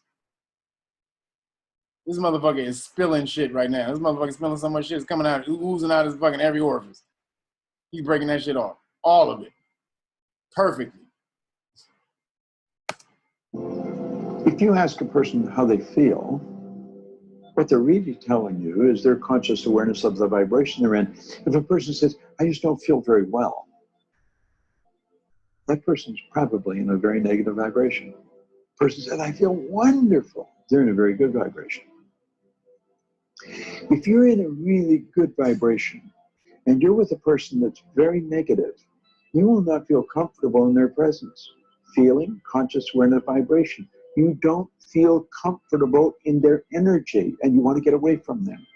Now, if you were negative and they're negative, you're going to come together. Misery loves company. See, these old sayings are all based on laws. It's hard to believe that two miserable people would be comfortable together. But if you understand, they're both on the same frequency. They're both listening to the same music. You'll often hear a person that went for a walk in the woods. They said it was so pleasant. Why? The vibration of nature is perfect. That's why a walk in the woods leaves you feeling so good.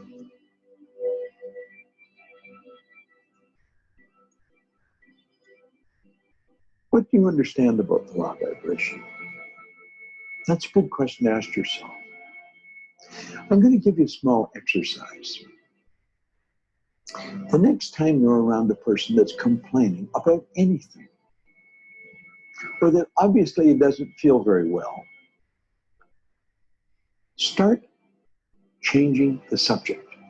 Start talking to them, about something good about them. Compliment them, but make it a sincere, merited compliment, not false praise, no flattery. Pick out something good that they do and slowly turn the subject around to that. Let them know how much you admire how well they do it. And you know something? Like that, their energy will change. you have caused them to change their vibration. Now, the beautiful truth about this, when you do it, you'll learn how to do it to yourself when you're not feeling very good. That's what is that called in the Kabbalah?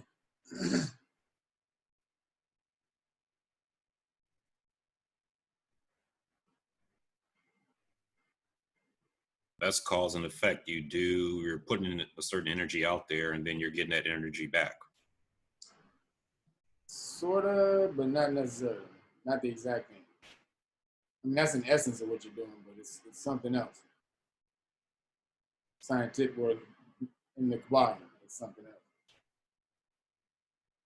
What's called a certain thing, the type of thing, what that is.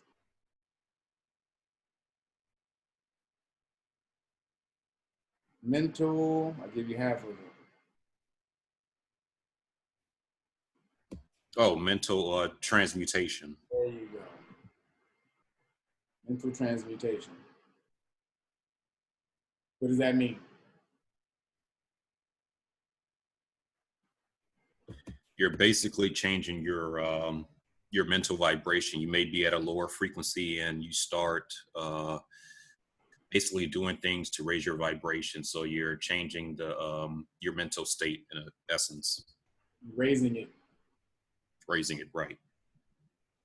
So that's one of the key elements of being a master of these laws is mental transmutation. You're going to get hit with fucked up energy on a constant basis. This is why so many people fear when the 6 and Saturn come back around, because most people are just reacting to negative energy that comes their way. And then they're just reckless with their own energy as well. So they're constantly creating karma, putting out in the universe, or negative karma. Excuse me. So when 6 and Saturn comes back around, that's what they get visited upon. But understanding how to transmute that energy, meaning how to change it to where, it doesn't control you. It's in the Kabbalion, the higher laws rule over the lower laws. So the higher vibration rules over the lower. So it's just because in a situation pisses you off doesn't mean you have to be pissed. You're choosing to be pissed. You can focus on something else and change your vibration to positive and then deal with that as you need to deal with it. But you don't have to be mad about it. You're choosing to be angry. And then you can also choose to not be angry. So I'll give you an example. This dude was tripped. He was some dude in the building a couple of days ago. We hadn't even seen it. I hadn't seen this guy in the building. I mean, he may have been visiting somebody or something. He was drunk as fuck. Like this little Hispanic cat. And he was drunk as hell.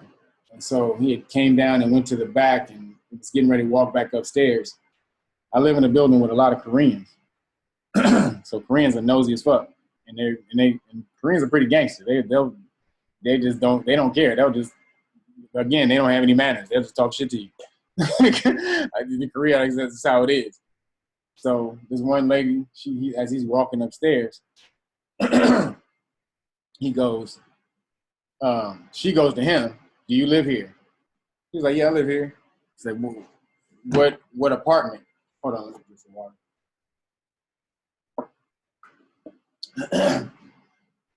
So she goes, she goes, "What apartment?" He's like, 4. And so then she's like, "Well, why'd you come from back there? What are you doing back there?" Or something like that. Like, show me, like, all up in his shit. So she was kind of being, a little asshole about it, because he wasn't bothering anybody. He was just walking back upstairs, getting ready to go back in the house.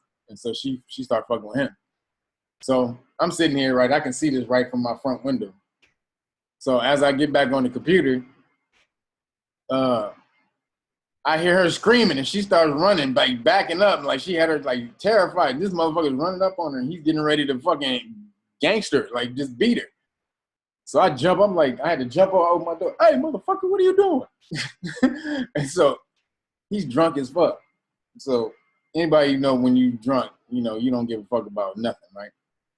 So this dude he's like, "You don't know what's going on here. You don't know what's..."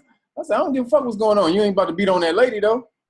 I don't care what's going on around here, dude.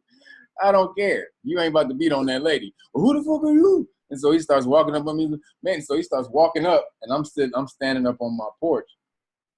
And so he's getting ready to walk up. I'm like, dude, you don't need to walk up on here. Who the fuck are you? So he walks up here. So I give a knee guard. I practice Muay Thai. So when he walks up, I gave a knee guard. Now I could have hit him. I could have literally, I was within my right. As soon as he walked up on my step, I could have just literally laid him out. But I didn't do that because of a whole lot of other things, repercussions that would have come behind just that split second reaction instead of responding. You know what I'm saying? Being responsible, being able to, able to respond.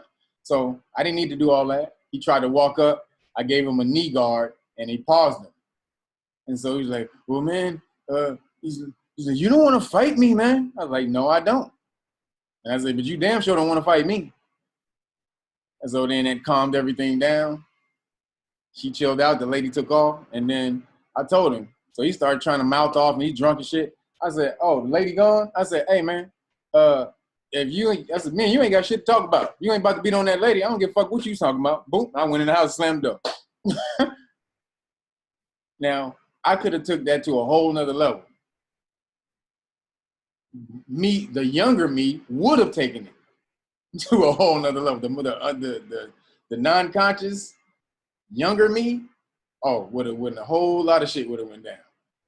But see, that's again understanding and learning transmutation. That energy was really crazy as it was happening. I could have went crazy with it, flipped it, calmed him down, let her get away, went in the house, everything's good. Nobody hurt, no police called, nothing. But what if you just chose to stay on the computer?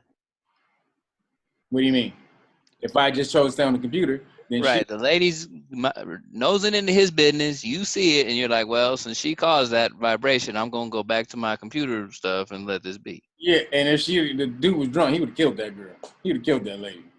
So how Couldn't that be her cause of that vibration, though? But also, action and non-action is also karma. Yep, cause and effect. Non-action is also karma. Please don't start telling me this, Kevin, because now I'm going to have to Captain Save everything. This is dangerous. No, it's all, dude. You just evaluate the situation. That dude was drunk. I knew he was drunk because I said something because I looked out the door before, and he had a big ass bottle of whiskey in his hand. Oh, so he was just mobbing like this. He was mobbing that shit. So that's what I'm saying. I knew he was already drunk. Dude, nothing comes good out of fighting a drunk dude. I mean, if I knock him out, that means nothing because I know I can knock you out. I know I can knock you out when you ain't drunk. So it means nothing for me to fight this dude. But, you know what I'm saying? It would have caused a whole bunch of repercussion had I done it. Now, that was just that. Had I let her get mangled and abused, I'm sitting right here watching. Then what if my sister is in the same situation and somebody just sits back and watch that happens to her? I feel you. Again, do unto others. So I help someone, then that gets put out into the energy where if someone else that I love needs that, it comes back to them. You see what I'm saying? Karma. Yeah. Beautiful truth. We are in control of how we feel. I was reading something by Viktor Frankl, the author of Man's Search for Meaning, a Viennese psychiatrist, spent the war years in a concentration camp. He said, in every situation, there is a space between the situation and how you respond to it. See? What I was just talking about. Universe again. Huh? Damn, universe again. Exactly what I was just talking about. And in that space, you can decide how you're going to respond. Now, that space may only be a millisecond. But in that space, you can decide, are you going to react or are you going to respond? Think of it. In every situation, between the situation and your response, there is a space. And in that space, you can decide how you're going to respond. Vibration is something that I love studying. When you're in a restaurant or in a store or any place where the energy is really good, you feel very comfortable. It's the vibration in the place. You've gone into a restaurant and sat down, and before you ordered anything, all of a sudden you don't want to eat there. Why? It's the energy. It's the vibration of that place. You should get up and leave. Go where you feel comfortable. Do what makes you feel good. That's why people that are doing what they love never have to work again. They spend their whole life in a wonderful vibration. The person who truly understands how to pray puts himself in a wonderful vibration. I want to suggest you study it and understand this. You will attract to you whatever you're in harmonious vibration with. You are in control of the vibration you're in. Boom. So that's law number 3. What's law number 4?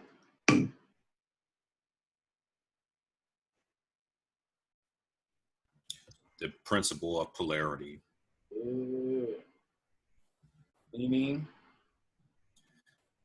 Meaning everything, there are varying degrees of the same thing. So good and bad are the same thing. It's just varying degrees. They are separated by varying degrees. Right. But simplify it for me. So everything has an opposite. There you go. And equal energy.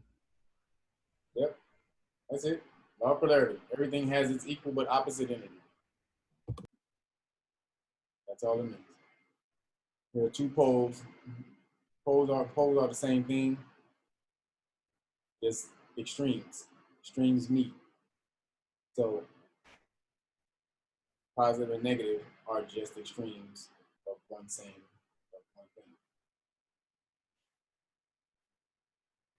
So let me see. Somebody give me your personal example of that. Show me that you understand. Man and woman. Right. That's right. Winter and summer. Winter and summer, yeah. More so to the point of what does winter and summer represent? Cold and hot. Right. Well, what are they? What are cold and hot? Yeah, I would say poles, but this extremes. Yeah, there you go. Extremes of what? Temperature. There you go. Vibration. Temperature. Right, but you're right. Extremes of vibration as well. Absolutely. Both of you are right.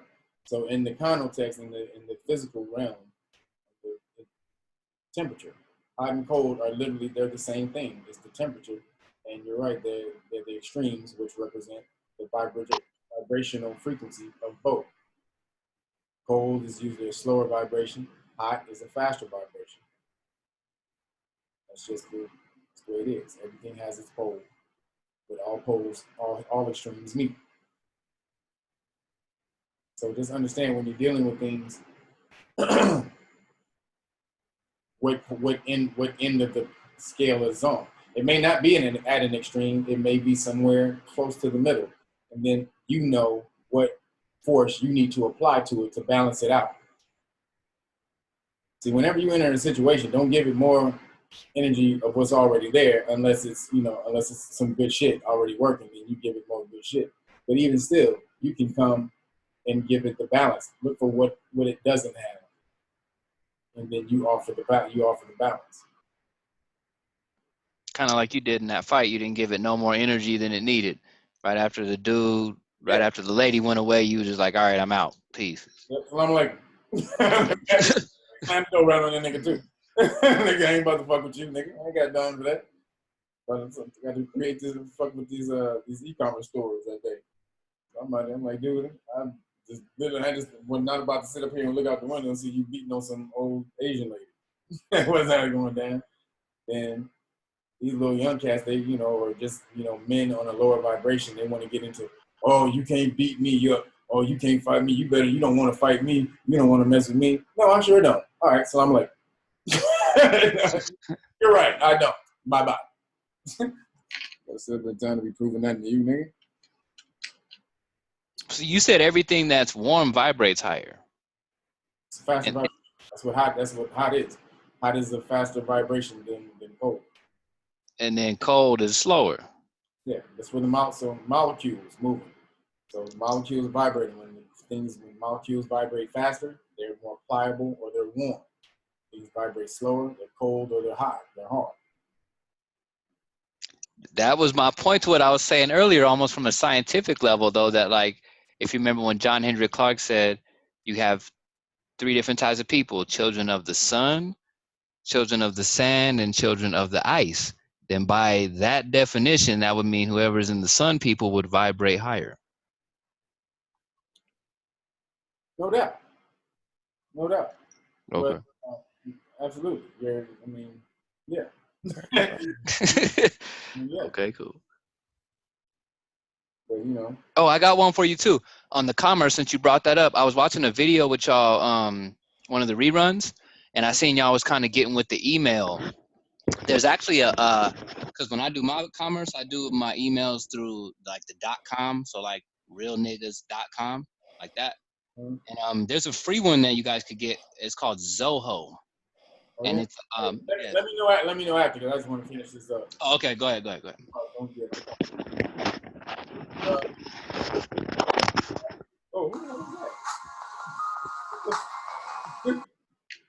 Yeah, what you got going on? So what's the next law after polarity? Rhythm, I think. Rhythm. What is rhythm? What is that law? Everything flows out and in. Everything has its tide. All things rise and fall. The pendulum swing, manifests, and everything. The measure of the swing to the right is the measure of the swing to the left. Rhythm compensates. You just read that out the book? Mm-hmm. No doubt. What you supposed to be doing, man? Tell me what you supposed to be doing. Damn it. Well, basically, it just means everything has its ebb and flow, and it's even. Yeah, but give me simplify it for me. Talk to a 5-year-old. How you explain that to a 5-year-old?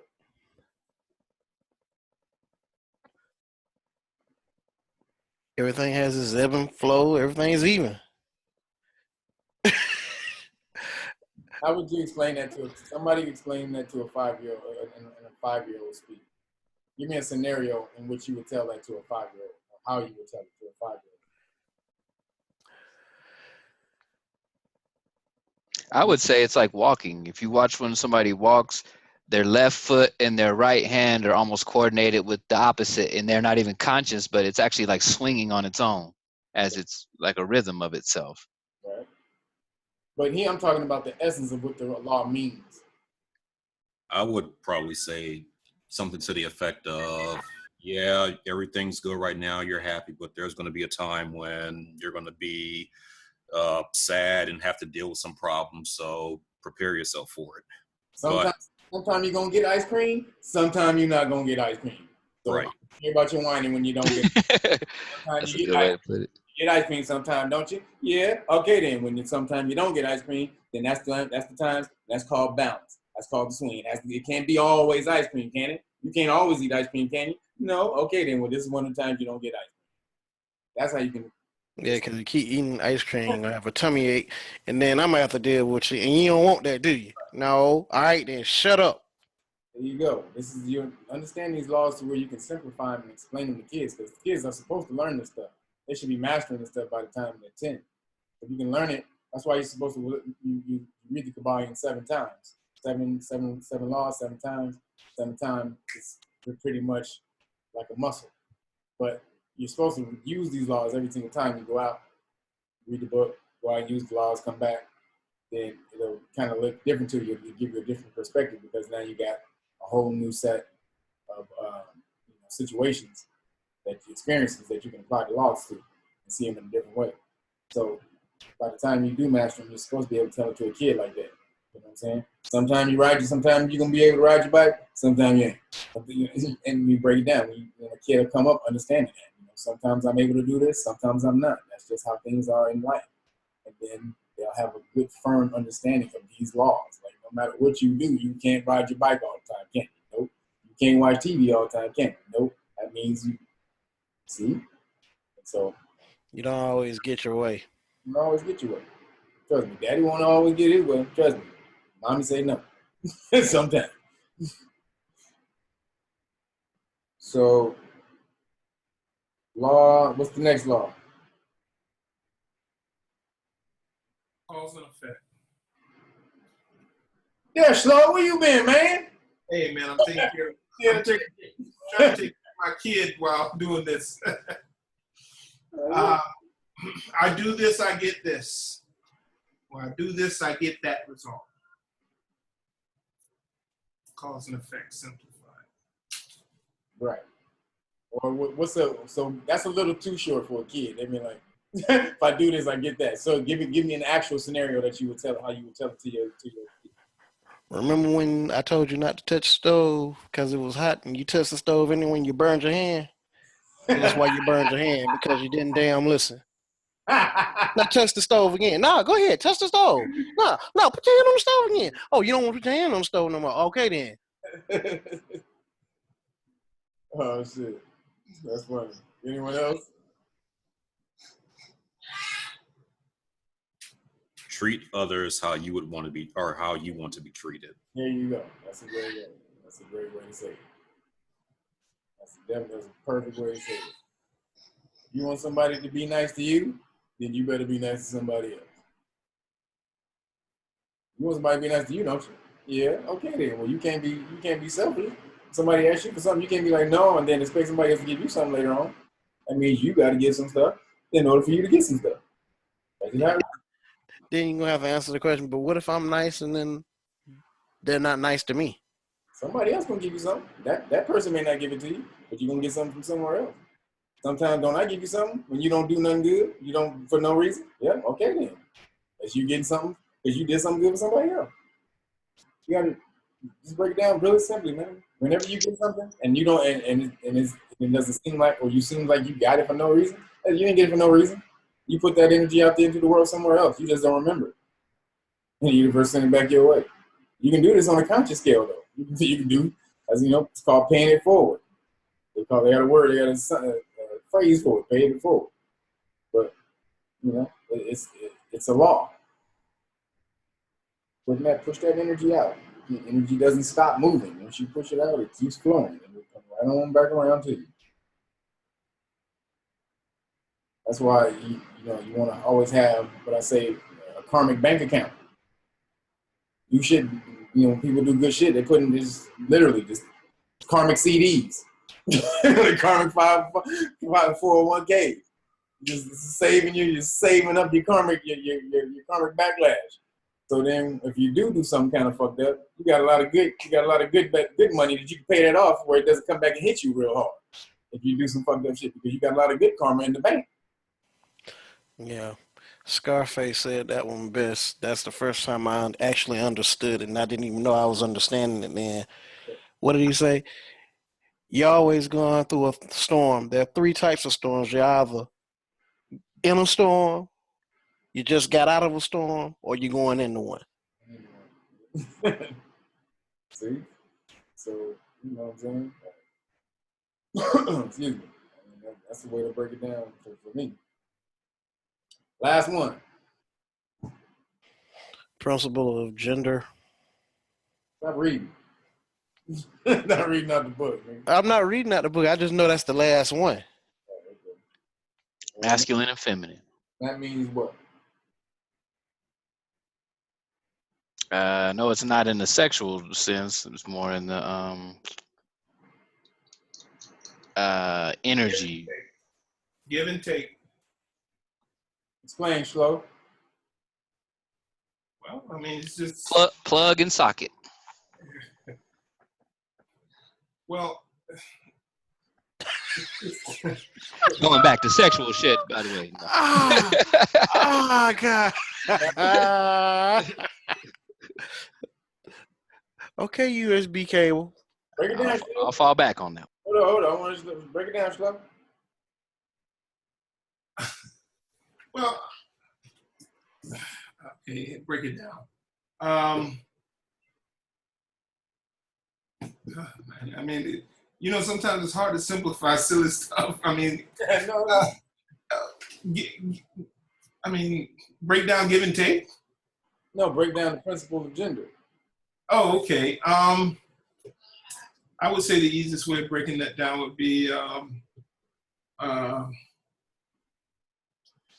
what's good in it, what's bad in it. You know, what's the good part of something in a situation? What's the good part about it? What's the bad part about it? But gender doesn't necessarily, those are polarity. Those are extremes of polarity. Gender doesn't. Well, yeah, that's true. Let's see. Gosh, how would I do this with a child? Well, boys and girls, they do a lot of the same things. They just have different ways of going about doing it. And how so? How does a boy go about doing things? Well, you know, when you go to the bathroom, you stand up. Not peeing, just in everyday life. How does how do boys go, males go about doing things? Guys, masculine and feminine. Circles and squares. Men are direct. Feminine is kind of around the way. Yeah. Oh, you're talking. Yeah. Well, you're talking about like passive aggressive versus. Hey, there you go. Yeah. Yes. Passivity and aggression. They both equal, and they both have their place. Right. So, you know, aggression, masculine, go out, make things happen. Boom, boom, boom. Get it done. Bust through the wall. Do whatever. Jump over the obstacle, whatever it is. Boom. Just keep on going.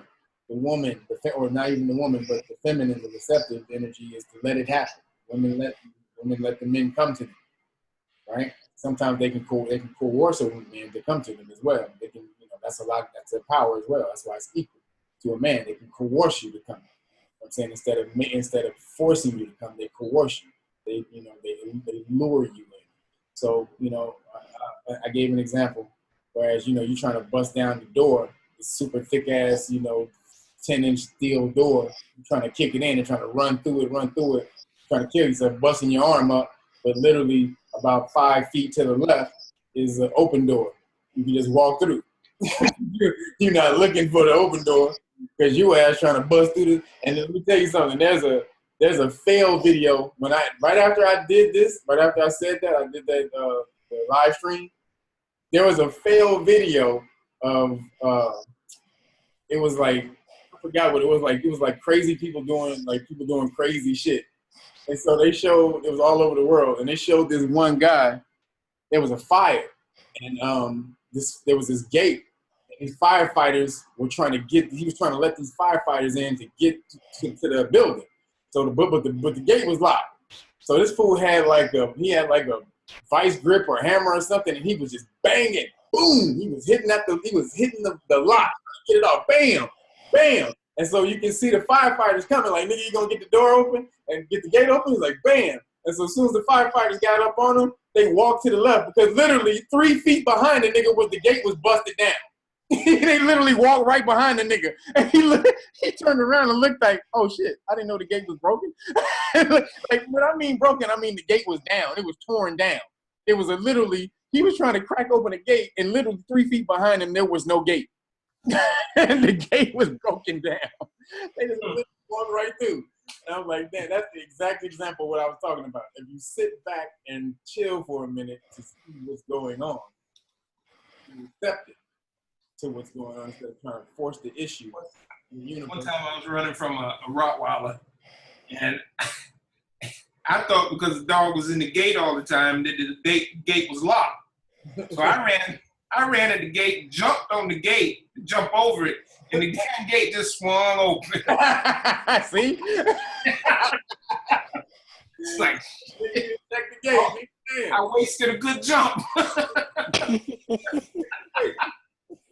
Hey, you guys ever see Terminator? The Terminator movie? Gosh, man, years. So there's a scene in there that exemplifies this best. Like Terminator was used to just busting shit up and breaking shit to hijack cars. And one time he was taught to check the visor because there was keys in the visor. Right. At the end, like one time he got in the car and he was getting ready to break it and just start it. Then he's like, hold up. And then he checked the visor and the keys fell out. Same thing. Learning. Yeah, on the cartoon Avengers, Avengers getting ready to go somewhere and Hulk gets ready to just run through and smash through the wall. And Iron Man's like, or we could just open the door. Right. Exactly. Man. So these when you're balanced, you really don't even think about that. When you think in balance, right? And you know, when you look at extremes, like I don't know, life will keep dishing you issues until you realize it. Because I've been like over aggressive towards like I went to fight this. I'm living in a foreign country, and I went to fight the education department over my son's special needs school. And I went all the way to the cabinet office by myself, and I got the decision reversed and everything.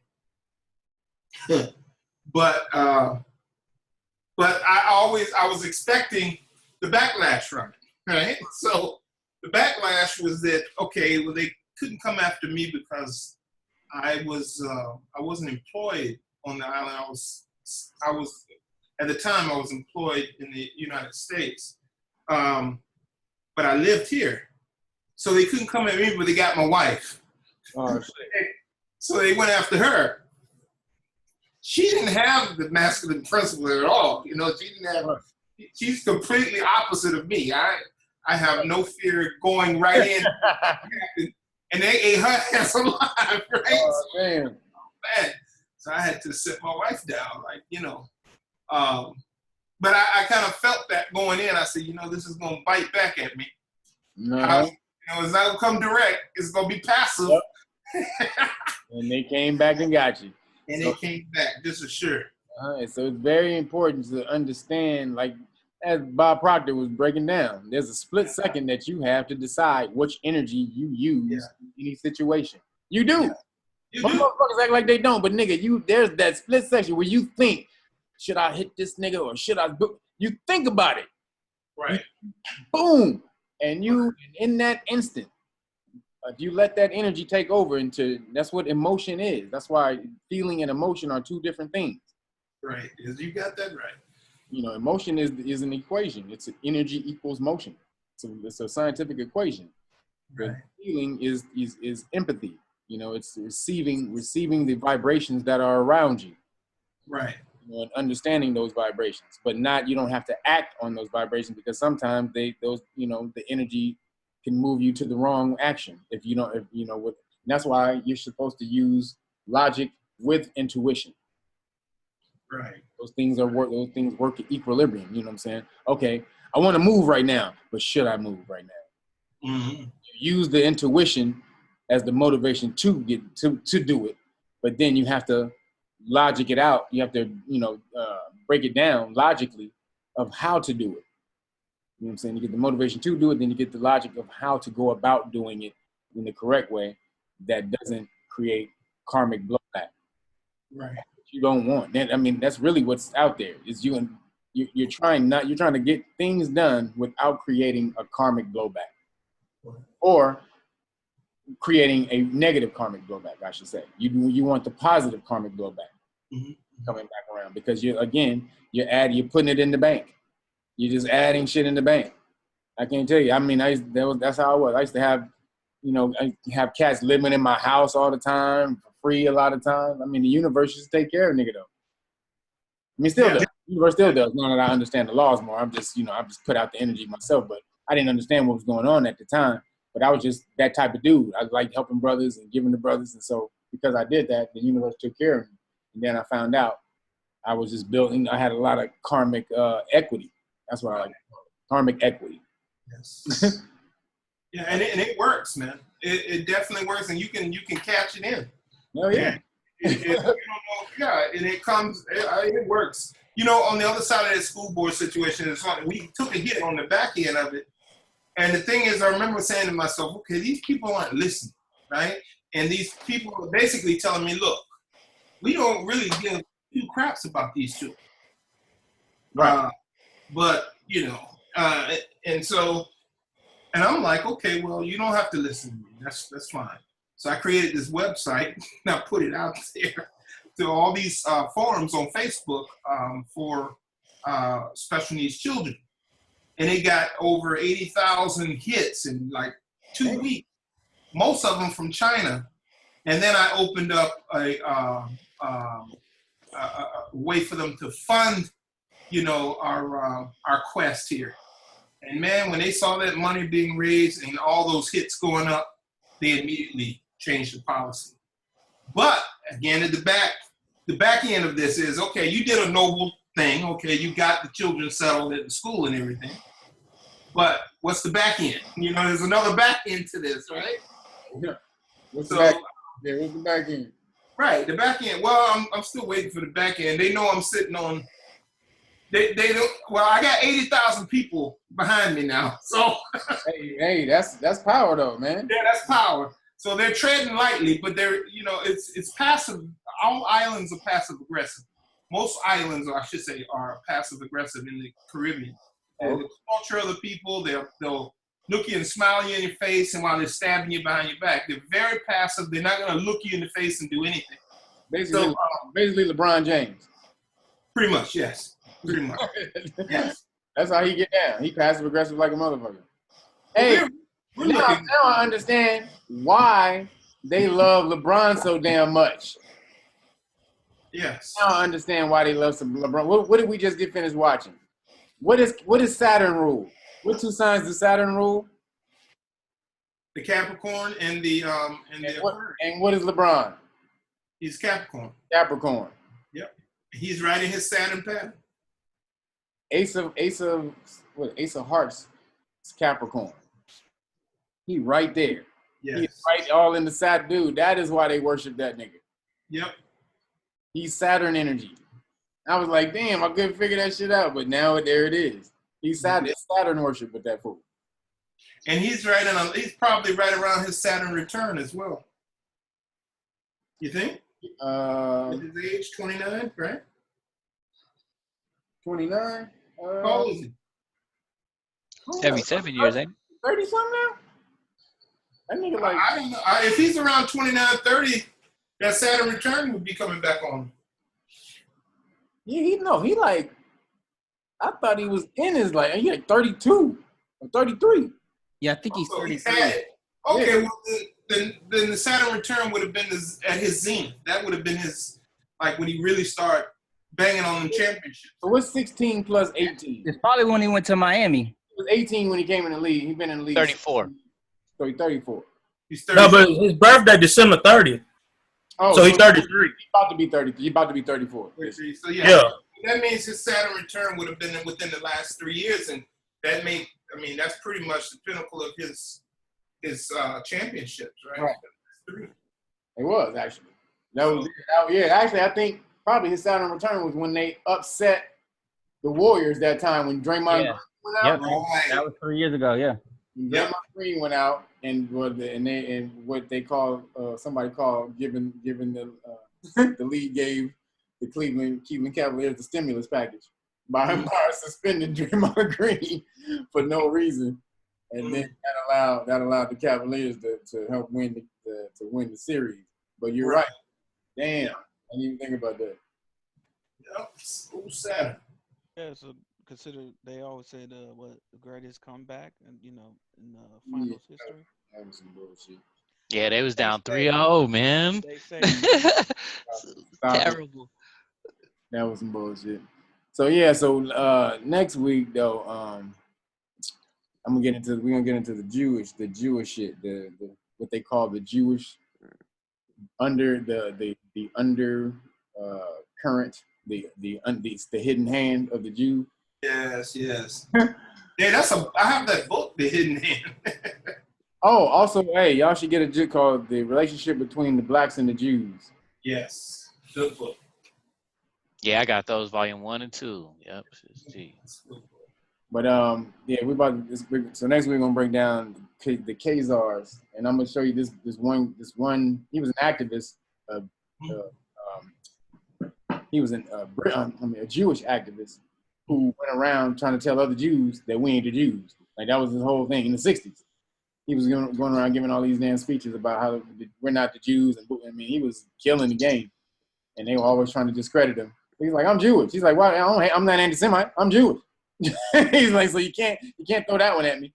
Right. He's like, look, this is just how it is. This is history. So he broke down that whole history. He broke down what the Germans and the Jewish thing was really about. The Holocaust was really about. It was really started by the Jews, and the Germans were just reacting. He broke that whole thing down. So we're gonna study that stuff, a lot of that next week. Okay. Deal. All right, y'all. All right. Yeah, and don't forget American Gods season 1. Oh yeah. So that's a good shit, huh? Yeah, 8 episodes. I even sent you the YouTube trailer, so you can check that out. Yeah, and yeah. Y'all lost me on all those TV shows. I'm gonna tell you, I really got lost because even with what are you talking about G.I. Joe and all that stuff, Kevin? Yeah. Man, but you should have been there. But that's you the same age, brother. I know, but let me tell you something. I never watched TV. What? I never watched TV. I can tell you, I could probably count on both hands how many movies I've seen in the last 25 years. Wow, you missing all the information, man. That's where they putting all the knowledge. How you think I know, man? Dude, why you think I know all this damn shit I know? A lot of motherfuckers read a gang of books. I know as much as I know because I read books and I watch all this damn shit that they putting out in these movies and these TV shows.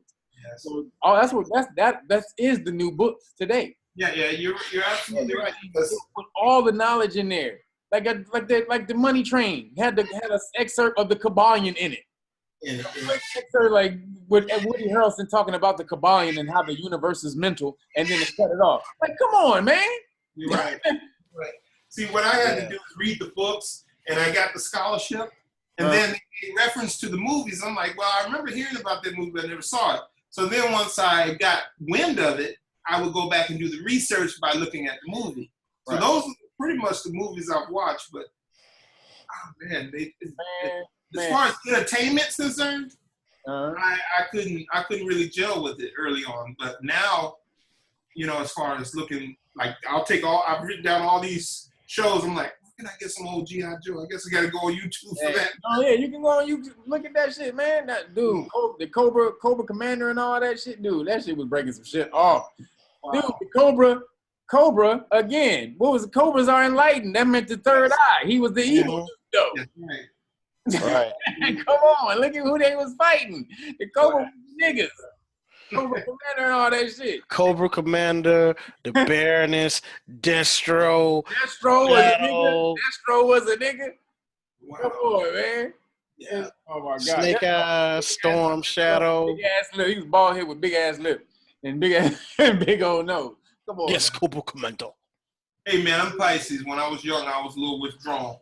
I had to find my feelings on, but you was in your head. Yeah, Pisces. Yeah, you know what I mean? Yeah. Y'all don't need TV. Y'all got your own TV in your head and shit. Yes, yeah, sure. Yeah. If you're gonna watch all that, you might as well watch Silverhawks and Thundercats too. Ooh, Silverhawks. You know about that, partner? You don't know about Silverhawks? Wait. Oh yeah. Monster. Nigga. Oh, dude, y'all don't know about that. You don't know about that right there. Hey, I had a question real quick.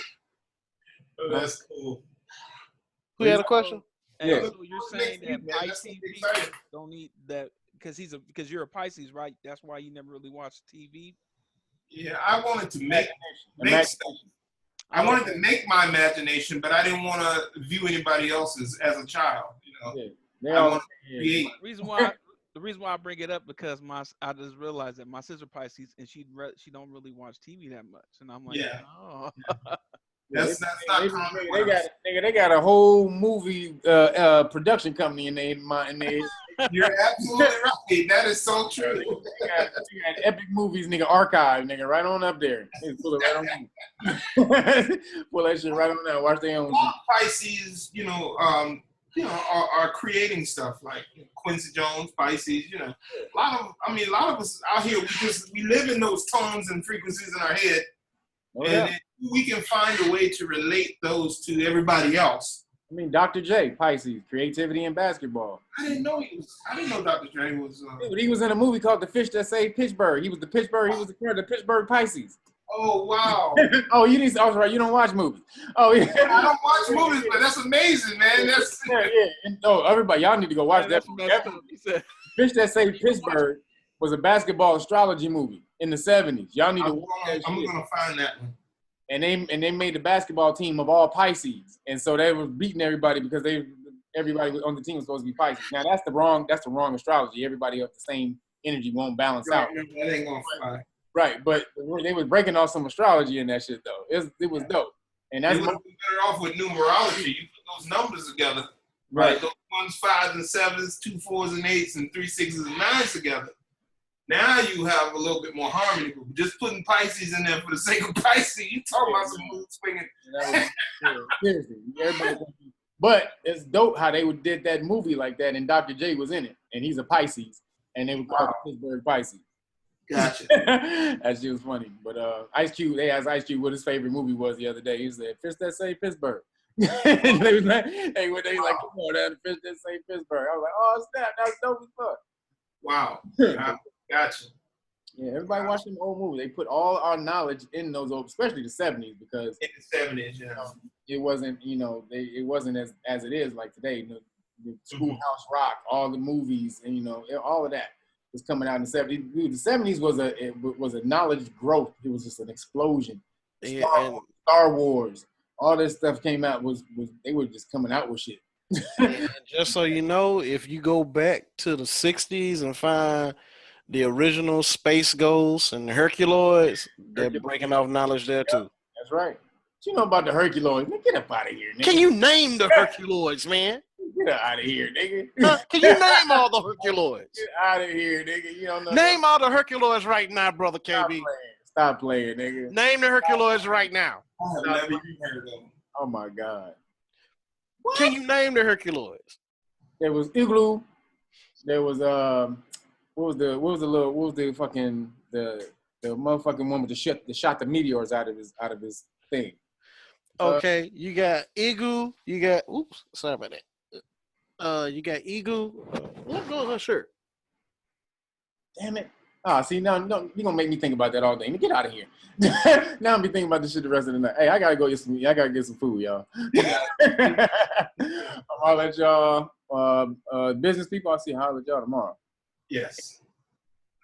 All right, peace. Y'all tomorrow. Peace, Kev. Good show, man. Show, peace.